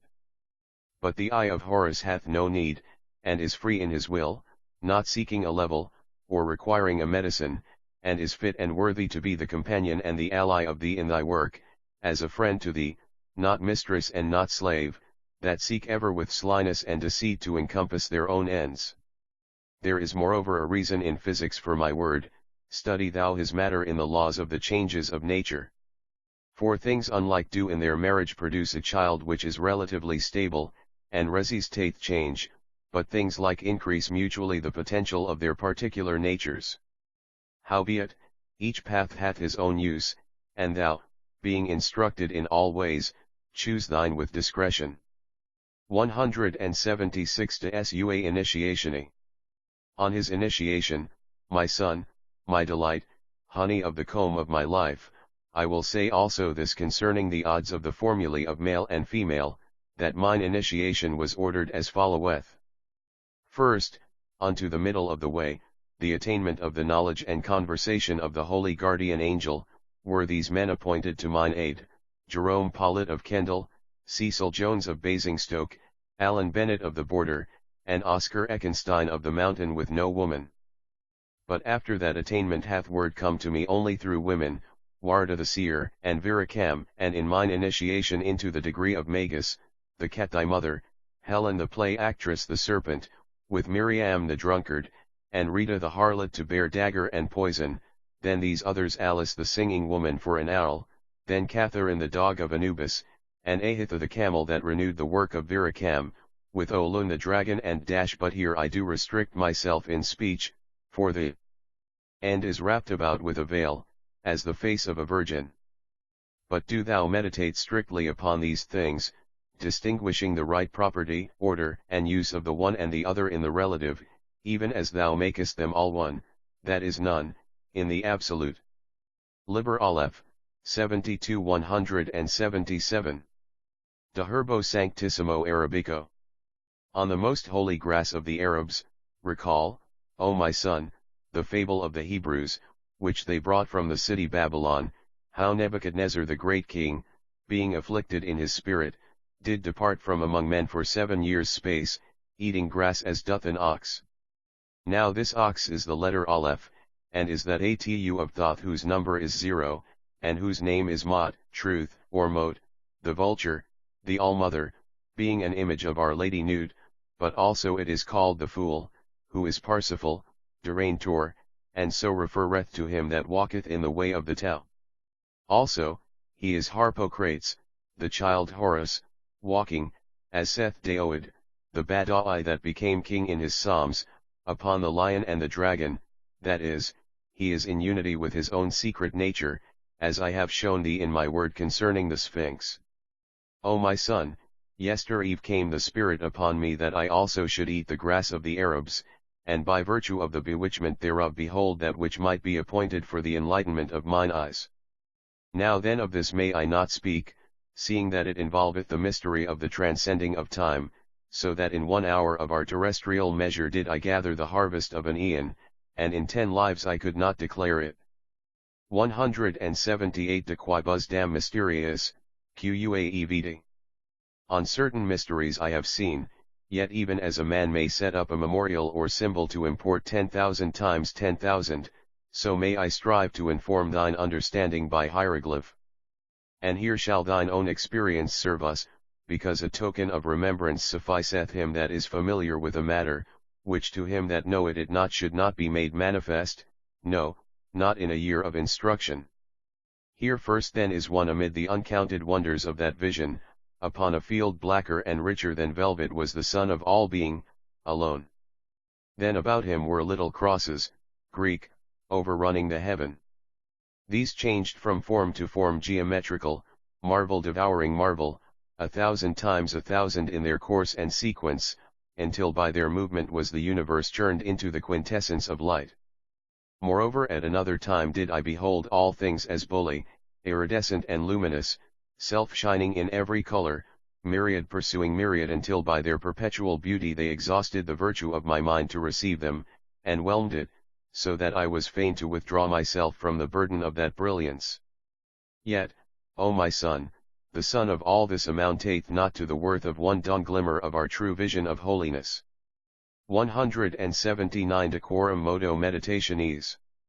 On a certain method of meditation, now for the chief of that which was granted unto me, it was he apprehension of those will changes or transmutations of he mind which lead into truth, being as ladders unto heaven, or so I called them at that time, seeking for a phrase to admonish the scribe that attended on my words, to grave a balustra upon the steel of my working.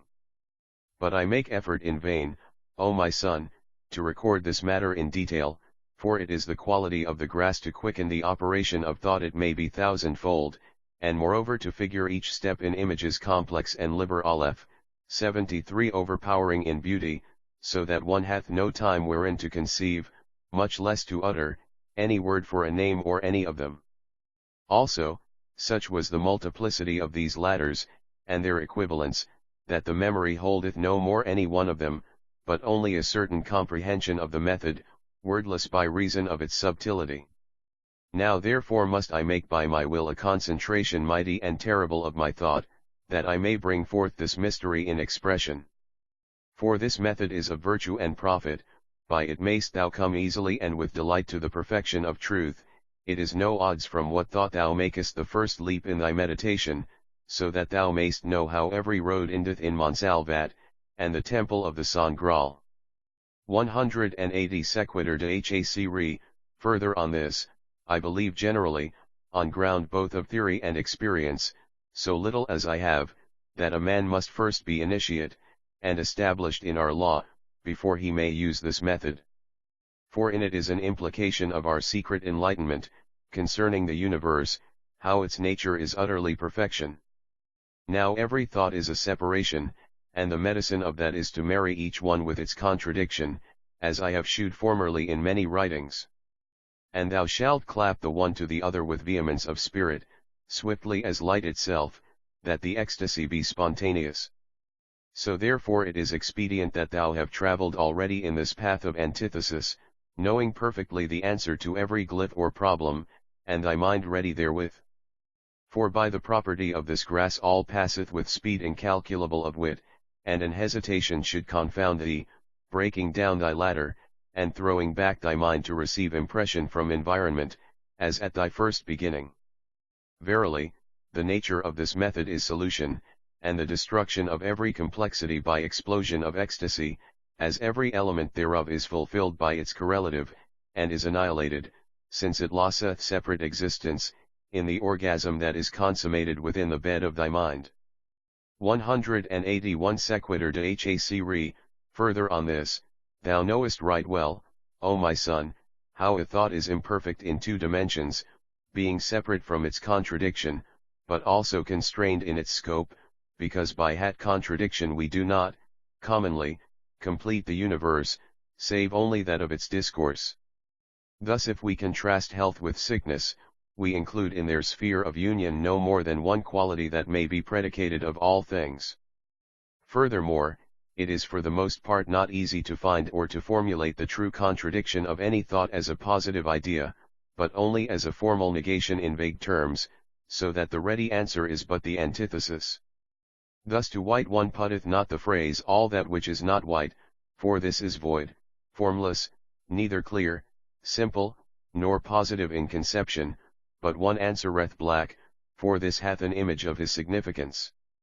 So the cohesion of antitheticals destroyeth them only in part, and one becometh instantly conscious of the residue that is unsatisfied or unbalanced, whose eidolon leapeth in thy mind with splendor and joy unspeakable. Let not this deceive thee, for its existence proveth its imperfection, and thou must call forth its mate, and destroy them by love, as with the former. This method is continuous and proceedeth ever from the gross to the fine, and from the particular to the general, dissolving all things into the one substance of light. Liber Aleph, 74-182. Conclusio de hac modo sanctitatis. Conclusion on this method of holiness. Learn now that impression of sense have opposites readily conceived, as long to short, or light to dark, and so with emotions and perceptions, as love to hate, or false to true, but the more violent is the antagonism, the more is it bound in illusion, determined by relation. Thus the word long hath no meaning save it be referred to a standard, but love is not thus obscure, because hate is its twin, partaking bountifully of a common nature therewith. Now, hear this, it was given unto me in my visions of the Thursday, when I was in the wilderness of Sahara, by Tolga, that above the abyss, contradiction is unity, and that nothing could be true save by virtue of the contradiction that is contained in itself. Behold, therefore, in this method thou shalt come presently to ideas of this order, that include in themselves their own contradiction, and have no antithesis. Here then is thy lever of antinomy broken in thine hand, yet, being in true balance, thou mayst soar, passionate and eager, from heaven to heaven, by the expansion of thine idea, and its exaltation, of concentration as thou understandest by thy studies in the book of the law, the word thereof concerning Our Lady Nut and Hadit that is the core of every star. And this last going upon thy ladder is easy, if thou be truly initiate, for the momentum of thy force in transcendental antithesis serveth to propel thee, and the emancipation from the fetters of thought that thou hast won in that praxis of art make the whirlpool and gravitation of truth of competence to draw thee unto itself. 183 De Via Sola Solis. On the way of the sun, this is the profit of mine intoxication of this holy herb, the grass of the Arab, that it has shewed me this mystery, with many others, not as a new light, for I had that aforetime, but by its swift synthesis and manifestation of a long sequence of events in a moment, I had wit to analyze this method, and to discover its essential law, which before had escaped the focus of the lens of mine understanding. Yea, O my son, there is no true path of light, save that which I have formerly made plain, yet in every path is profit, if thou be cunning to perceive it and to clasp it. For we win truth oftentimes by reflection or by the composition and selection of an artist in his presentation thereof, when else we were blind thereunto, lacking his mode of light.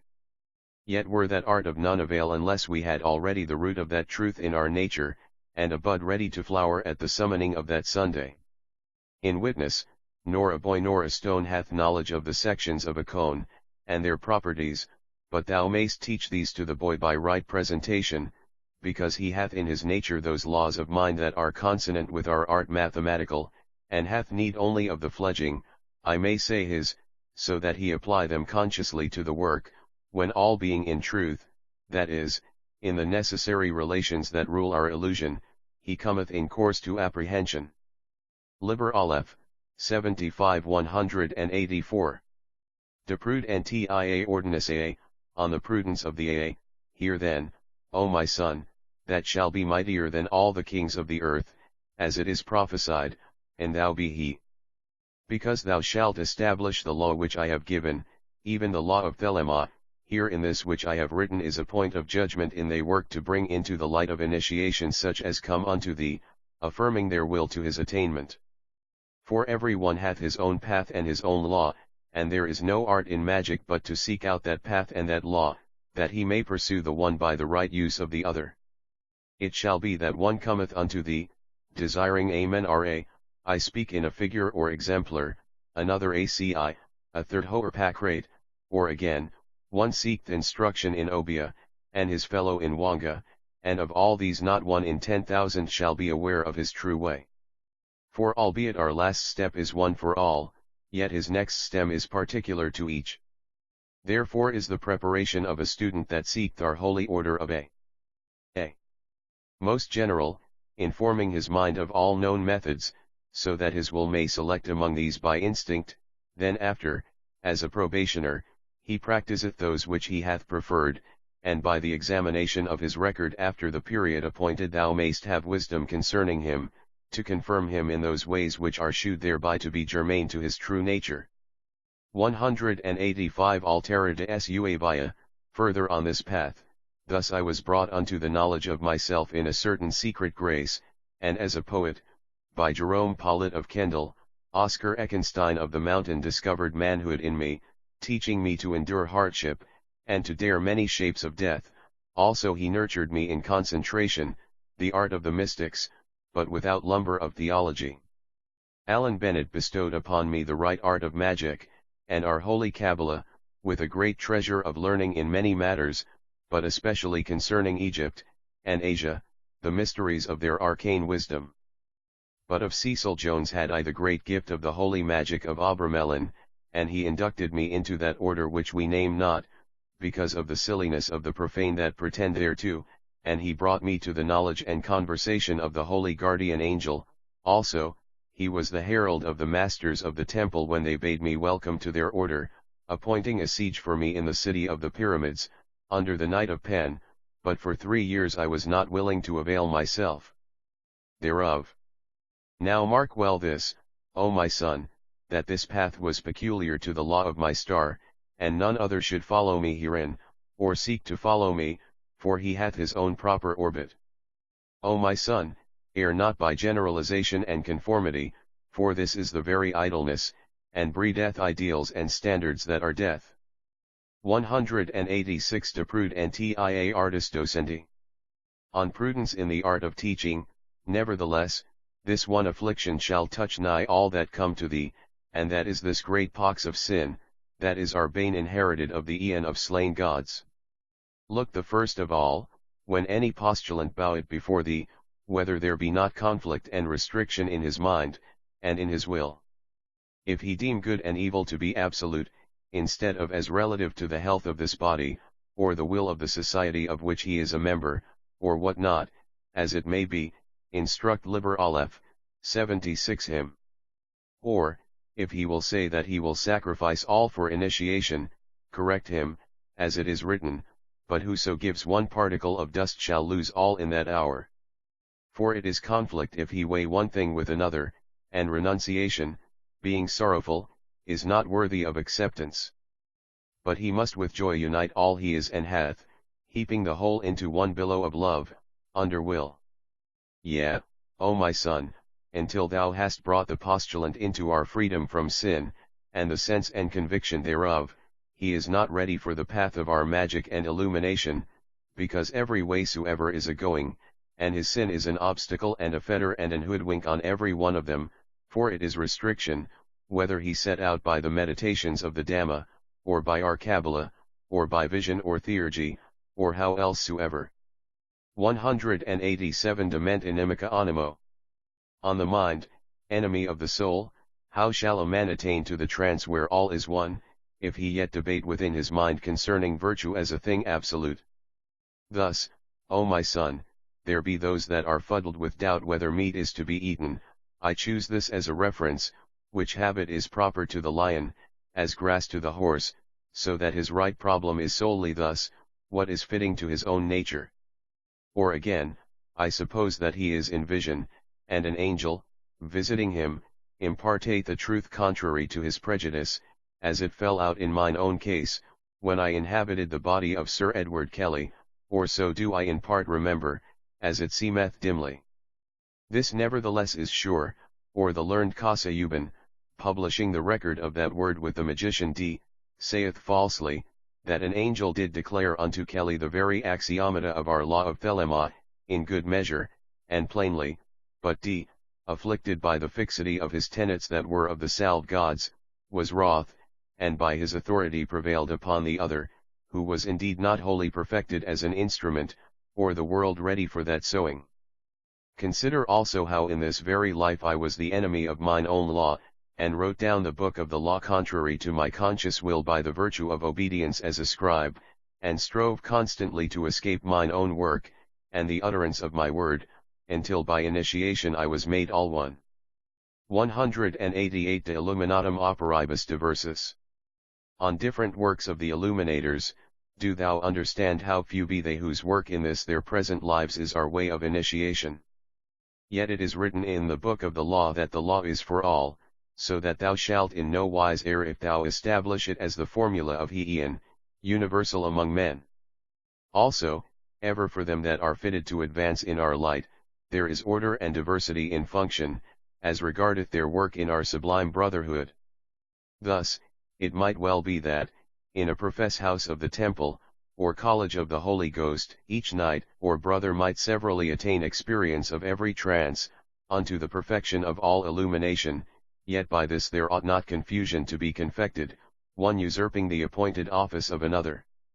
For the abbot, although he be not enlightened wholly, is yet abbot, and the place of the cook, were he saint, arhan, and paramahamsa in one person, is in his kitchen. Confound not thou in any wise therefore the degree of attainment of any man with his right function in our holy order, for although by initiation cometh the light, and the right, and the might to accomplish all works soever, yet these are inoperative save as they are able to use a machine which is of the same order of things as the effect required. As the best swordsman hath need of a sword, so hath Liber Aleph, 77 every magician of a body and mind capable to the work that he willeth, and he can do nothing, save it be proper to his nature. 189 De idem re altera verba.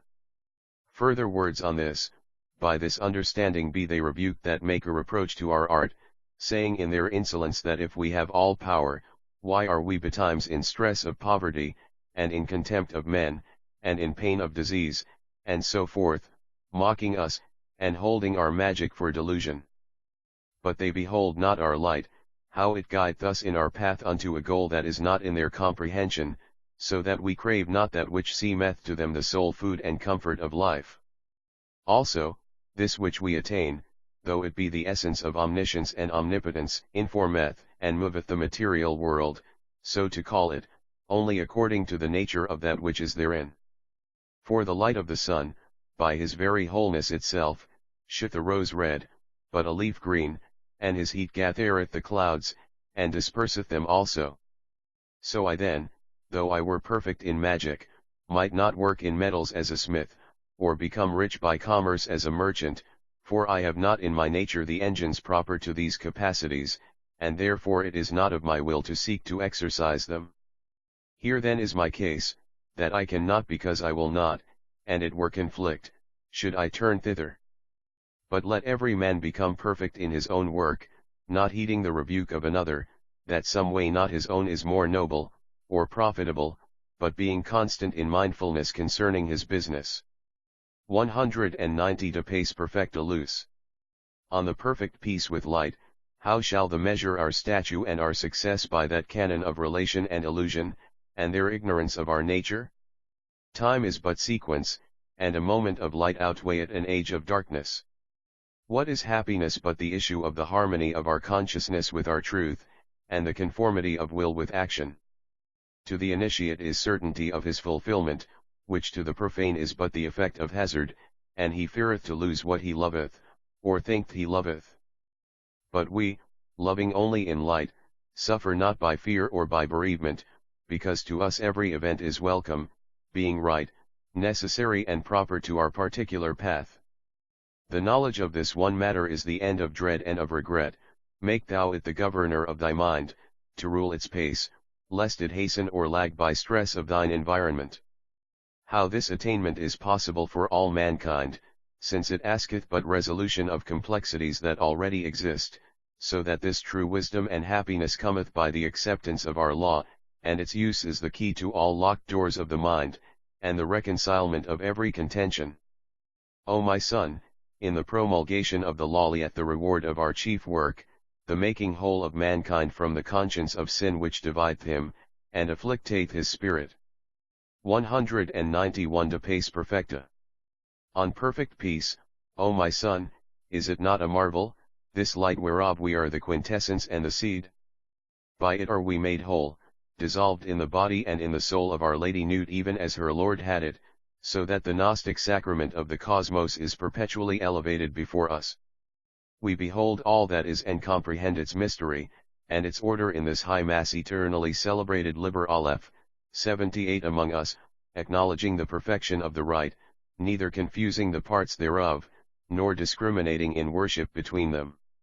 So unto us is every phenomenon a shew of godliness, proceeding continually in a pageant that returneth unto itself, identical in the phase of naught as of many, but whirling in the orgia of ineffable holiness as it were a dance that weaveth figures of beauty in variety inexhaustible. Shall the initiate bestir him, to better so prime a perfection? Nay, this will that was his is accomplished, he hath attained the summit, so without hope or fear he abideth, and leaveth his vehicle of illusion and magical engine, that is, as man say, his body and mind, to work out their ritual of change without his interference. O my son, ask not to what end. As it is written in the book of the heart girt with the serpent, concerning the boy and the swan, is there not joy ineffable in this aimless winging? 192 De Mort. On death, thou hast made question of me concerning death, and this is my opinion, of which I say not, this is the truth. First in the temple called man is the God, his soul, or star, individual and eternal, but also inherent in the body of Our Lady nude. Now this soul, as an officer in the high mass of he cosmos, taketh on the vesture of his office, that is, inhabitate the tabernacle of illusion, a body and mind. And this tabernacle is subject to the law of change, for it is complex, and diffuse reacting to every stimulus or impression. If then the mind be attached constantly to the body, death hath no power to decompose it wholly, but a decaying shell of he dead man, his mind holding together for a little his body of light, haunteth the earth, seeking a new tabernacle, in its error that feareth change, in some other body. These shells are broken away utterly from the star that did enlighten them, and they are vampires, obsessing them that adventure themselves into the astral world without magical protection, or invoke them, as do the spiritists. For by death is man released only from the gross body, at the first, and is complete otherwise upon the astral plane, as he was in his life. But this wholeness suffereth stress, and its girders are loosened, the weaker first and after that the stronger. 193 De Adeptus RC Eschatologia. On the eschatology of the RC adepts, consider now in this light what shall come to the adept, to him that hath aspired constantly and firmly to his star, attuning the mind unto the music of its will. In him, if his mind be knit perfectly together in itself, and conjoined with the star, is so strong a confection that it breaketh away easily not only from the gross body, but the fine. It is this fine body which bindeth it to the astral, as did the gross to the material world, so then it accomplisheth willingly the sacrament of a second death and leaveth the body of light. But the mind, cleaveth closely, by right of its harmony, and might of its love, to its star, resisteth the ministers of disruption, for a season, according to its strength. Now, if this star be of those that are bound by the great oath, incarnating without remission because of delight in the cosmic sacrament, it seek the new vehicle in the appointed way, and indwelleth the fetus of a child, and quickeneth it. And if at this time the mind of its former tabernacle yet cling to it, then is there continuity of character, and it may be memory between the two vehicles. This is, briefly and without elaboration, the way of Asar in Amenti, according to mine opinion, of which I say not, this is the truth. Liber Aleph, 79 194. De Nuptiis Summis. On the supreme marriage, now then to this doctrine, O my son, add thou that which thou hast learned in the book of the law, that death is the dissolution in the kiss of Our Lady nude. This is a true consonance as of bass with treble, for here is the impulse that setteth us to magic, the pain of the conscious mind. Having then wit to find the cause of this pain in the sense of separation, and its cessation by the union of love, it is the summit of our holy art to present the whole being of our star to Our Lady in the nuptial of our bodily death. We are then to make our whole engine the true and real appurtenance of our force, without leak, or friction, or any other waste or hindrance to its action. Thou knowest well how an horse, or even a machine propelled by a man's feet, becometh as it were as extension of the rider, though his skill and custom. Thus let thy star have profit of thy vehicle, assimilating it, and sustaining it, so that it be healed of its separation, and this even in life, but most especially in death. Also thou oughtest to increase thy vehicle in mass by true growth in balance, that thou be a bridegroom comely and well favored, a man of might, and a warrior worthy of the bed of so divine a dissolution. 195 De arte voluptate dilemma quidam.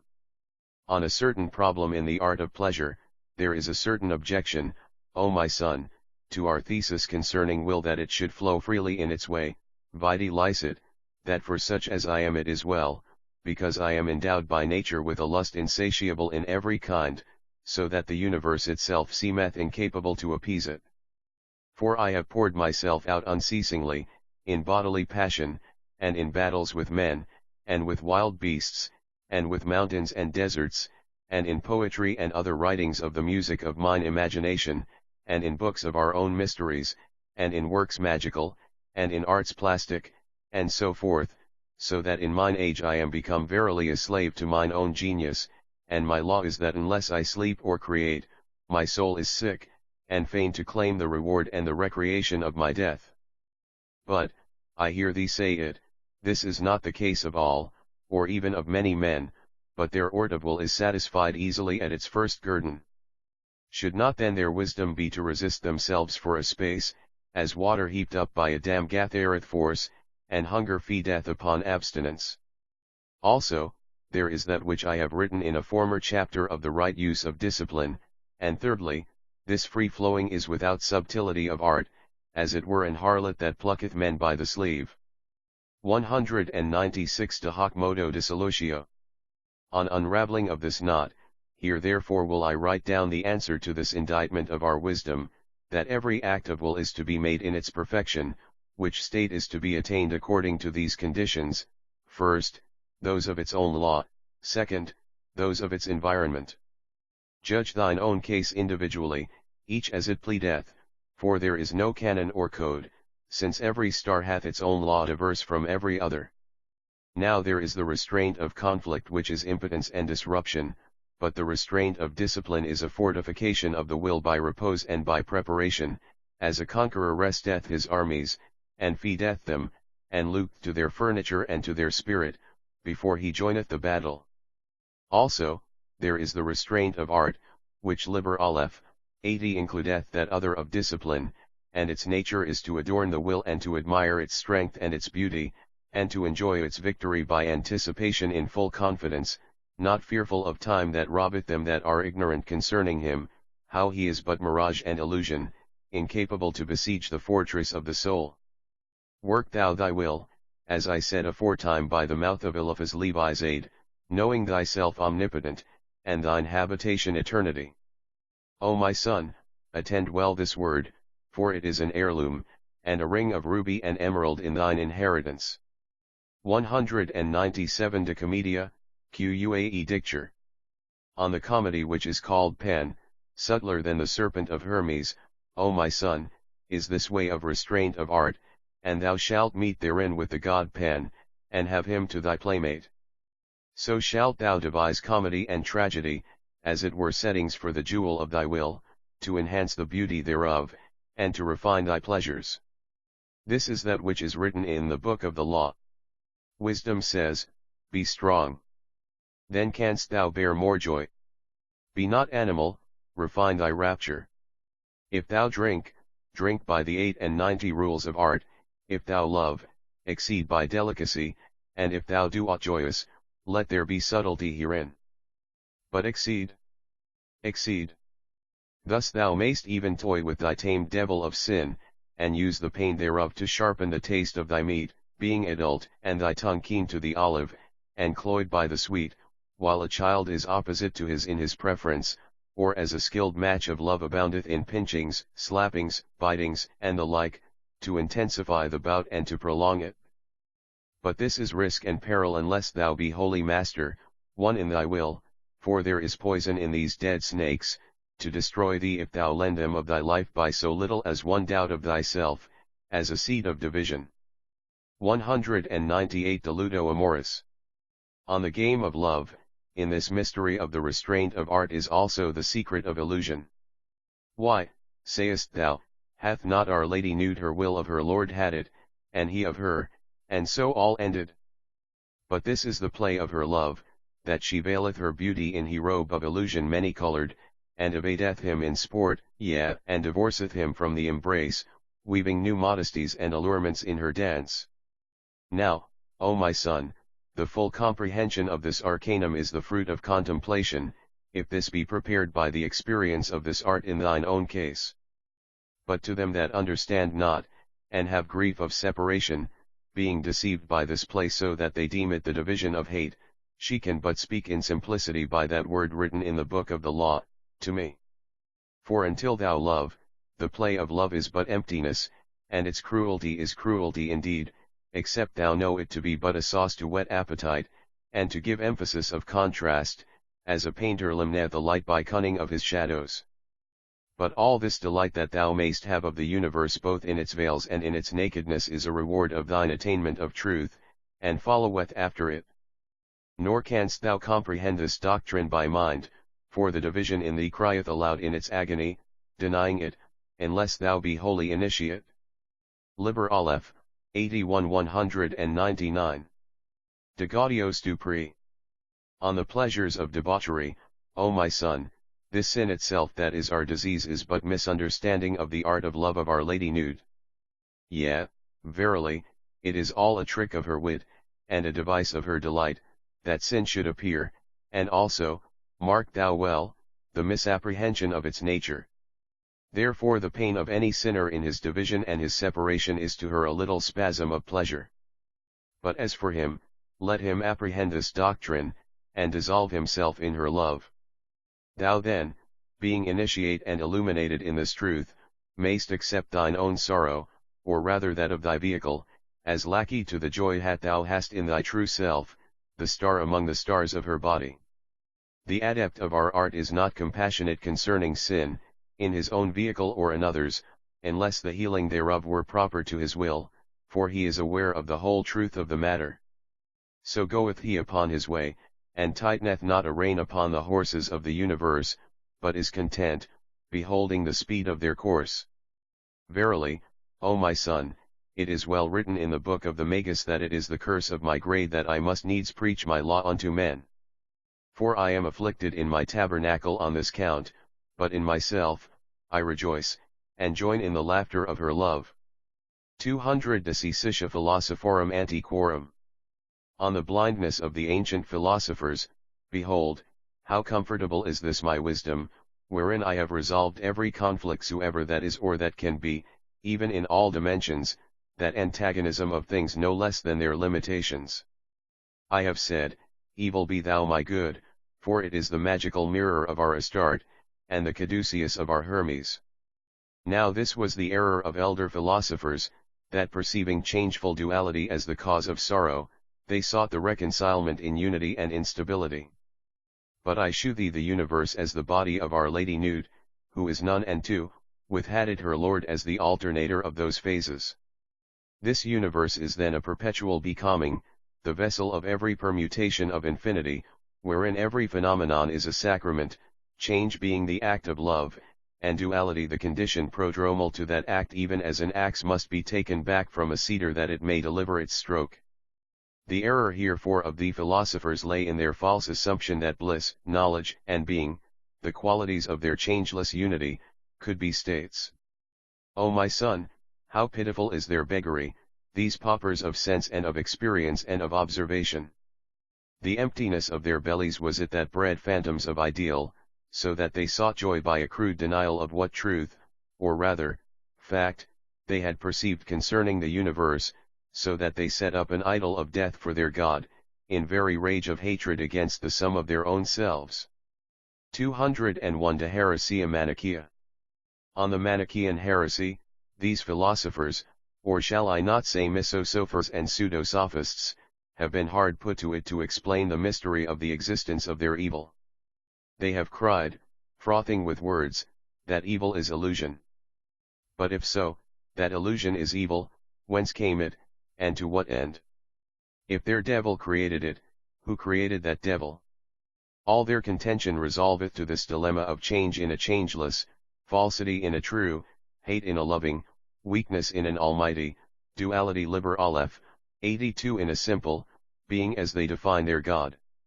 Nor do they see that they restrict their God, whom yet they would have to be all, by admitting opposites to this nature, ever when they sum these opposites as illusion, since illusion is the denial of his truth. But the Indians, seeing this, seek escape by denying all duality soever to their God, or true state. I speak of Parabrahman and of Nibbana, thus in any reality of thought rather denying him or it than destroying illusion. But in our light we have no need of any denial, and accept all, yet illusion itself, discriminating only in our minds between phenomena by comparison with some convenient standard, for the purpose of maintaining the order of our conceptions in respect of the relation of any being with its environment. 202 De veritate rerum. On the truth of things, so do thou apprehend this wisdom, O my son, laying it to thine heart, as a mistress, and hiding it in the treasury of thy mind as a jewel of enlightenment. Consider a dream, how it is unreal in respect of thine experience of the objects of thy waking sense, but real also, both as it did in fact impress thy mind, and as it did express some hunger of thy secret nature, as I have already shewed in this letter.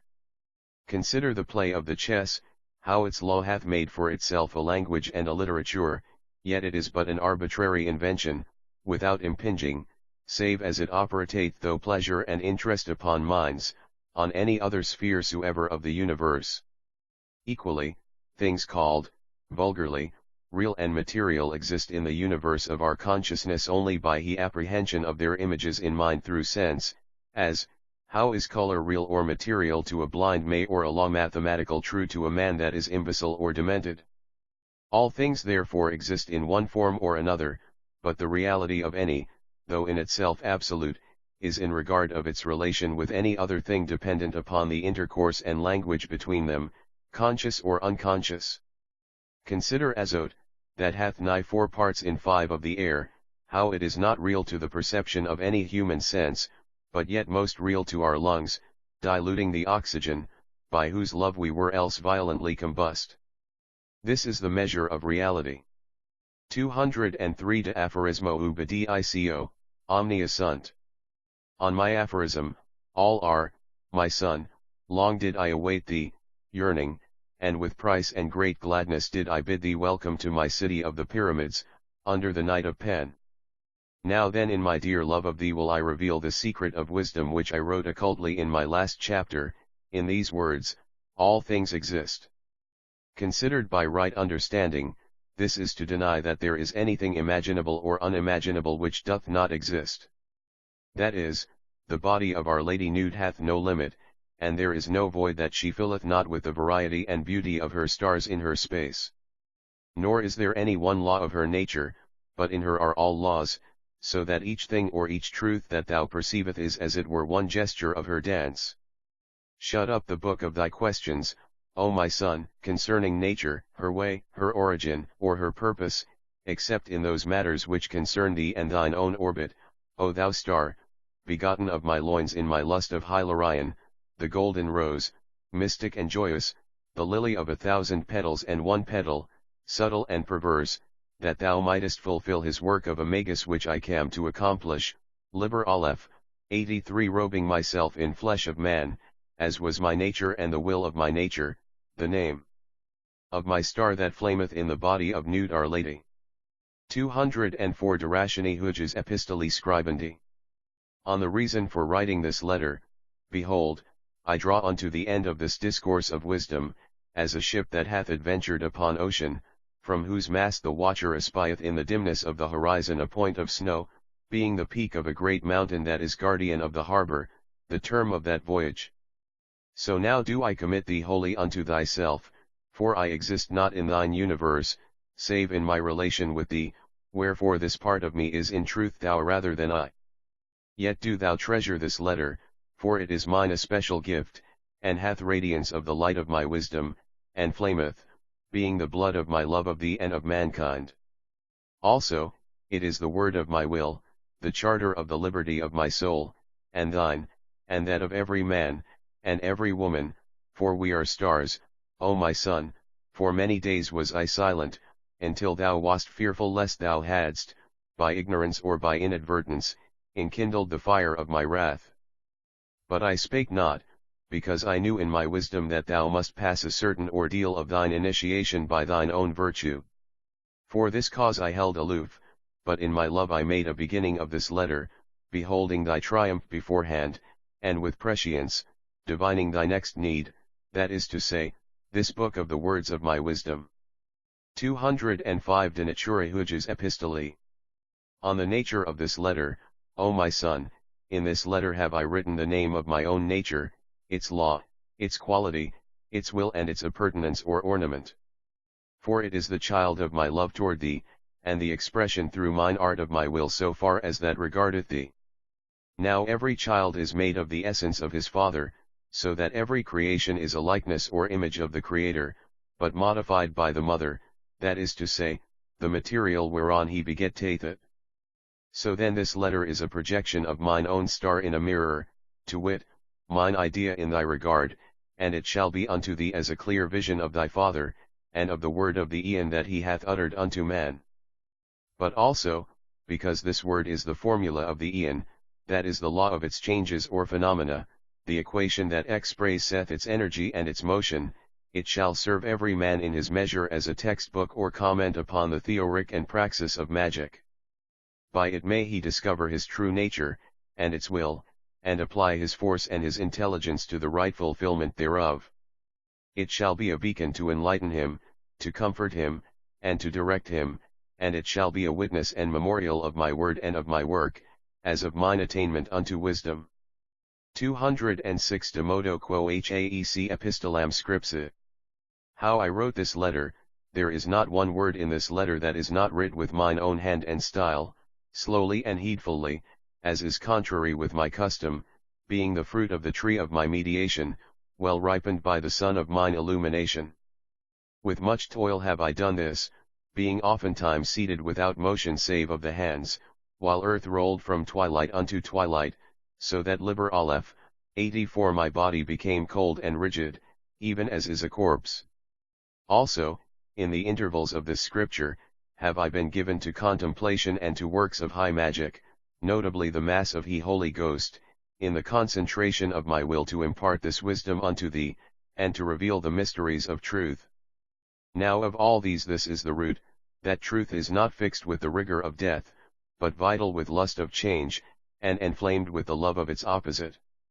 Thus even falsehood is not alien to truth, for the perfection of nature comprehendeth all. But all these things are written in the book of the law, after which do I limp painfully, afar off, upon the poor crutch of mine understanding of its word. Yea, I am well assured that in that book are writ all things soever, but we, being mostly without wit, are not able to distinguish him. For the stature of Iwas is beyond our measure, seeing had he was able to comprehend the whole mystery of Newt and of Hadit, and yet to declare their message in the language of man. 207. De sapientia et stultitia. On wisdom and folly, O my son, in this the colophon of my epistle will I recall he title and superscription thereof, that is, the Book of Wisdom or Folly. I proclaim blessing and worship to Newt our Lady and her Lord Hadit, for the miracle of the anatomy of he child Areho Urkut, as it is shown in the design Minutum Mundum, the tree of life. For though wisdom be the second emanation of his essence, there is a path to separate and to join them, the reference thereof being Aleph, that is one indeed, but also 111 in his full orthography, to signify the most holy Trinity, and by metathesis it is thick darkness, and sudden death. This is also the number of Ahum, which is Amoun, and the root sound of Omne, or, in Greek, pen, and it is a number of the Sunday. Yet is the atu of thought that correspondeth thereunto marked with 0, and its name is Mad, whereof I have spoken formerly, and its image is the fool. O my son, gather thou all these limbs together in one body, and breathe upon it with thy spirit, that it may live, then do thou embrace it with lust of thy manhood, and go in unto it, and know it, so shall ye be one flesh.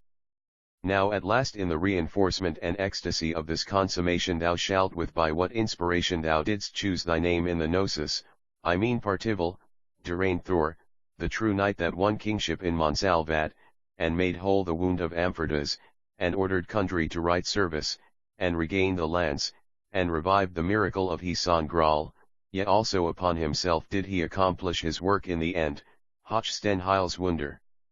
Erlassung dem Erlöser. This is the last word of the song that thine uncle Richard Wagner made for worship of this mystery. Understand thou this, O my son, as I take leave of thee in this epistle, that the summit of wisdom is the opening of the way that leadeth unto the crown and essence of all, to the soul of the child Horus, the Lord of the Aeon. This way is the path of the pure fool. Amoun. 208 De Oraculo Summo, on the last oracle, and who is this pure fool? Lo, in the sagas of old time, legend of Skald, of Brad, of Druid, cometh he not in green like spring? O thou great fool, thou water that art air, in whom all complex is resolved. Yes, thou in ragged raiment, with the staff of Priapus and the wineskin. Thou standest up on the crocodile, like Hoerpocrate, and the great cat leapeth upon thee. Yea, and more also I have known thee who thou art, Bacchus Diphwes, none, and two, in thy name Iao. Now at the end of all do I come to the being of thee, beyond becoming, and I cry aloud my word, as it was given unto man by thine uncle Alcofribas Macier, the oracle of the bottle of Liber Aleph, 85 back buck, and this word is trink. But in the antient right spelling this is trinu, whereof the number is the number of the name of me thy father. To wit, 636. Love is the law, love under wool. 666 and 14 Sol in Aries Luna in Aries.